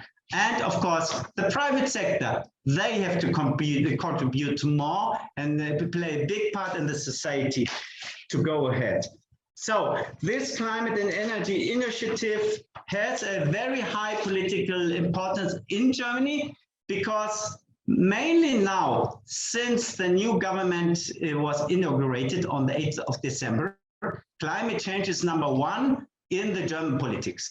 And in addition, climate and energy initiatives are #1 in the now starting to form climate foreign policies and the new under the auspices of the new Minister of Foreign Affairs. That's why we are in the spotlight of politics. That's why Germany is watching very much what we are doing it with a lot of interest. That's why our State Secretary of the Ministry for Economic Cooperation made his first visit to Pakistan in February, on the 14th of February, together with the chef of the GIZ.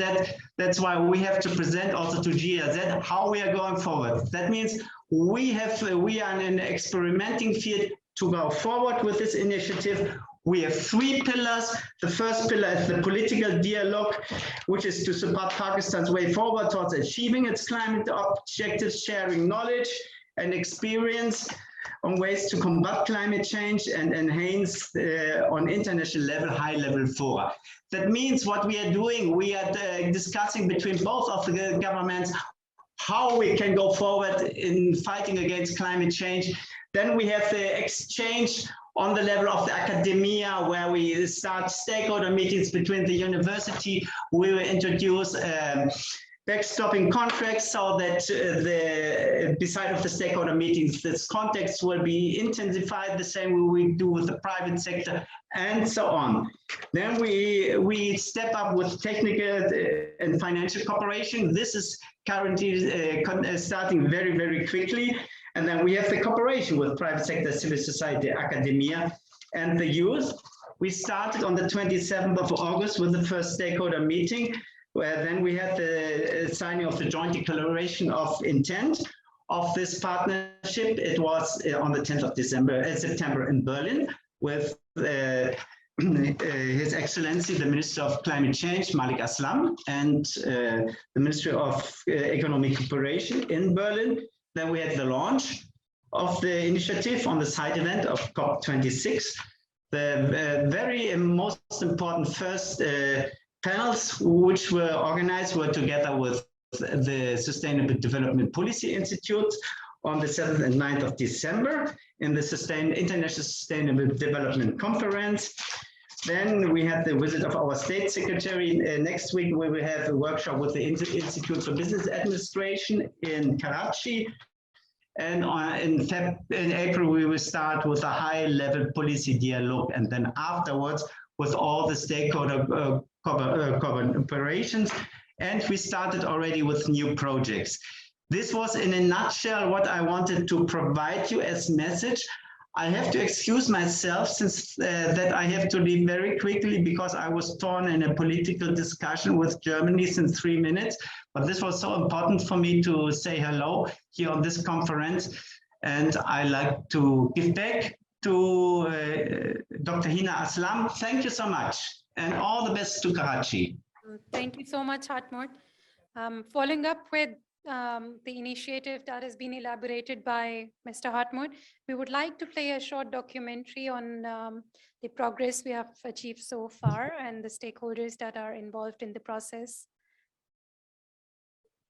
The people from the field, the practitioner and I would say the academic. Independently have research on, and I think with the research and advocacy pillars that the network is trying to build in, it has to be participatory, it has to be inclusive, it has to be independent, and it has to be critical. Seminars like this give us an opportunity to find ways and means where we can jumpstart this process. Is around clean energy in the form of electricity. I would also want to stress on clean energy in the form of industrial processes, which needs to be catered into the scope of the work that we are doing under this network. That a lot of close coordination is required between all the different entities of the GOP. In case of Pakistan, I think there is this additional incentive and motivation for people to transit to renewable energy. And that additional motive is an energy circular debt. Industrial decarbonization is one of the key areas that we will be working on. And just like you said, industrial processes, some of the hard to abate sectors in Pakistan really needs decarbonization. Country like Pakistan is not only meeting the bond challenge, but it's going beyond with the 10 million. And that it's very important for us as a country also to transition to cleaner energy. So interventions required maybe shifting investments towards RE, energy efficiency measures, and prioritizing clean cooking technology. But if you want things going, it has to be something bankable where people who invest in renewable companies are able to make money. And when they compare it with fossil fuel investments, so it shouldn't be just because of good omen. It has to be more than that. When it comes to interaction with the government, it's extremely important that what government is offering to the private sector. Moreover, a 1.5 degree centigrade compatible pathway would require that Pakistan reach full decarbonization of its power sector between 2036 to 2038. So what is the local solution that can be developed here? And this is very important, I think. And the role of academia can play the part of the solution, can be part of the solution. That there must be a structured accounting mechanism for the emissions. So how the companies have to account at all. You know, a lot of these private sector institutions have actually exhausted the kind of solar space that they can build, and they're looking towards more appealing mechanisms and things like sort of policy incentives such as that to actually enable that transition. Why they're not getting investment is a gap, and the gap is the feasibilities. I think we should have a strong technology transfer in the renewable energy. For an EV to be utilized by the general public, you have to build the infrastructure. Also work on something called carbon negative energy generation. We don't have a manufacturing unit as yet. How many of us really think that 10 distribution companies are a going concern? Just to make it more, the distribution companies more localized, I think that's an area that the government kind of give them flexibility to get into power generation so that they can reduce their basket price. Another thing that's very critical is to have a data repository where you actually put all the information together, and which would be the quantification of how to measure, having proper accounting. For a long time, what has been missing from the Pakistan's development sector planning, like many other public policy problems, similarly in the energy sector, it has been the lack of evidence-based policy design. We need to see COVID-19 as an opportunity to bring back the SDGs on track in a timely, efficient manner.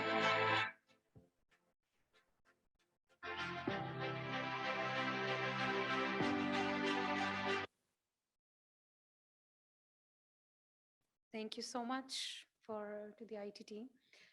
That was a follow-up of our discussion that we have been doing with the other stakeholders. And I think this continuity is seen today, where we are again engaging with all of you sitting here as esteemed panelists and the participants who would be most welcome to join this network to make this collective effort for the solar and renewable energy transition in Pakistan. Before I move on to specific discussion, I would request Mr. Shahjahan Mirza for his special remarks to begin with, and then we can move on to some discussions. Thank you.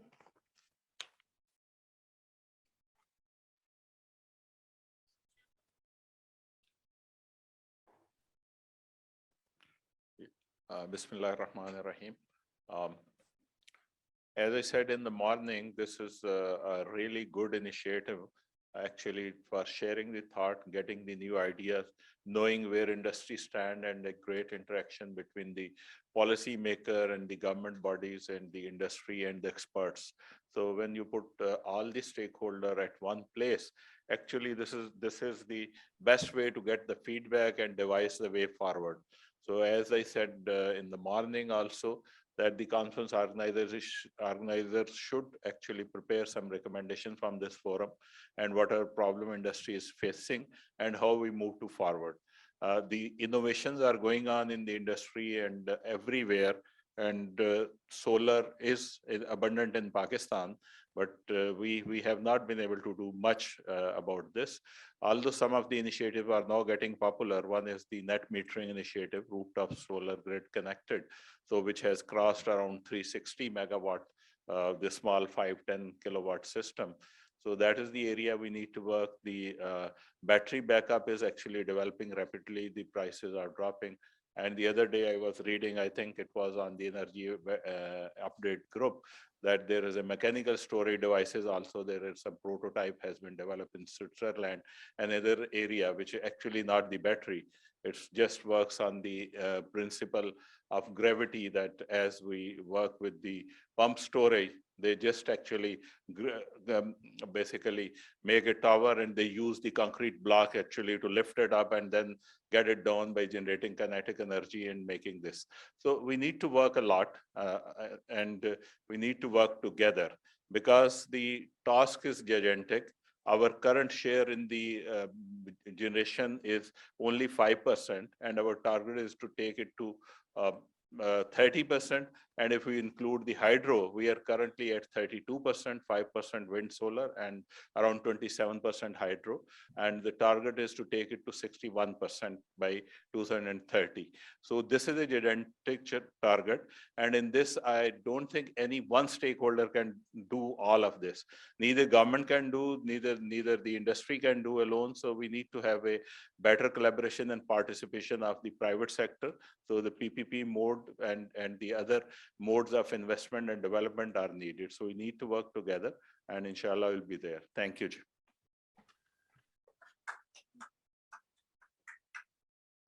Thank you so much, sir, for your valuable insights. Moving on to the panel discussion, I would like to begin with a short presentation by Mr. Nick Bradford, Global Industry Director, Energy, Utilities and Resources, IFC. He's also here and he has joined us online. Hi, everybody. Can you hear me? Yes, we can. Perfect. Thank you. So I will just share my screen, and so pleased to join you remotely from the UK. Hopefully, been watching this morning's interesting topic, so hopefully you'll be able to see my screen very shortly. So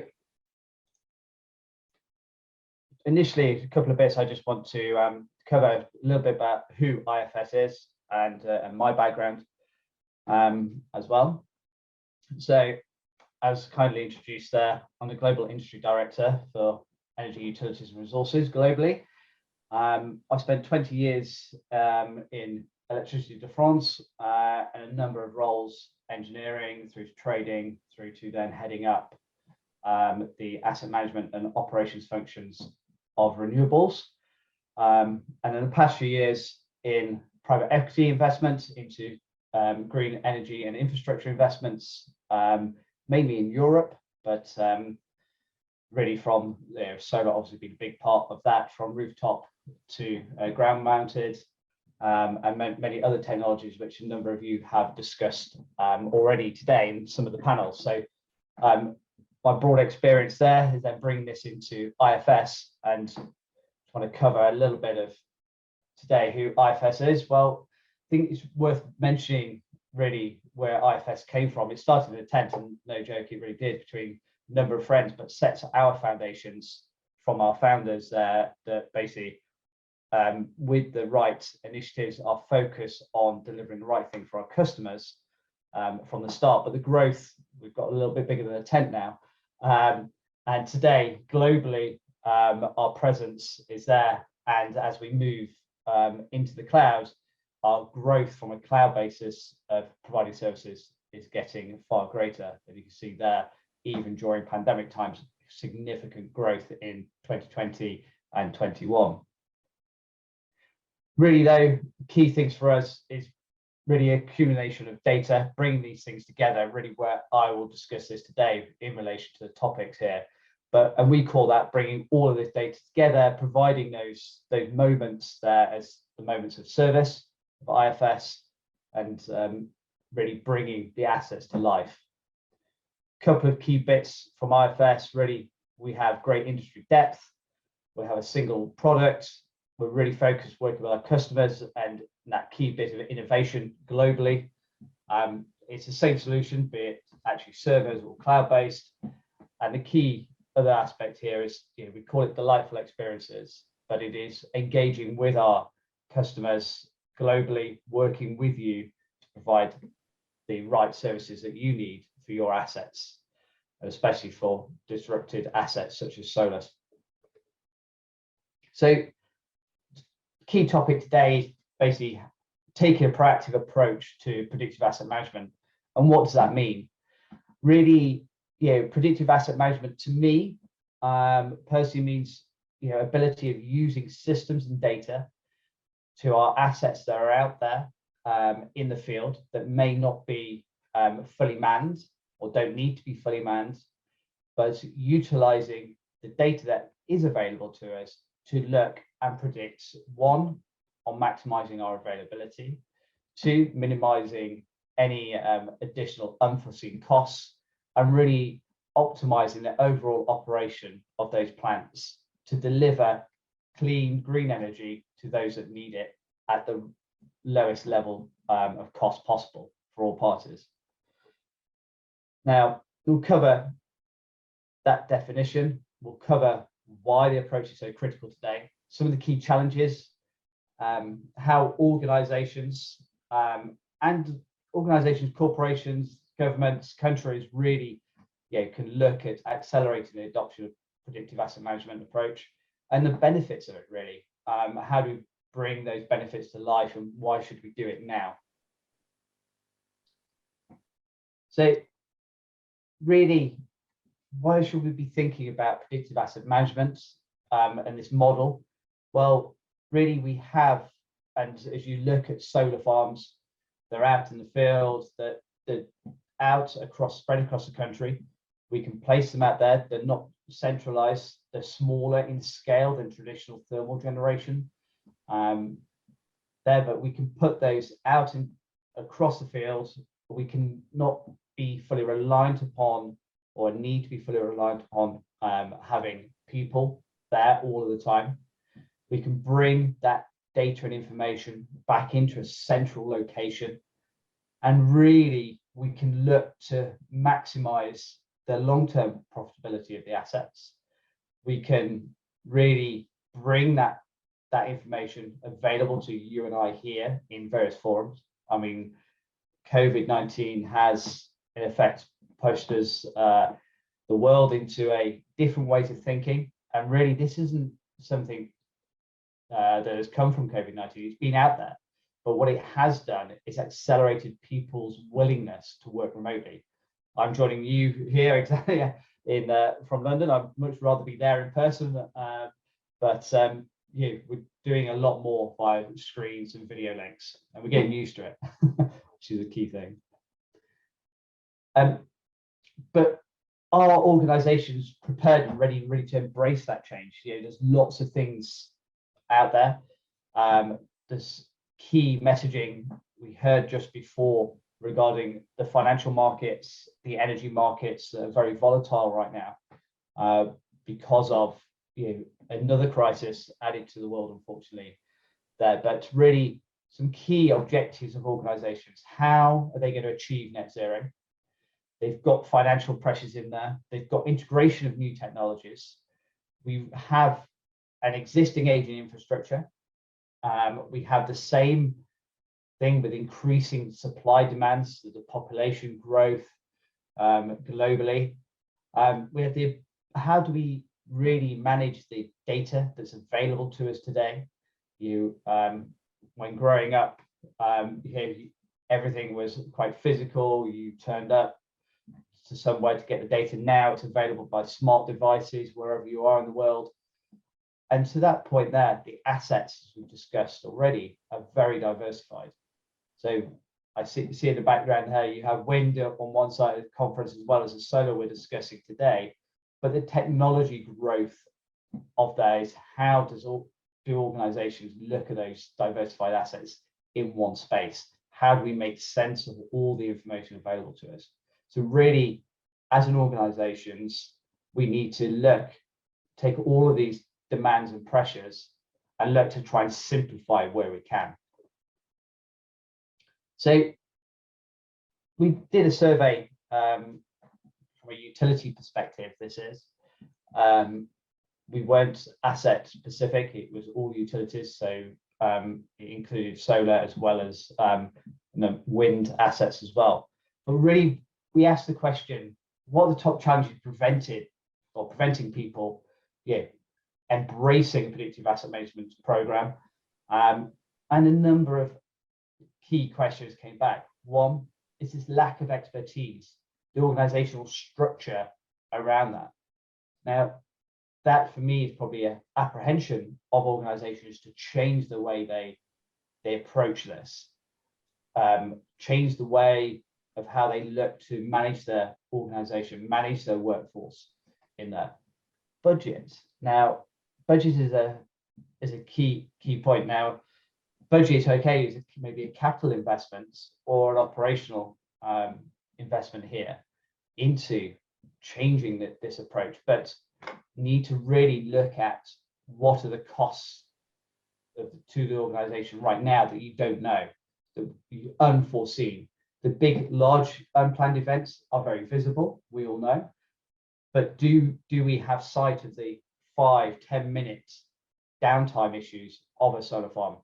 Do we have live information of when a panel may have failed? These smaller events can soon add up if they repeat themselves. Do we have the visibility of that? And therefore, a key point is really the inability of the operational teams to basically evidence a rate of return or the business value of doing this investment. Now, this isn't something as easy evidenceable as a new asset, a new solar farm in that case, but it is mitigating a number of lost revenue items. It is giving that visibility of how those assets are performing. So you can evidence the rate of return or the return on your investment, if you want to think of it that way, much better, but you do need to think wider than the natural approaches here. Software maturity or availability, I think that is something that is declining. I think it's been more visible. It's something that when I was head of asset management for EDF, very much was a question of mine.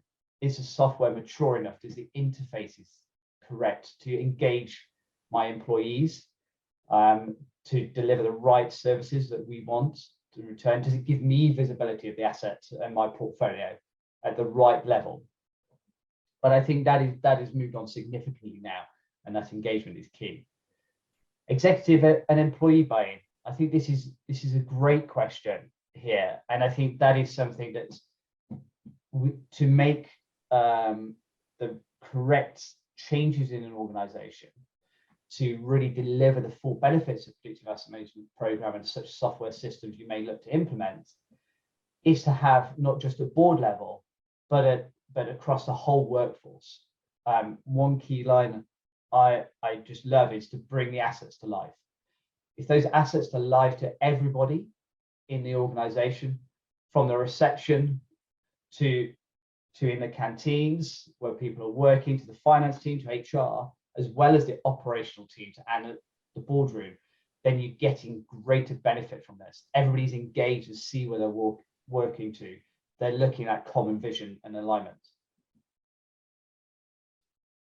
So how can organizations really accelerate this adoption? Well, there's a number of bits, and I sort of mentioned it, alluded to before.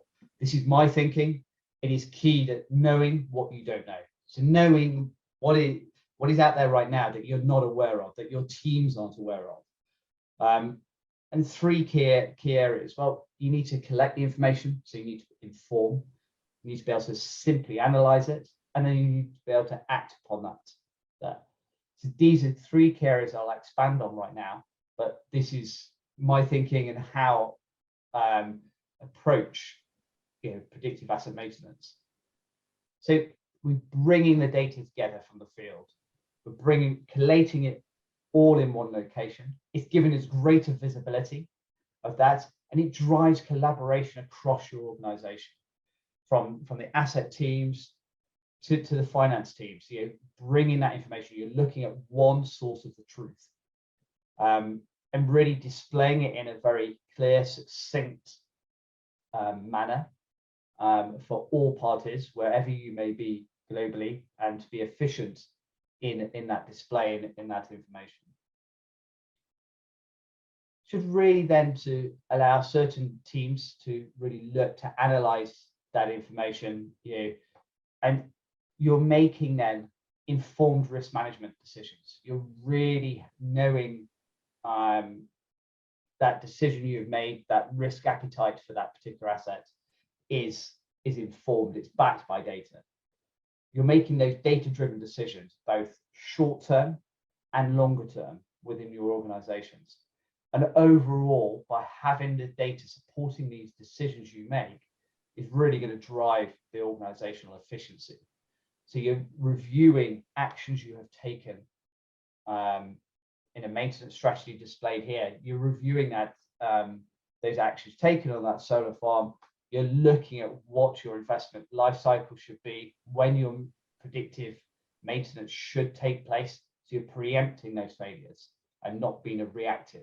And therefore, you're driving down costs and increasing efficiency of that asset. So you've got all this data, and I like to look at these building blocks here. Really, you know, by acting upon having a system that has a composable architecture. By that, I mean the select blocks that you can build your system. You don't need to take a system that covers HR and finance right now, but you can take the asset approach and link that into other systems. You can compose those as you see. Systems will give you the visibility of the risks. You can see those risks without being out there in the field. You can see where those risks may be in the lie of land. You're not putting employees out there at risk or danger. You're making those decisions from the safety of an office and with multiple people, brain power working together in there. You're bringing in industry expertise into that from either the systems or collaboration globally there. You're seeing, by having that one source of the truth I mentioned before, having that improved engagement across your organization. And ultimately, at the end of the day, what all of this will deliver is that ability to have greater financial control. It will, has the ability to improve the asset performance, which ultimately, as the finance teams and as heads of organizations or countries, you're able to foresee and plan further ahead with your financial commitments. So really, to keep the pace of this going, and I apologize, I have spoken at pace here, but wanted to open the floor at the end of this. But these three key areas are really, why, for me, embracing a predictive approach to asset maintenance or management is key. Really, first and foremost, organizations need to improve the operational efficiency and improve financial controls. That is something that is not new, but systems can enable that. Data enables the organization to make that transition to realize those benefits sooner. It really does. It is not my thoughts, it is actual fact and information presented to us all at a boardroom, in the office, remotely within teams, there to look at that one source of the truth. And really, the key thing for me is to not be scared of data and information provided. An asset-intensive organization, which we're obviously talking solar here today, of the future will not be driven by software. It'll be guided by it. It'll be allow you, the heads of departments, CEOs, everybody here to really use that information.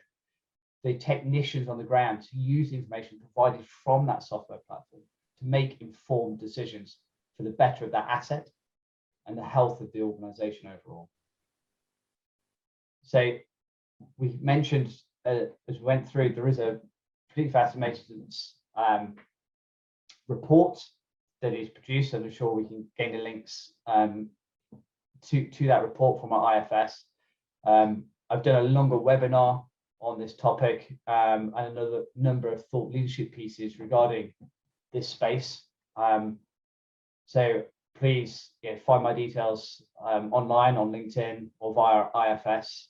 Happy to discuss further these thought-provoking aspects here, and obviously as well as that, what IFS can help to provide through our partners as well.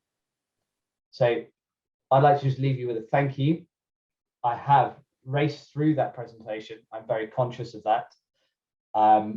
So apologies, but I'd like to open the floor to any questions that you may have there, if that is feasible, and really to thank you all for allowing me to join this conference today remotely. So thank you very much. Thank you so much, Dr. Naik, for the detailed presentation. And I think we'll definitely get into questions after the we get all the perspectives from each of the panelists that we have invited today.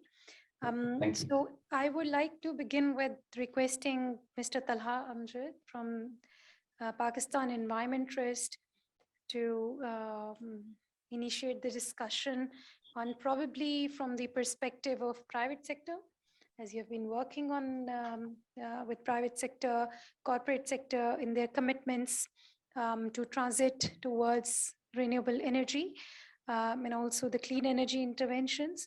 And what are your observations in any increased commitments that is coming from the private sector, who could be supporting the government's plans and initiatives, and what are the major challenges being faced by them, and how the government should take up those challenges? So yes, you would have to come up here, I would say, or I think we can just place it here. We'll pass it around. Yes. I mean, can everyone hear me? Okay. Cordless mic out. We'll use that. There you go. Thank you.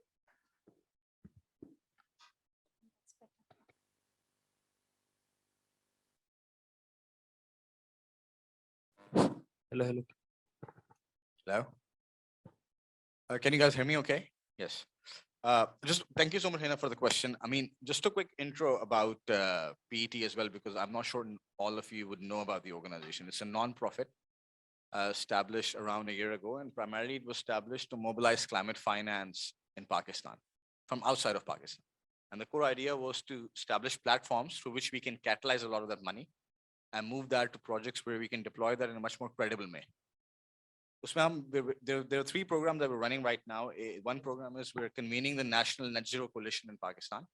And so we're getting Pakistani companies to commit to net zero by 2050 and building an ecosystem of services for them to enable to meet that ambition. The second one is we're establishing and working on establishing a carbon market in Pakistan. And the third one is on ecosystem restoration. So there's just a bit of a context about PET. But to Hina's question, if I take a step back, I think it's very, as I've been hearing some of the experts, and I'm by no means a subject matter expert on this topic, but I'd love to share with you what some of our reflections from engaging with the private sector on this.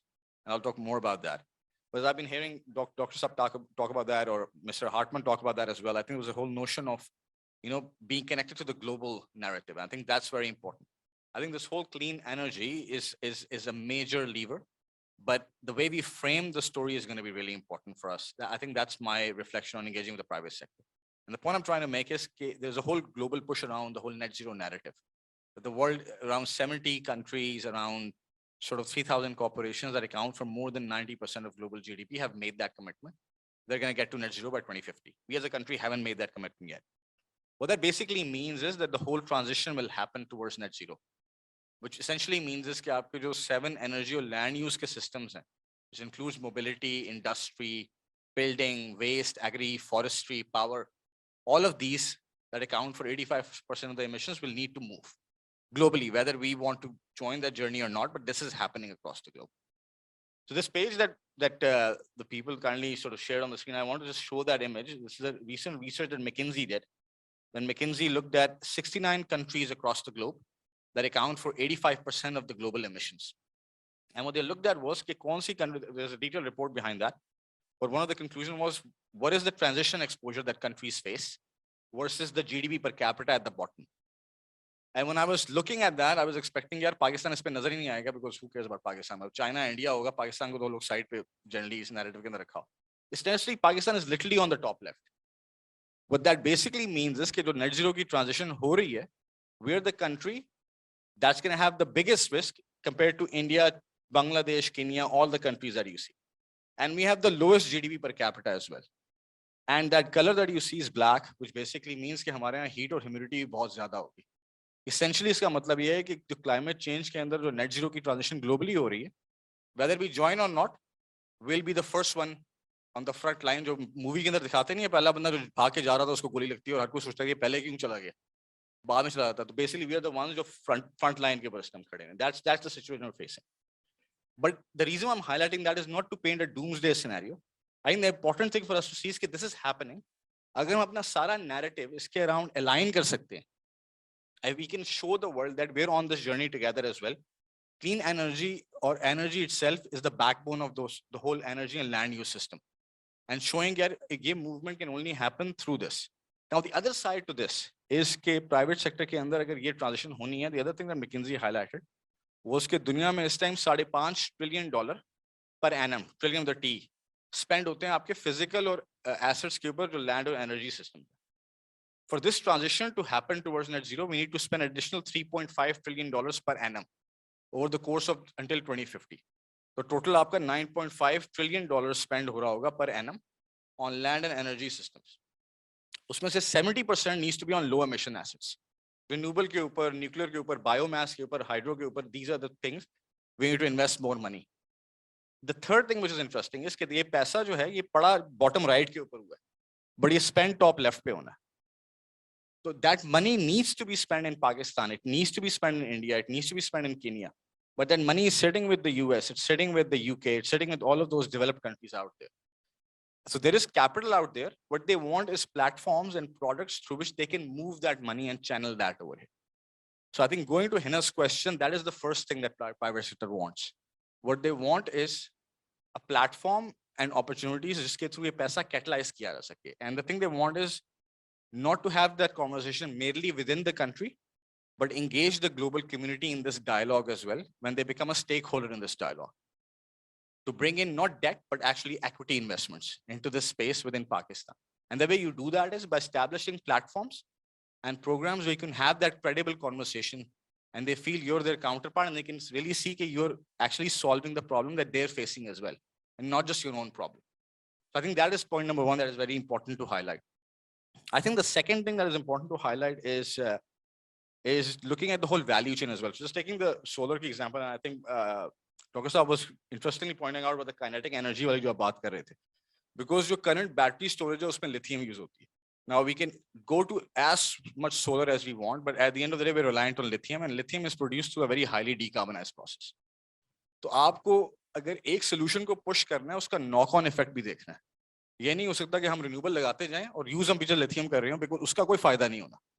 ठीक है, आपकी energy solve हो जाएगी, but आपकी emissions वही रहेंगी. Again, you are not solving the global problem, you just solving your own problem which the world really doesn't care about. World cares about उनकी problem किस तरह सॉल्व कर. तो अगर आप ऐसी कैपेबिलिटी बिल्ड कर लेते हैं लोकली, जो बैटरी की बात आप कर रहे हैं, something like that can happen in Pakistan, and we can brand ourselves as a country that is building green products. There is a real opportunity for us to leapfrog that and access that $9 trillion. I'm not saying the whole pot, but at least a part of that pot to us, right? That is the second that is very important. I think the third thing is important is looking at the financial tools out there that private sector is concerned about. Like financing हम किस तरह करें?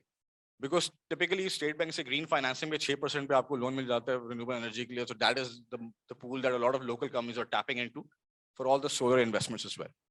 But then when we talk about EVs, या हम 30% EV पे चले जाएंगे और infrastructure exist नहीं करता. How do we catalyze that?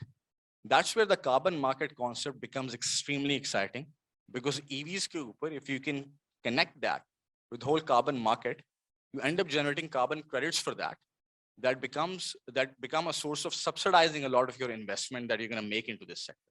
So linking yourself to tools like that, जिसके ऊपर globally इस time काम हो रहा है and money is being thrown in those tools, can really help us access a lot of that tool from or a lot of that investment from the private sector. I think it's really important for us to think out of the box about these financial tools, link them in. Just to give one example, Uber जो है वो Tesla बेच के इतने पैसे नहीं कमाता जितने carbon credit से कमाता है.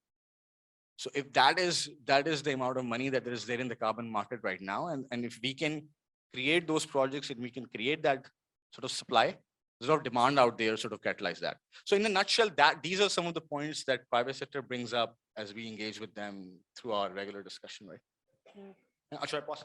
जी, thank you so much, Talha. I think very rightly said कि हमें एक life cycle management करने की भी ज़रूरत है, especially in EVs as well. There's an issue of किस तरह की battery, lithium ion, or whatever we are using, वो basically at the end of the cycle दोबारा से emitting form में ना हो. So we have to think of the solutions in a more holistic manner of how, if we are talking about RE and there will be solar panels all over Pakistan after 20 years, if there is no disposal mechanism, there is no waste managed, there is no other proper regulatory frameworks that are in place to do that, I think we need to look at it from the start. So like we said, from from top to bottom and approach we need to look at. Thank you, Talha, for highlighting these very important points, and I think rightly said about what is required, and talking about the role of the financial institutions, especially you talked about carbon markets and also mobilizing finances towards from developed parts of the world to the developing countries like Pakistan, and we being the most vulnerable country in the world. I think it would be really important to hear from a perspective from a financial institution side, and for that we have Ms. Sadia Qayyum, who has joined us online to give her remarks. She's a energy specialist from the World Bank Pakistan, and the team had been extensively working on the wind and solar energy upscale of Pakistan along with regulatory and policy changes. So over to Ms. Sadia. Ms. Sadia is not here? Okay, so apologies. I think I would like to navigate this one of the question to Mr. Ali Majid. Yes, in terms of representing your intervention, presenting your interventions in how the current existing financial, technical and regulatory challenges has limited the generation share of solar in both near and long-term planning.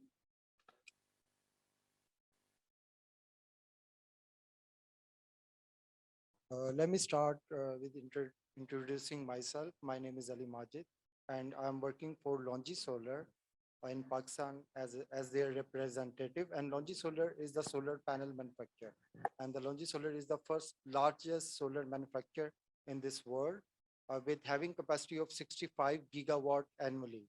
So that means they are producing 65 gigawatts annually solar panels in the world.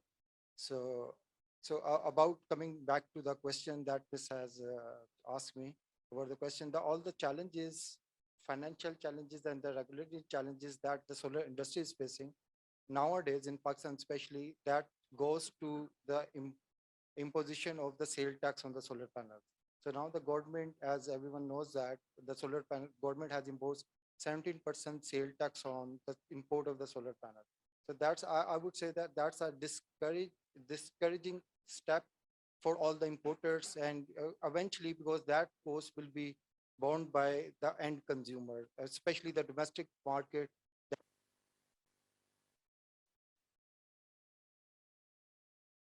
Yeah.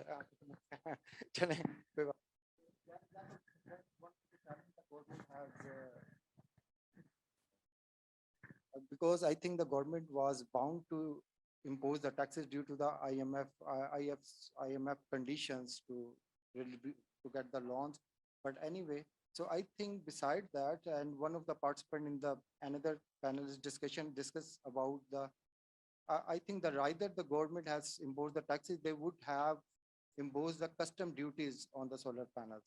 I even had a several discussion with the Longi Solar, because being the largest one solar modules manufacturer, to bring the local manufacturing in Pakistan, to even to put forward any lucrative proposal. Even that way, I had a discussion with Dr. Akhtar Malik from the Energy Department, and bridge them with the Longi Solar hired management to make things move forward with the bringing the local manufacturing of solar panels in Pakistan.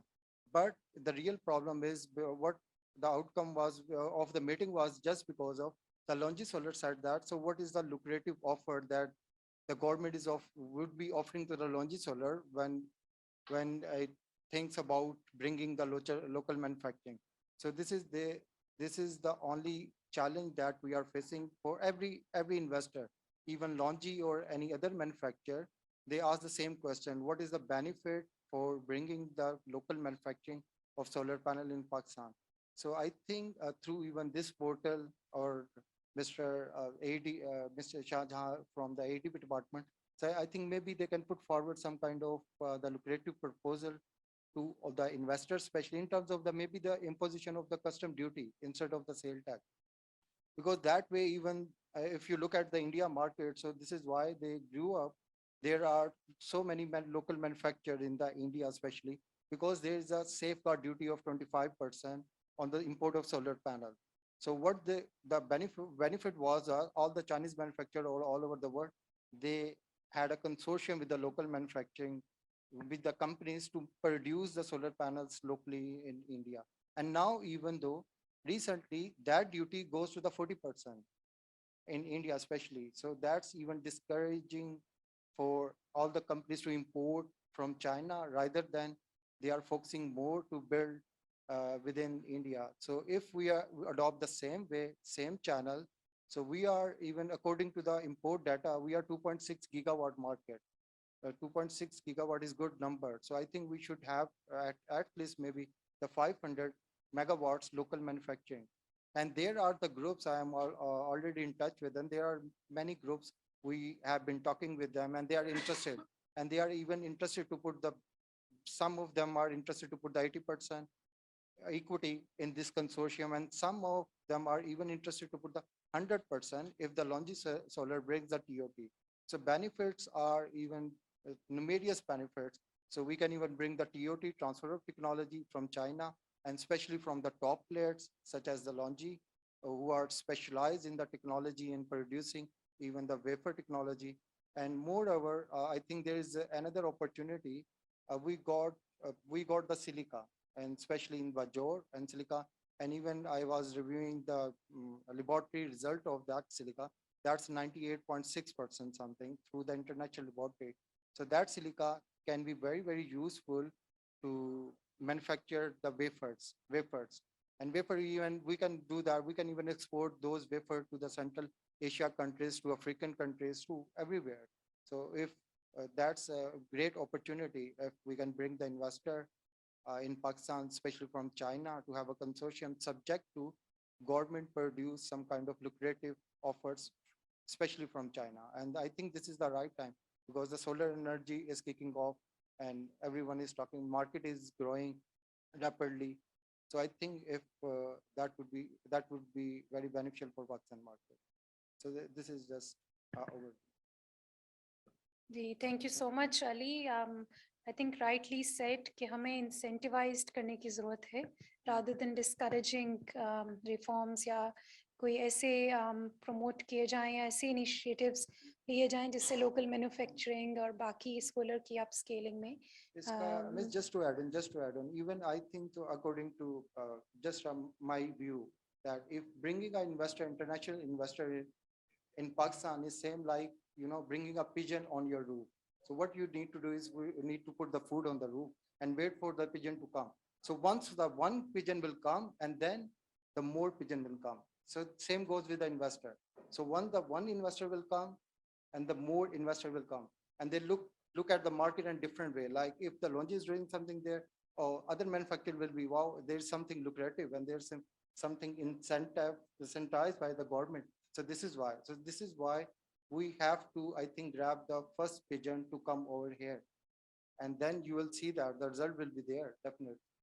Just for, I think the time is also running out. Yes, yes, The true. Pakistan- Yes. UP वाले crisis के अंदर, Hmm. I mean, demand is going to rise in Europe as well. Yes. And as soon as the demand starts rising in Europe, then Pakistan anymore might not be the most attractive market for them because In Central Asia, through Central Asia, we can do a lot in Central Asia, especially because now the even logistic challenges are attached to what's happening for the last 2 years due to the pandemic, due to the corona. So there has been logistic challenges at all. So it's more feasible from if we are doing. And even yesterday, I was visiting the techno mobile manufacturer, and they are now going to do covering the Central Asia market and Africa market from Pakistan. So that's very good. I was very happy to know that. So they will be even exporting the cell phone from here to Africa and to there. So lot and plus moreover, now even manufacturing, even though the China is the factory of the world, but I think that now the China we have an advantage in terms of the wages because even their labor, their wages are like $1,000 per month, and we can even get the labor wages like maybe $200 per month. So we have the labor advantages over here. So we can even and we can utilize these. We can tap these manufacturing and bring the investor, especially from China. They are ready. They are. I would say that it's much easier to bring the Chinese investor over here than to any European or than to any American investor. It's a big mistake. It's need to do something from the government side.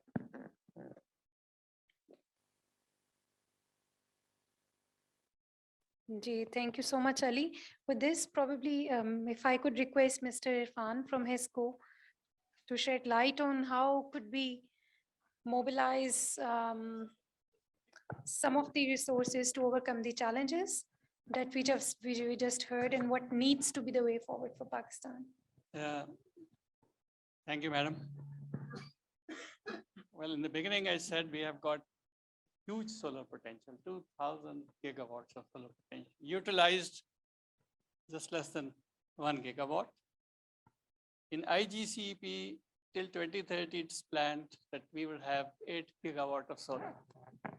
So the economy of scale is there, and we can start manufacturing solar panels here. Because solar is capital intensive, we don't have the dollars to pay to import. And we don't want investors to come here, invest. We borrow a very expensive money and later on we have to pay them back.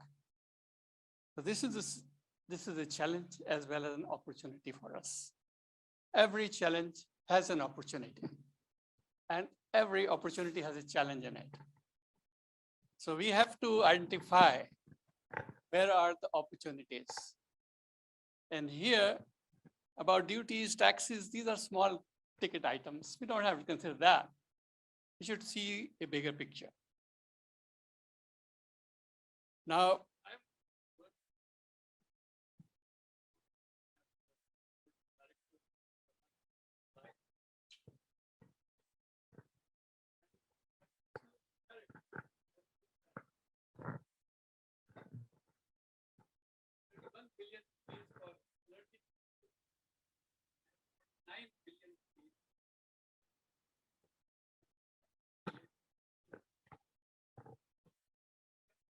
charges are the rent, they are paying for power plant, which are not being used.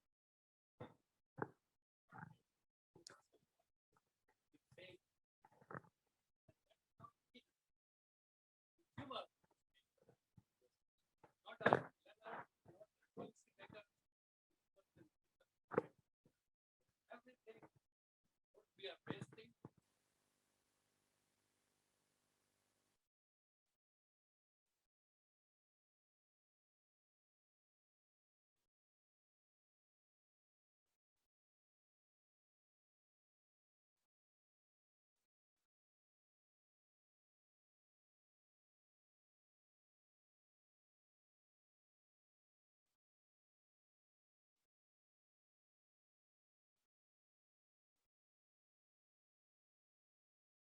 So Well, I would leave the time for others to speak on, and then perhaps we can come to real questions. Okay, thank you so much. Now, if I could request Hassan to share your perspective on today's topic. Thank you. Sure. Thank you. And I mean, I would agree with Majid Saab's sort of comment as well, because I think as the McKinsey report that Tala earlier shared, one of the key items from that was that basically by 2030, the price of essentially captive solar would increase by 8 times. And the reason for that is the factors of production are going to be sort of so limited given the rise in demand for solar consumption. So consequently, there's a real need to sort of shift towards more localized production, but then also be a part of the global value chain in terms of how it's working in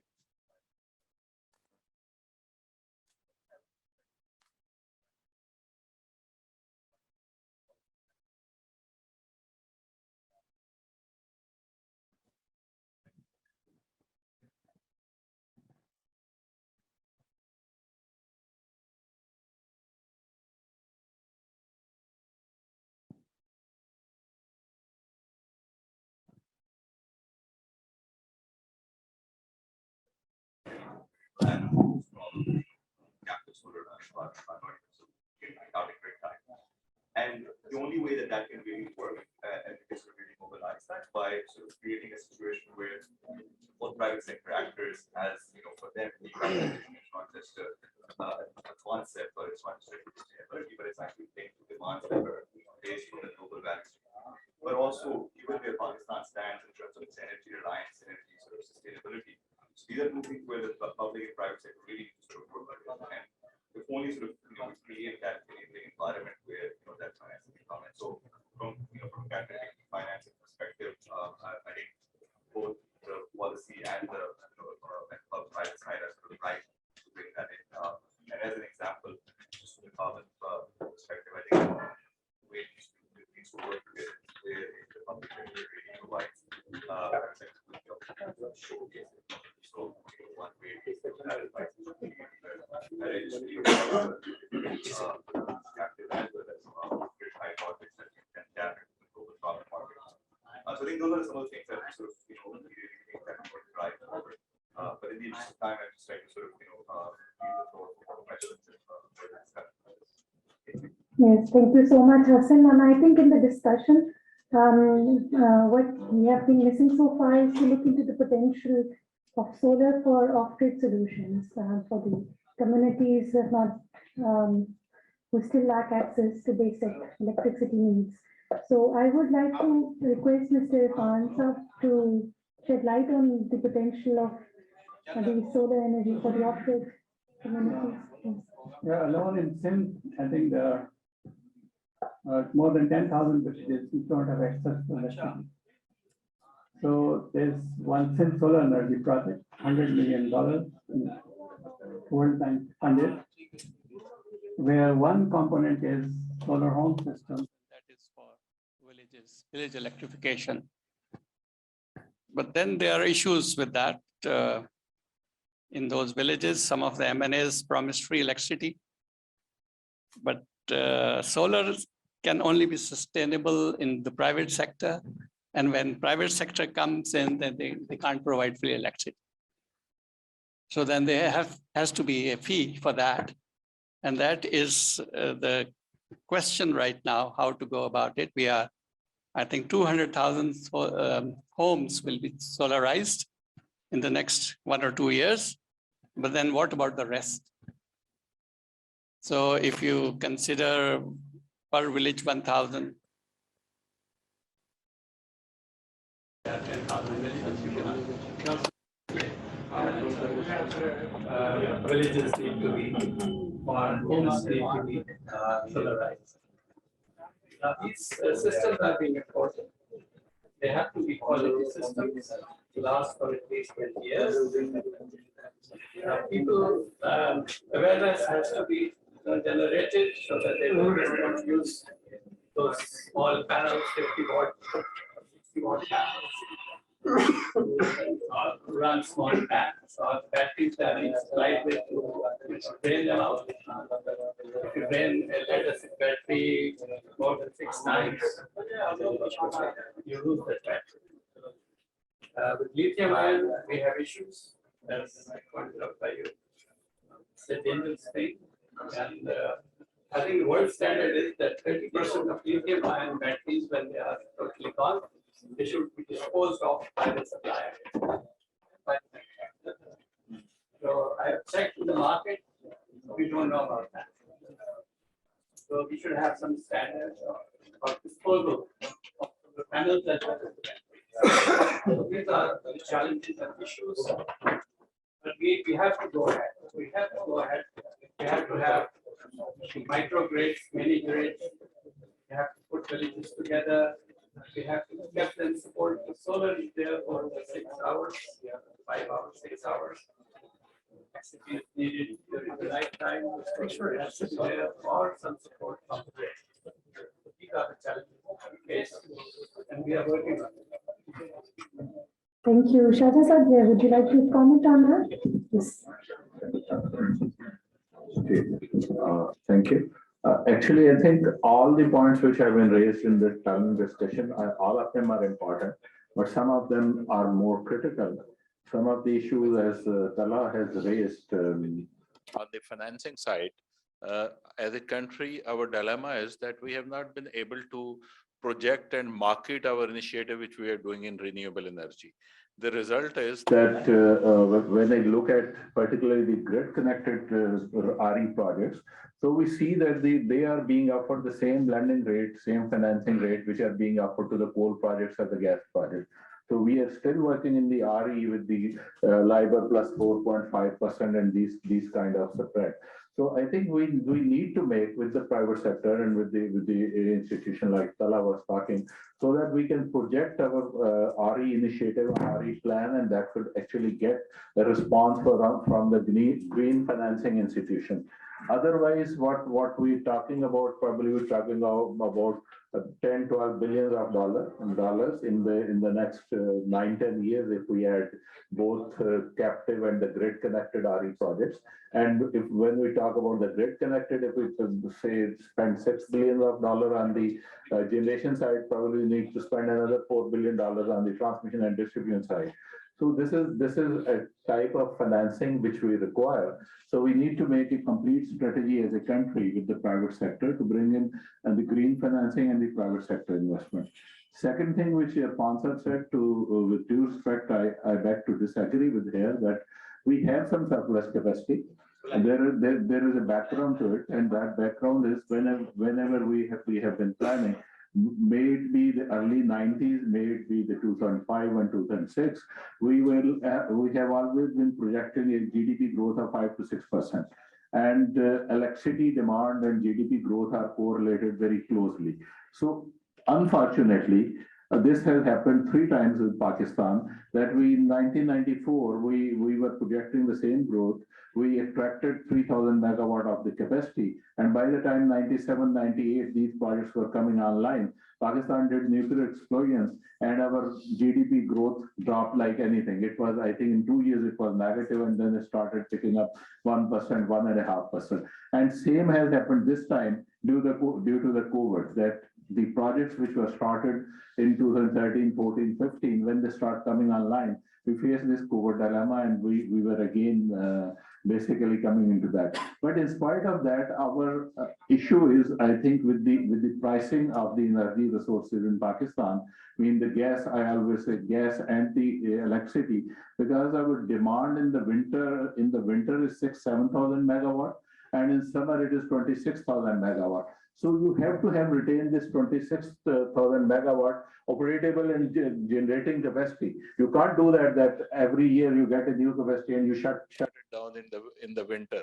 So I think that's the dilemma where we need to work outside the power sector to make some fuel attractive. Maybe it could be more use of electricity, which I think last year and this year at a very limited scale, government did giving incentives to industry who are using more power. So we have in discussion, the thing seems simple, but you are on the board of HESCO, you know what kind of issue we have in the power sector.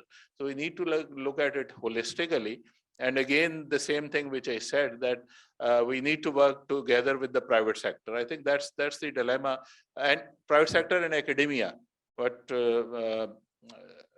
has been talked in the morning also, that the government, private sector, academia, generally they are working in isolation. So that's the area, I think, where we get lost as a country. We make a very good policy, either we lose it at the implementation stage, or while making policy, we are in a rush and we don't do the due consultation with the stakeholder. So I think these are the 3-4 points which we need to be very careful in going forward and making the right strategy for induction of huge renewable. And along with that, that is the grid improvement, which is absolutely necessary for the big induction of renewable into the grid. So there are many fronts on which we want to work. And if we work jointly and in a planned manner, I think that's the only way of success. Otherwise, working in isolation in a different direction will lead us nowhere. Thank you.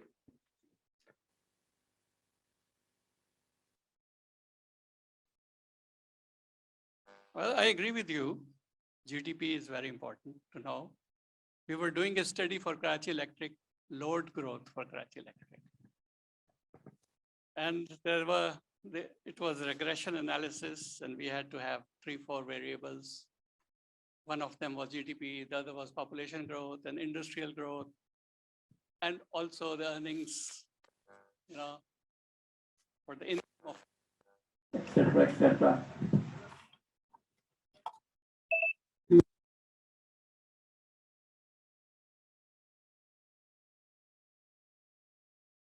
Have some data. So I went to Dr. Bengali and he said, yes, I did calculate GDP of Karachi, that was 1980.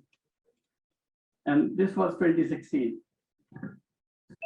Okay, we'll take the GDP growth of Pakistan, which is 5% at that time, or levelized, because below 5%, Pakistan wouldn't have been a viable country. So that's why ADB said you should have a GDP of 5% at least. And keeping the GDP of 5%, they calculated, reverse calculation, that what should be our energy need. And at that time, they said it should be 50,000 megawatts till 2030. And we are still calling that integrated energy plan of ADB 2011. You see, there it was like this. Regarding the population growth, we said, okay, it is 20 million, take 2.5% annual growth more plus. And we said, okay, by 2030, we would have. GDP was just what industry does that, we don't know. Industry is not growing, rather it will be relocated from at that time. Yes, so we don't know what will happen. And there were some other factors which are more funnier than this, but I'll keep it. I think it will be,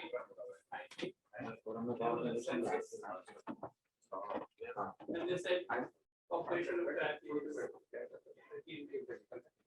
So there went our study. We started with an assumption of 20 million. These are the things.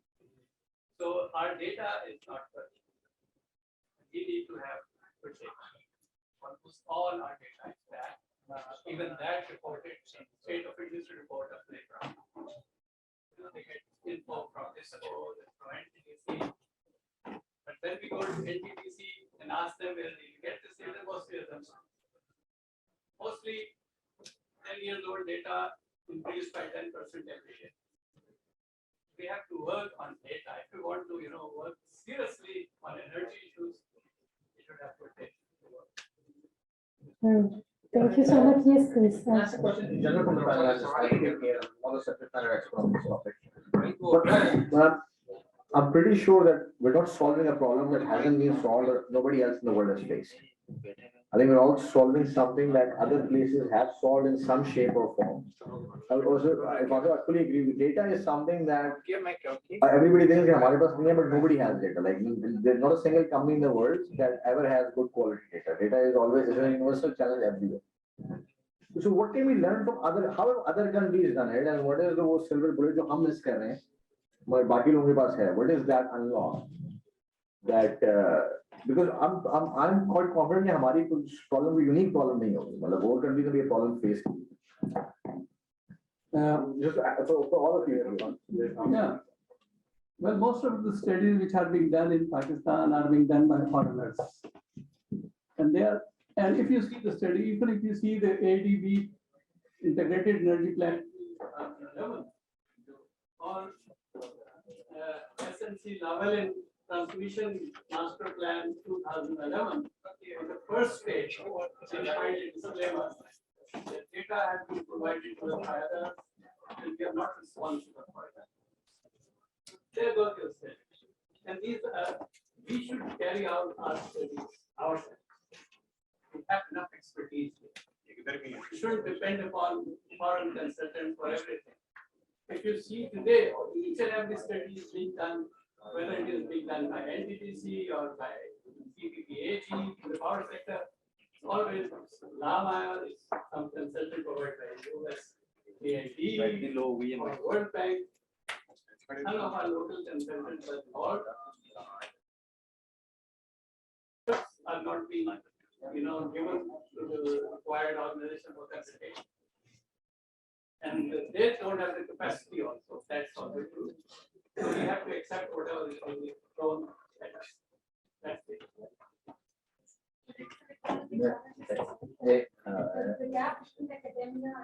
Capability challenge. Yes, short answer.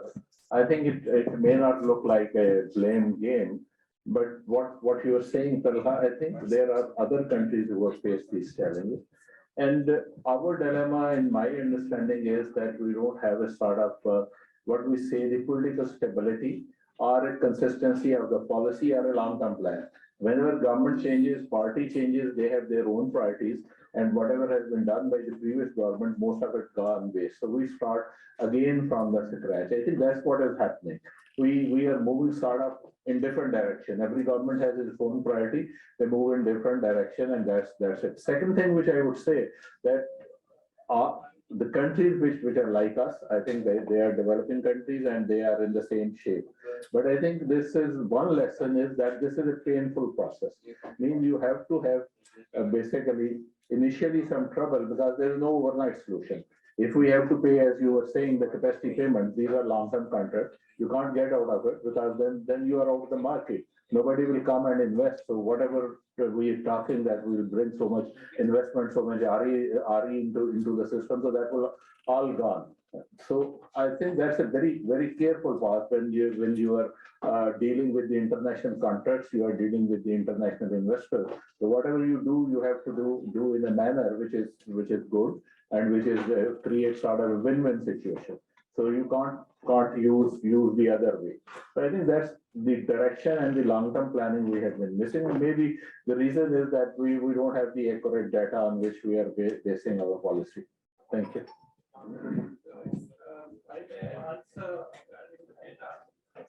We have got ITCED. There are a couple of points here. That our industrial growth stagnated. Ratio of domestic to industrial sort of electricity consumption is 2 in our case. Domestic is twice that of industrial. Whereas it should be 20%. Going to Thank you. It's a very interesting discussion, and I would like to take some questions from the audience. Yes. My name is Tanveer Mirza. मैं ये समझता हूँ कि ये जितनी भी discussion हो रही है इसमें जो मिसिंग लिंक इस वक्त नजर आ रहा है जो दूसरे ममालिक में शायद रिड्यूस्ड है वो ये है कि जैसे शाहजहां मिर्जा साहब ने भी बड़ा अच्छा कहा कि 3 स्टेक होल्डर्स हैं, गवर्नमेंट एंटिटीज हैं, प्रोजेक्ट डेवलपर्स हैं एंड एकेडेमिया है। एकेडेमिया को हमने काफी अरसे तक के मिस किया और उनकी इनपुट्स हमारे पास नहीं आई। ये जो सर्वेस हैं, ये जो मुख्तलिफ किस्म के जो हमें एनालिसिस चाहिए, अगर हम इसमें किसी एक ऐसा फोरम बना दें जहां पे गवर्नमेंट एंटिटीज कुछ लोगों को डेप्यूट कर दें एकेडेमिया में कि यार ये एनालिसिस हमें करके दें और उनको कोई इंसेंटिवाइज भी कर दिया जाए, कुछ सपोर्ट उनको दे दी जाए ताकि काफी बेहतर तरीके का एक परसेंटेज मिल जाए। अभी अगर लेट्स फॉर एग्जांपल हम बड़ी वेग परसेंटेज कहते हैं यार हमारे पास जो डाटा है वो अभी मे बी 50% ठीक होगा, लेकिन हो सकता है कि अगर हम एकेडेमिया को इन्वॉल्व कर दें और हमारी यूनिवर्सिटीज में तो अभी हमने आरई के जो डिग्रीज हैं अभी कुछ रिसेंटली शुरू की हैं, तो हमने एकेडमिया को पिछले काफी अरसे से बड़ा मिस किया हुआ था, तो उनको इस लाइमलाइट में इस आरई सेक्टर के हवाले से लेके आना बड़ा जरूरी है ताकि उनकी ये इनपुट ही हमें बहुत काम आएगी आने वाले वक्तों में कि जहाँ पे हमारे पास एटलीस्ट एक परसेंटेज हम 50 के बजाय कह सकते हैं यार हमारे जो लोग हैं बड़े कॉम्पिटिटिव, उन्होंने एनालिसिस निकाले तो अब हमारे पास कम से कम 70-75% या 80% डाटा इस तरह का मिल गया हुआ है कि हम उसके बेसिस के ऊपर कोई बेहतर पॉलिसीज और कोई बेहतर डिसीजंस ले सकते हैं। So this is what I wanted to say. Thank you very much. Ji, thank you so much. There is another question from Sir, if you could introduce yourself and then ask. जी, अच्छा जी, thank you. मैं brigadier doctor Naseem. सबसे पहले 3 different dimensions हैं।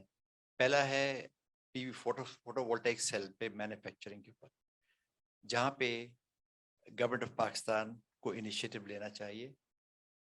वो ये है कि हमारा अगर इन फ्यूचर हर साल का 100-200 मेगावाट का मैन्युफैक्चरिंग का प्लान हो, इंस्टॉलेशन का प्लान हो, तो गवर्नमेंट खासतौर पे AEDB शुड अनाउंस कि जनाब पाकिस्तान ने अगले 5 साल में 500 मेगावाट एक कंपनी को, 500 मेगावाट दूसरी कंपनी को ऑफर कर सकते हैं अगर आप यहाँ आके मैन्युफैक्चरिंग करें, ताकि साइजेबल टारगेट मिले किसी मैन्युफैक्चरर को। पाकिस्तानी मैन्युफैक्चरर को हमने स्टार्ट कराया था 3 megawatt, 3 megawatt, 3 megawatt. There was no competition with a company which is making 6 gigawatts, 60 gigawatts. There was no competition. India की 200 मेगावाट की कंपनी बिल्कुल बैंकरप्ट हो गई because that was not a sizable target. So आप खासतौर पे AEDB should now approach 2-3 leading manufacturers or announce it publicly, international tender करे कि जनाब हम हर साल 500 मेगावाट का टारगेट देते हैं, आप आइए पाकिस्तान के अंदर मैन्युफैक्चरिंग करें। खास तौर पे this is the time when you should approach CPEC कि जनाब अंडर CPEC हमें सोलर सेल मैन्युफैक्चरिंग की 600 मेगावाट की लाइन चाहिए फॉर एग्जांपल, और आप लगाएं बिकॉज ये 500 मेगावाट तो वो है जो फॉर्मल मार्केट के अंदर है, वो 500 मेगावाट इनफॉर्मल मार्केट के अंदर भी है जो चला आ रहा है, जो आपने सुना था सुबह कि आ जाता है इनडायरेक्ट रूट से, तो वो भी है ज़हन में रखा जाए। तो इस तरह हमारे पास large manufacturers will come. 100 megawatt पे कोई नहीं आएगा, 100 मेगावाट देखिए कंपनी इंपोर्ट कर रही है इस वक्त, जो आएगा वो बड़ा साइजेबल आएगा, पहला पॉइंट। सो ये this is action point for AEDB। दूसरा सोलर सिलिकॉन मैन्युफैक्चरिंग, सिलिकॉन पे मैंने PhD कराई है अभी। हमारे पास क्वार्ट्स के डिपॉजिट 250 मिलियन टन्स एक जगह पे, 250 मिलियन टन्स दूसरी जगह पड़े हुए हैं in different mountains in even Jhimpir and in वहाँ पे कागान से सॉरी इसे एबटाबाद से आगे ये पड़े हुए हैं। एक सिलिकॉन मेल्टिंग का पूरा हमने प्लांट बनाया, खुद बनाया, 100% इंडिजिनस बना के, और क्वार्ट्स से उसको metallurgical grade silicon बनाया। Even this step is good enough for selling it outside. Then from metallurgical grade silicon, we make it to the silicon, solar cell grade silicon, and then subsequently to the next step. Again, this requires government input. याद रखें कि hydro power dam सारे government input से बने, nuclear power सारे government input से बने, कोल government input से बना। Why can't we do it in solar energy? We need to actually break some heads. कि जनाब वहां इन्वेस्ट करें उतना इन्वेस्ट यहाँ करें, आप न्यूक्लियर में इतना इन्वेस्ट किया, सोलर में क्यों नहीं करते? तो मैं जो आपसे कहता कि शाहजहां साहब आप मिनिस्ट्री बनवाएं अपनी ऑल्टरनेटिव एनर्जी की और फिर सर फाड़े लोगों का, तब बात बनेगी, वरना ये पाकिस्तान गवर्नमेंट हिलेगी नहीं। ठीक है। और तीसरी जो बात थी वो अभी आपने हमारे मिर्जा साहब ने एजुकेशन के ऊपर बताया। हमने माशाल्लाह 3-4 यूनिवर्सिटीज है जहाँ पे एनर्जी रिसोर्स पे MS हो रहा है, बैचलर्स की डिग्री मिल रही है एनर्जी एंड एनवायरनमेंट में। कायद-ए-आवाम यूनिवर्सिटी है, UET मेहरान है, NED भी है। तो वी हैव स्टार्टेड, बट ये 4 साल के बाद बच्चा आता है हर साल, अगर आपने शुरू भी किया प्रोग्राम, उसमें इंडस्ट्री नहीं आई। यानी विंड एनर्जी, सोलर एनर्जी की इंडस्ट्री को आना चाहिए था सपोर्ट करने के लिए। और मैं भी शाहजहां साहब बता रहा था कि मैं अपनी इंशाल्लाह अपना institute of renewable energy technology बना दूंगा, where we'll have these kind of trainings and otherwise. Thank you. Thank you. जी, there is another question, फिर हम इकट्ठे वकार खान नाम है जी मेरा, मैं चीफ एग्जीक्यूटिव हूँ एक IPP का, और मैं नस्ट की जो सब कॉर्पोरेट एडवाइजरी काउंसिल की जो एनर्जी की सब कमेटी है उसका चेयर भी हूँ। 2 ऑब्जर्वेशंस, एक तो डॉक्टर साहब ने भी अभी फरमाया और एकेडमिया की बात हुई। myself being from private sector also, and I have failed to bring in private sector people on the committee despite all the efforts. So there is a huge disconnect. उसके पीछे 2 वजूहात हैं। एक वजह तो ये है कि इंडस्ट्री ये समझती है कि जो एकेडमिया वाले हैं वो इंडस्ट्री के जो स्पेसिफिक इश्यूज हैं उनसे तो वाकिफ ही नहीं है, वो अपनी किताबी बातें करते हैं। और दूसरा इशू ये है कि इंडस्ट्री को ये डर होता है, और हमारी इंडस्ट्री को खुसूसन एंड माई सेल्फ इंक्लूडेड, यार एक मसला है जो मैं कंसल्टेंट को पैसे दे के सॉल्व कर सकता हूँ, तो मुझे क्या जरूरत है कि किसी प्रोफेसर के पास जाऊं और वो उसके ऊपर नए सिरे से देखेगा, ये करेगा, वो करेगा। और हमारे कंसल्टेंट्स भी आपको मालूम है बड़े अदब के साथ वो भी प्रोजेक्ट करते हैं ना जी, मैंने फलां मसला हल कर दिया, फलां हासिल कर फलां। सो इंडस्ट्री के पास टाइम भी थोड़ा होता है, मसला सामने खड़ा है, आपने हल करवाना है। सो given these circumstances, एकेडमिया खुद इंडस्ट्री को शायद अपने तक नहीं ला सकती। किसी हद तक हुकूमत अगर अपना रोल प्ले कर सकती है, तो हमारी उस कमेटी पे हुकूमत के भी लोग हैं, PPIB से भी हैं, बट अगेन वो जो एक स्ट्रॉन्ग लिंकेज होती है वो नहीं है। वो हम मीटिंग्स तक ही रहते हैं, उसके बाद 2-4 वो लिख दिए, मिनट्स लिख दिए, वो शेयर कर दिए। सो वो जो क्वालिटी ऐड होनी होती है वो नहीं आ रही होती। It's a very difficult process, I have seen it now my self personally, और गोइंग फॉरवर्ड भी शायद इसी तरह ही रहेगा कुछ अरसे।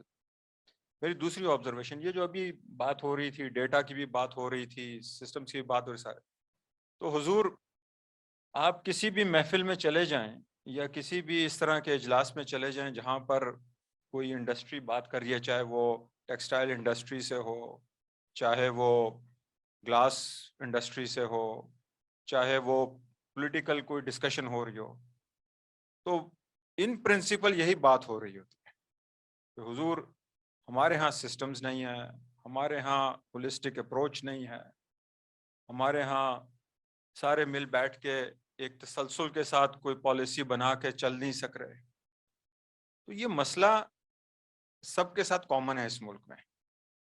अब ये मसला हमारे DNA का है, हमारी सोच का है, हमारी तरबियत का है, हमारी तालीम का है, ये एक अलहदा बहस है।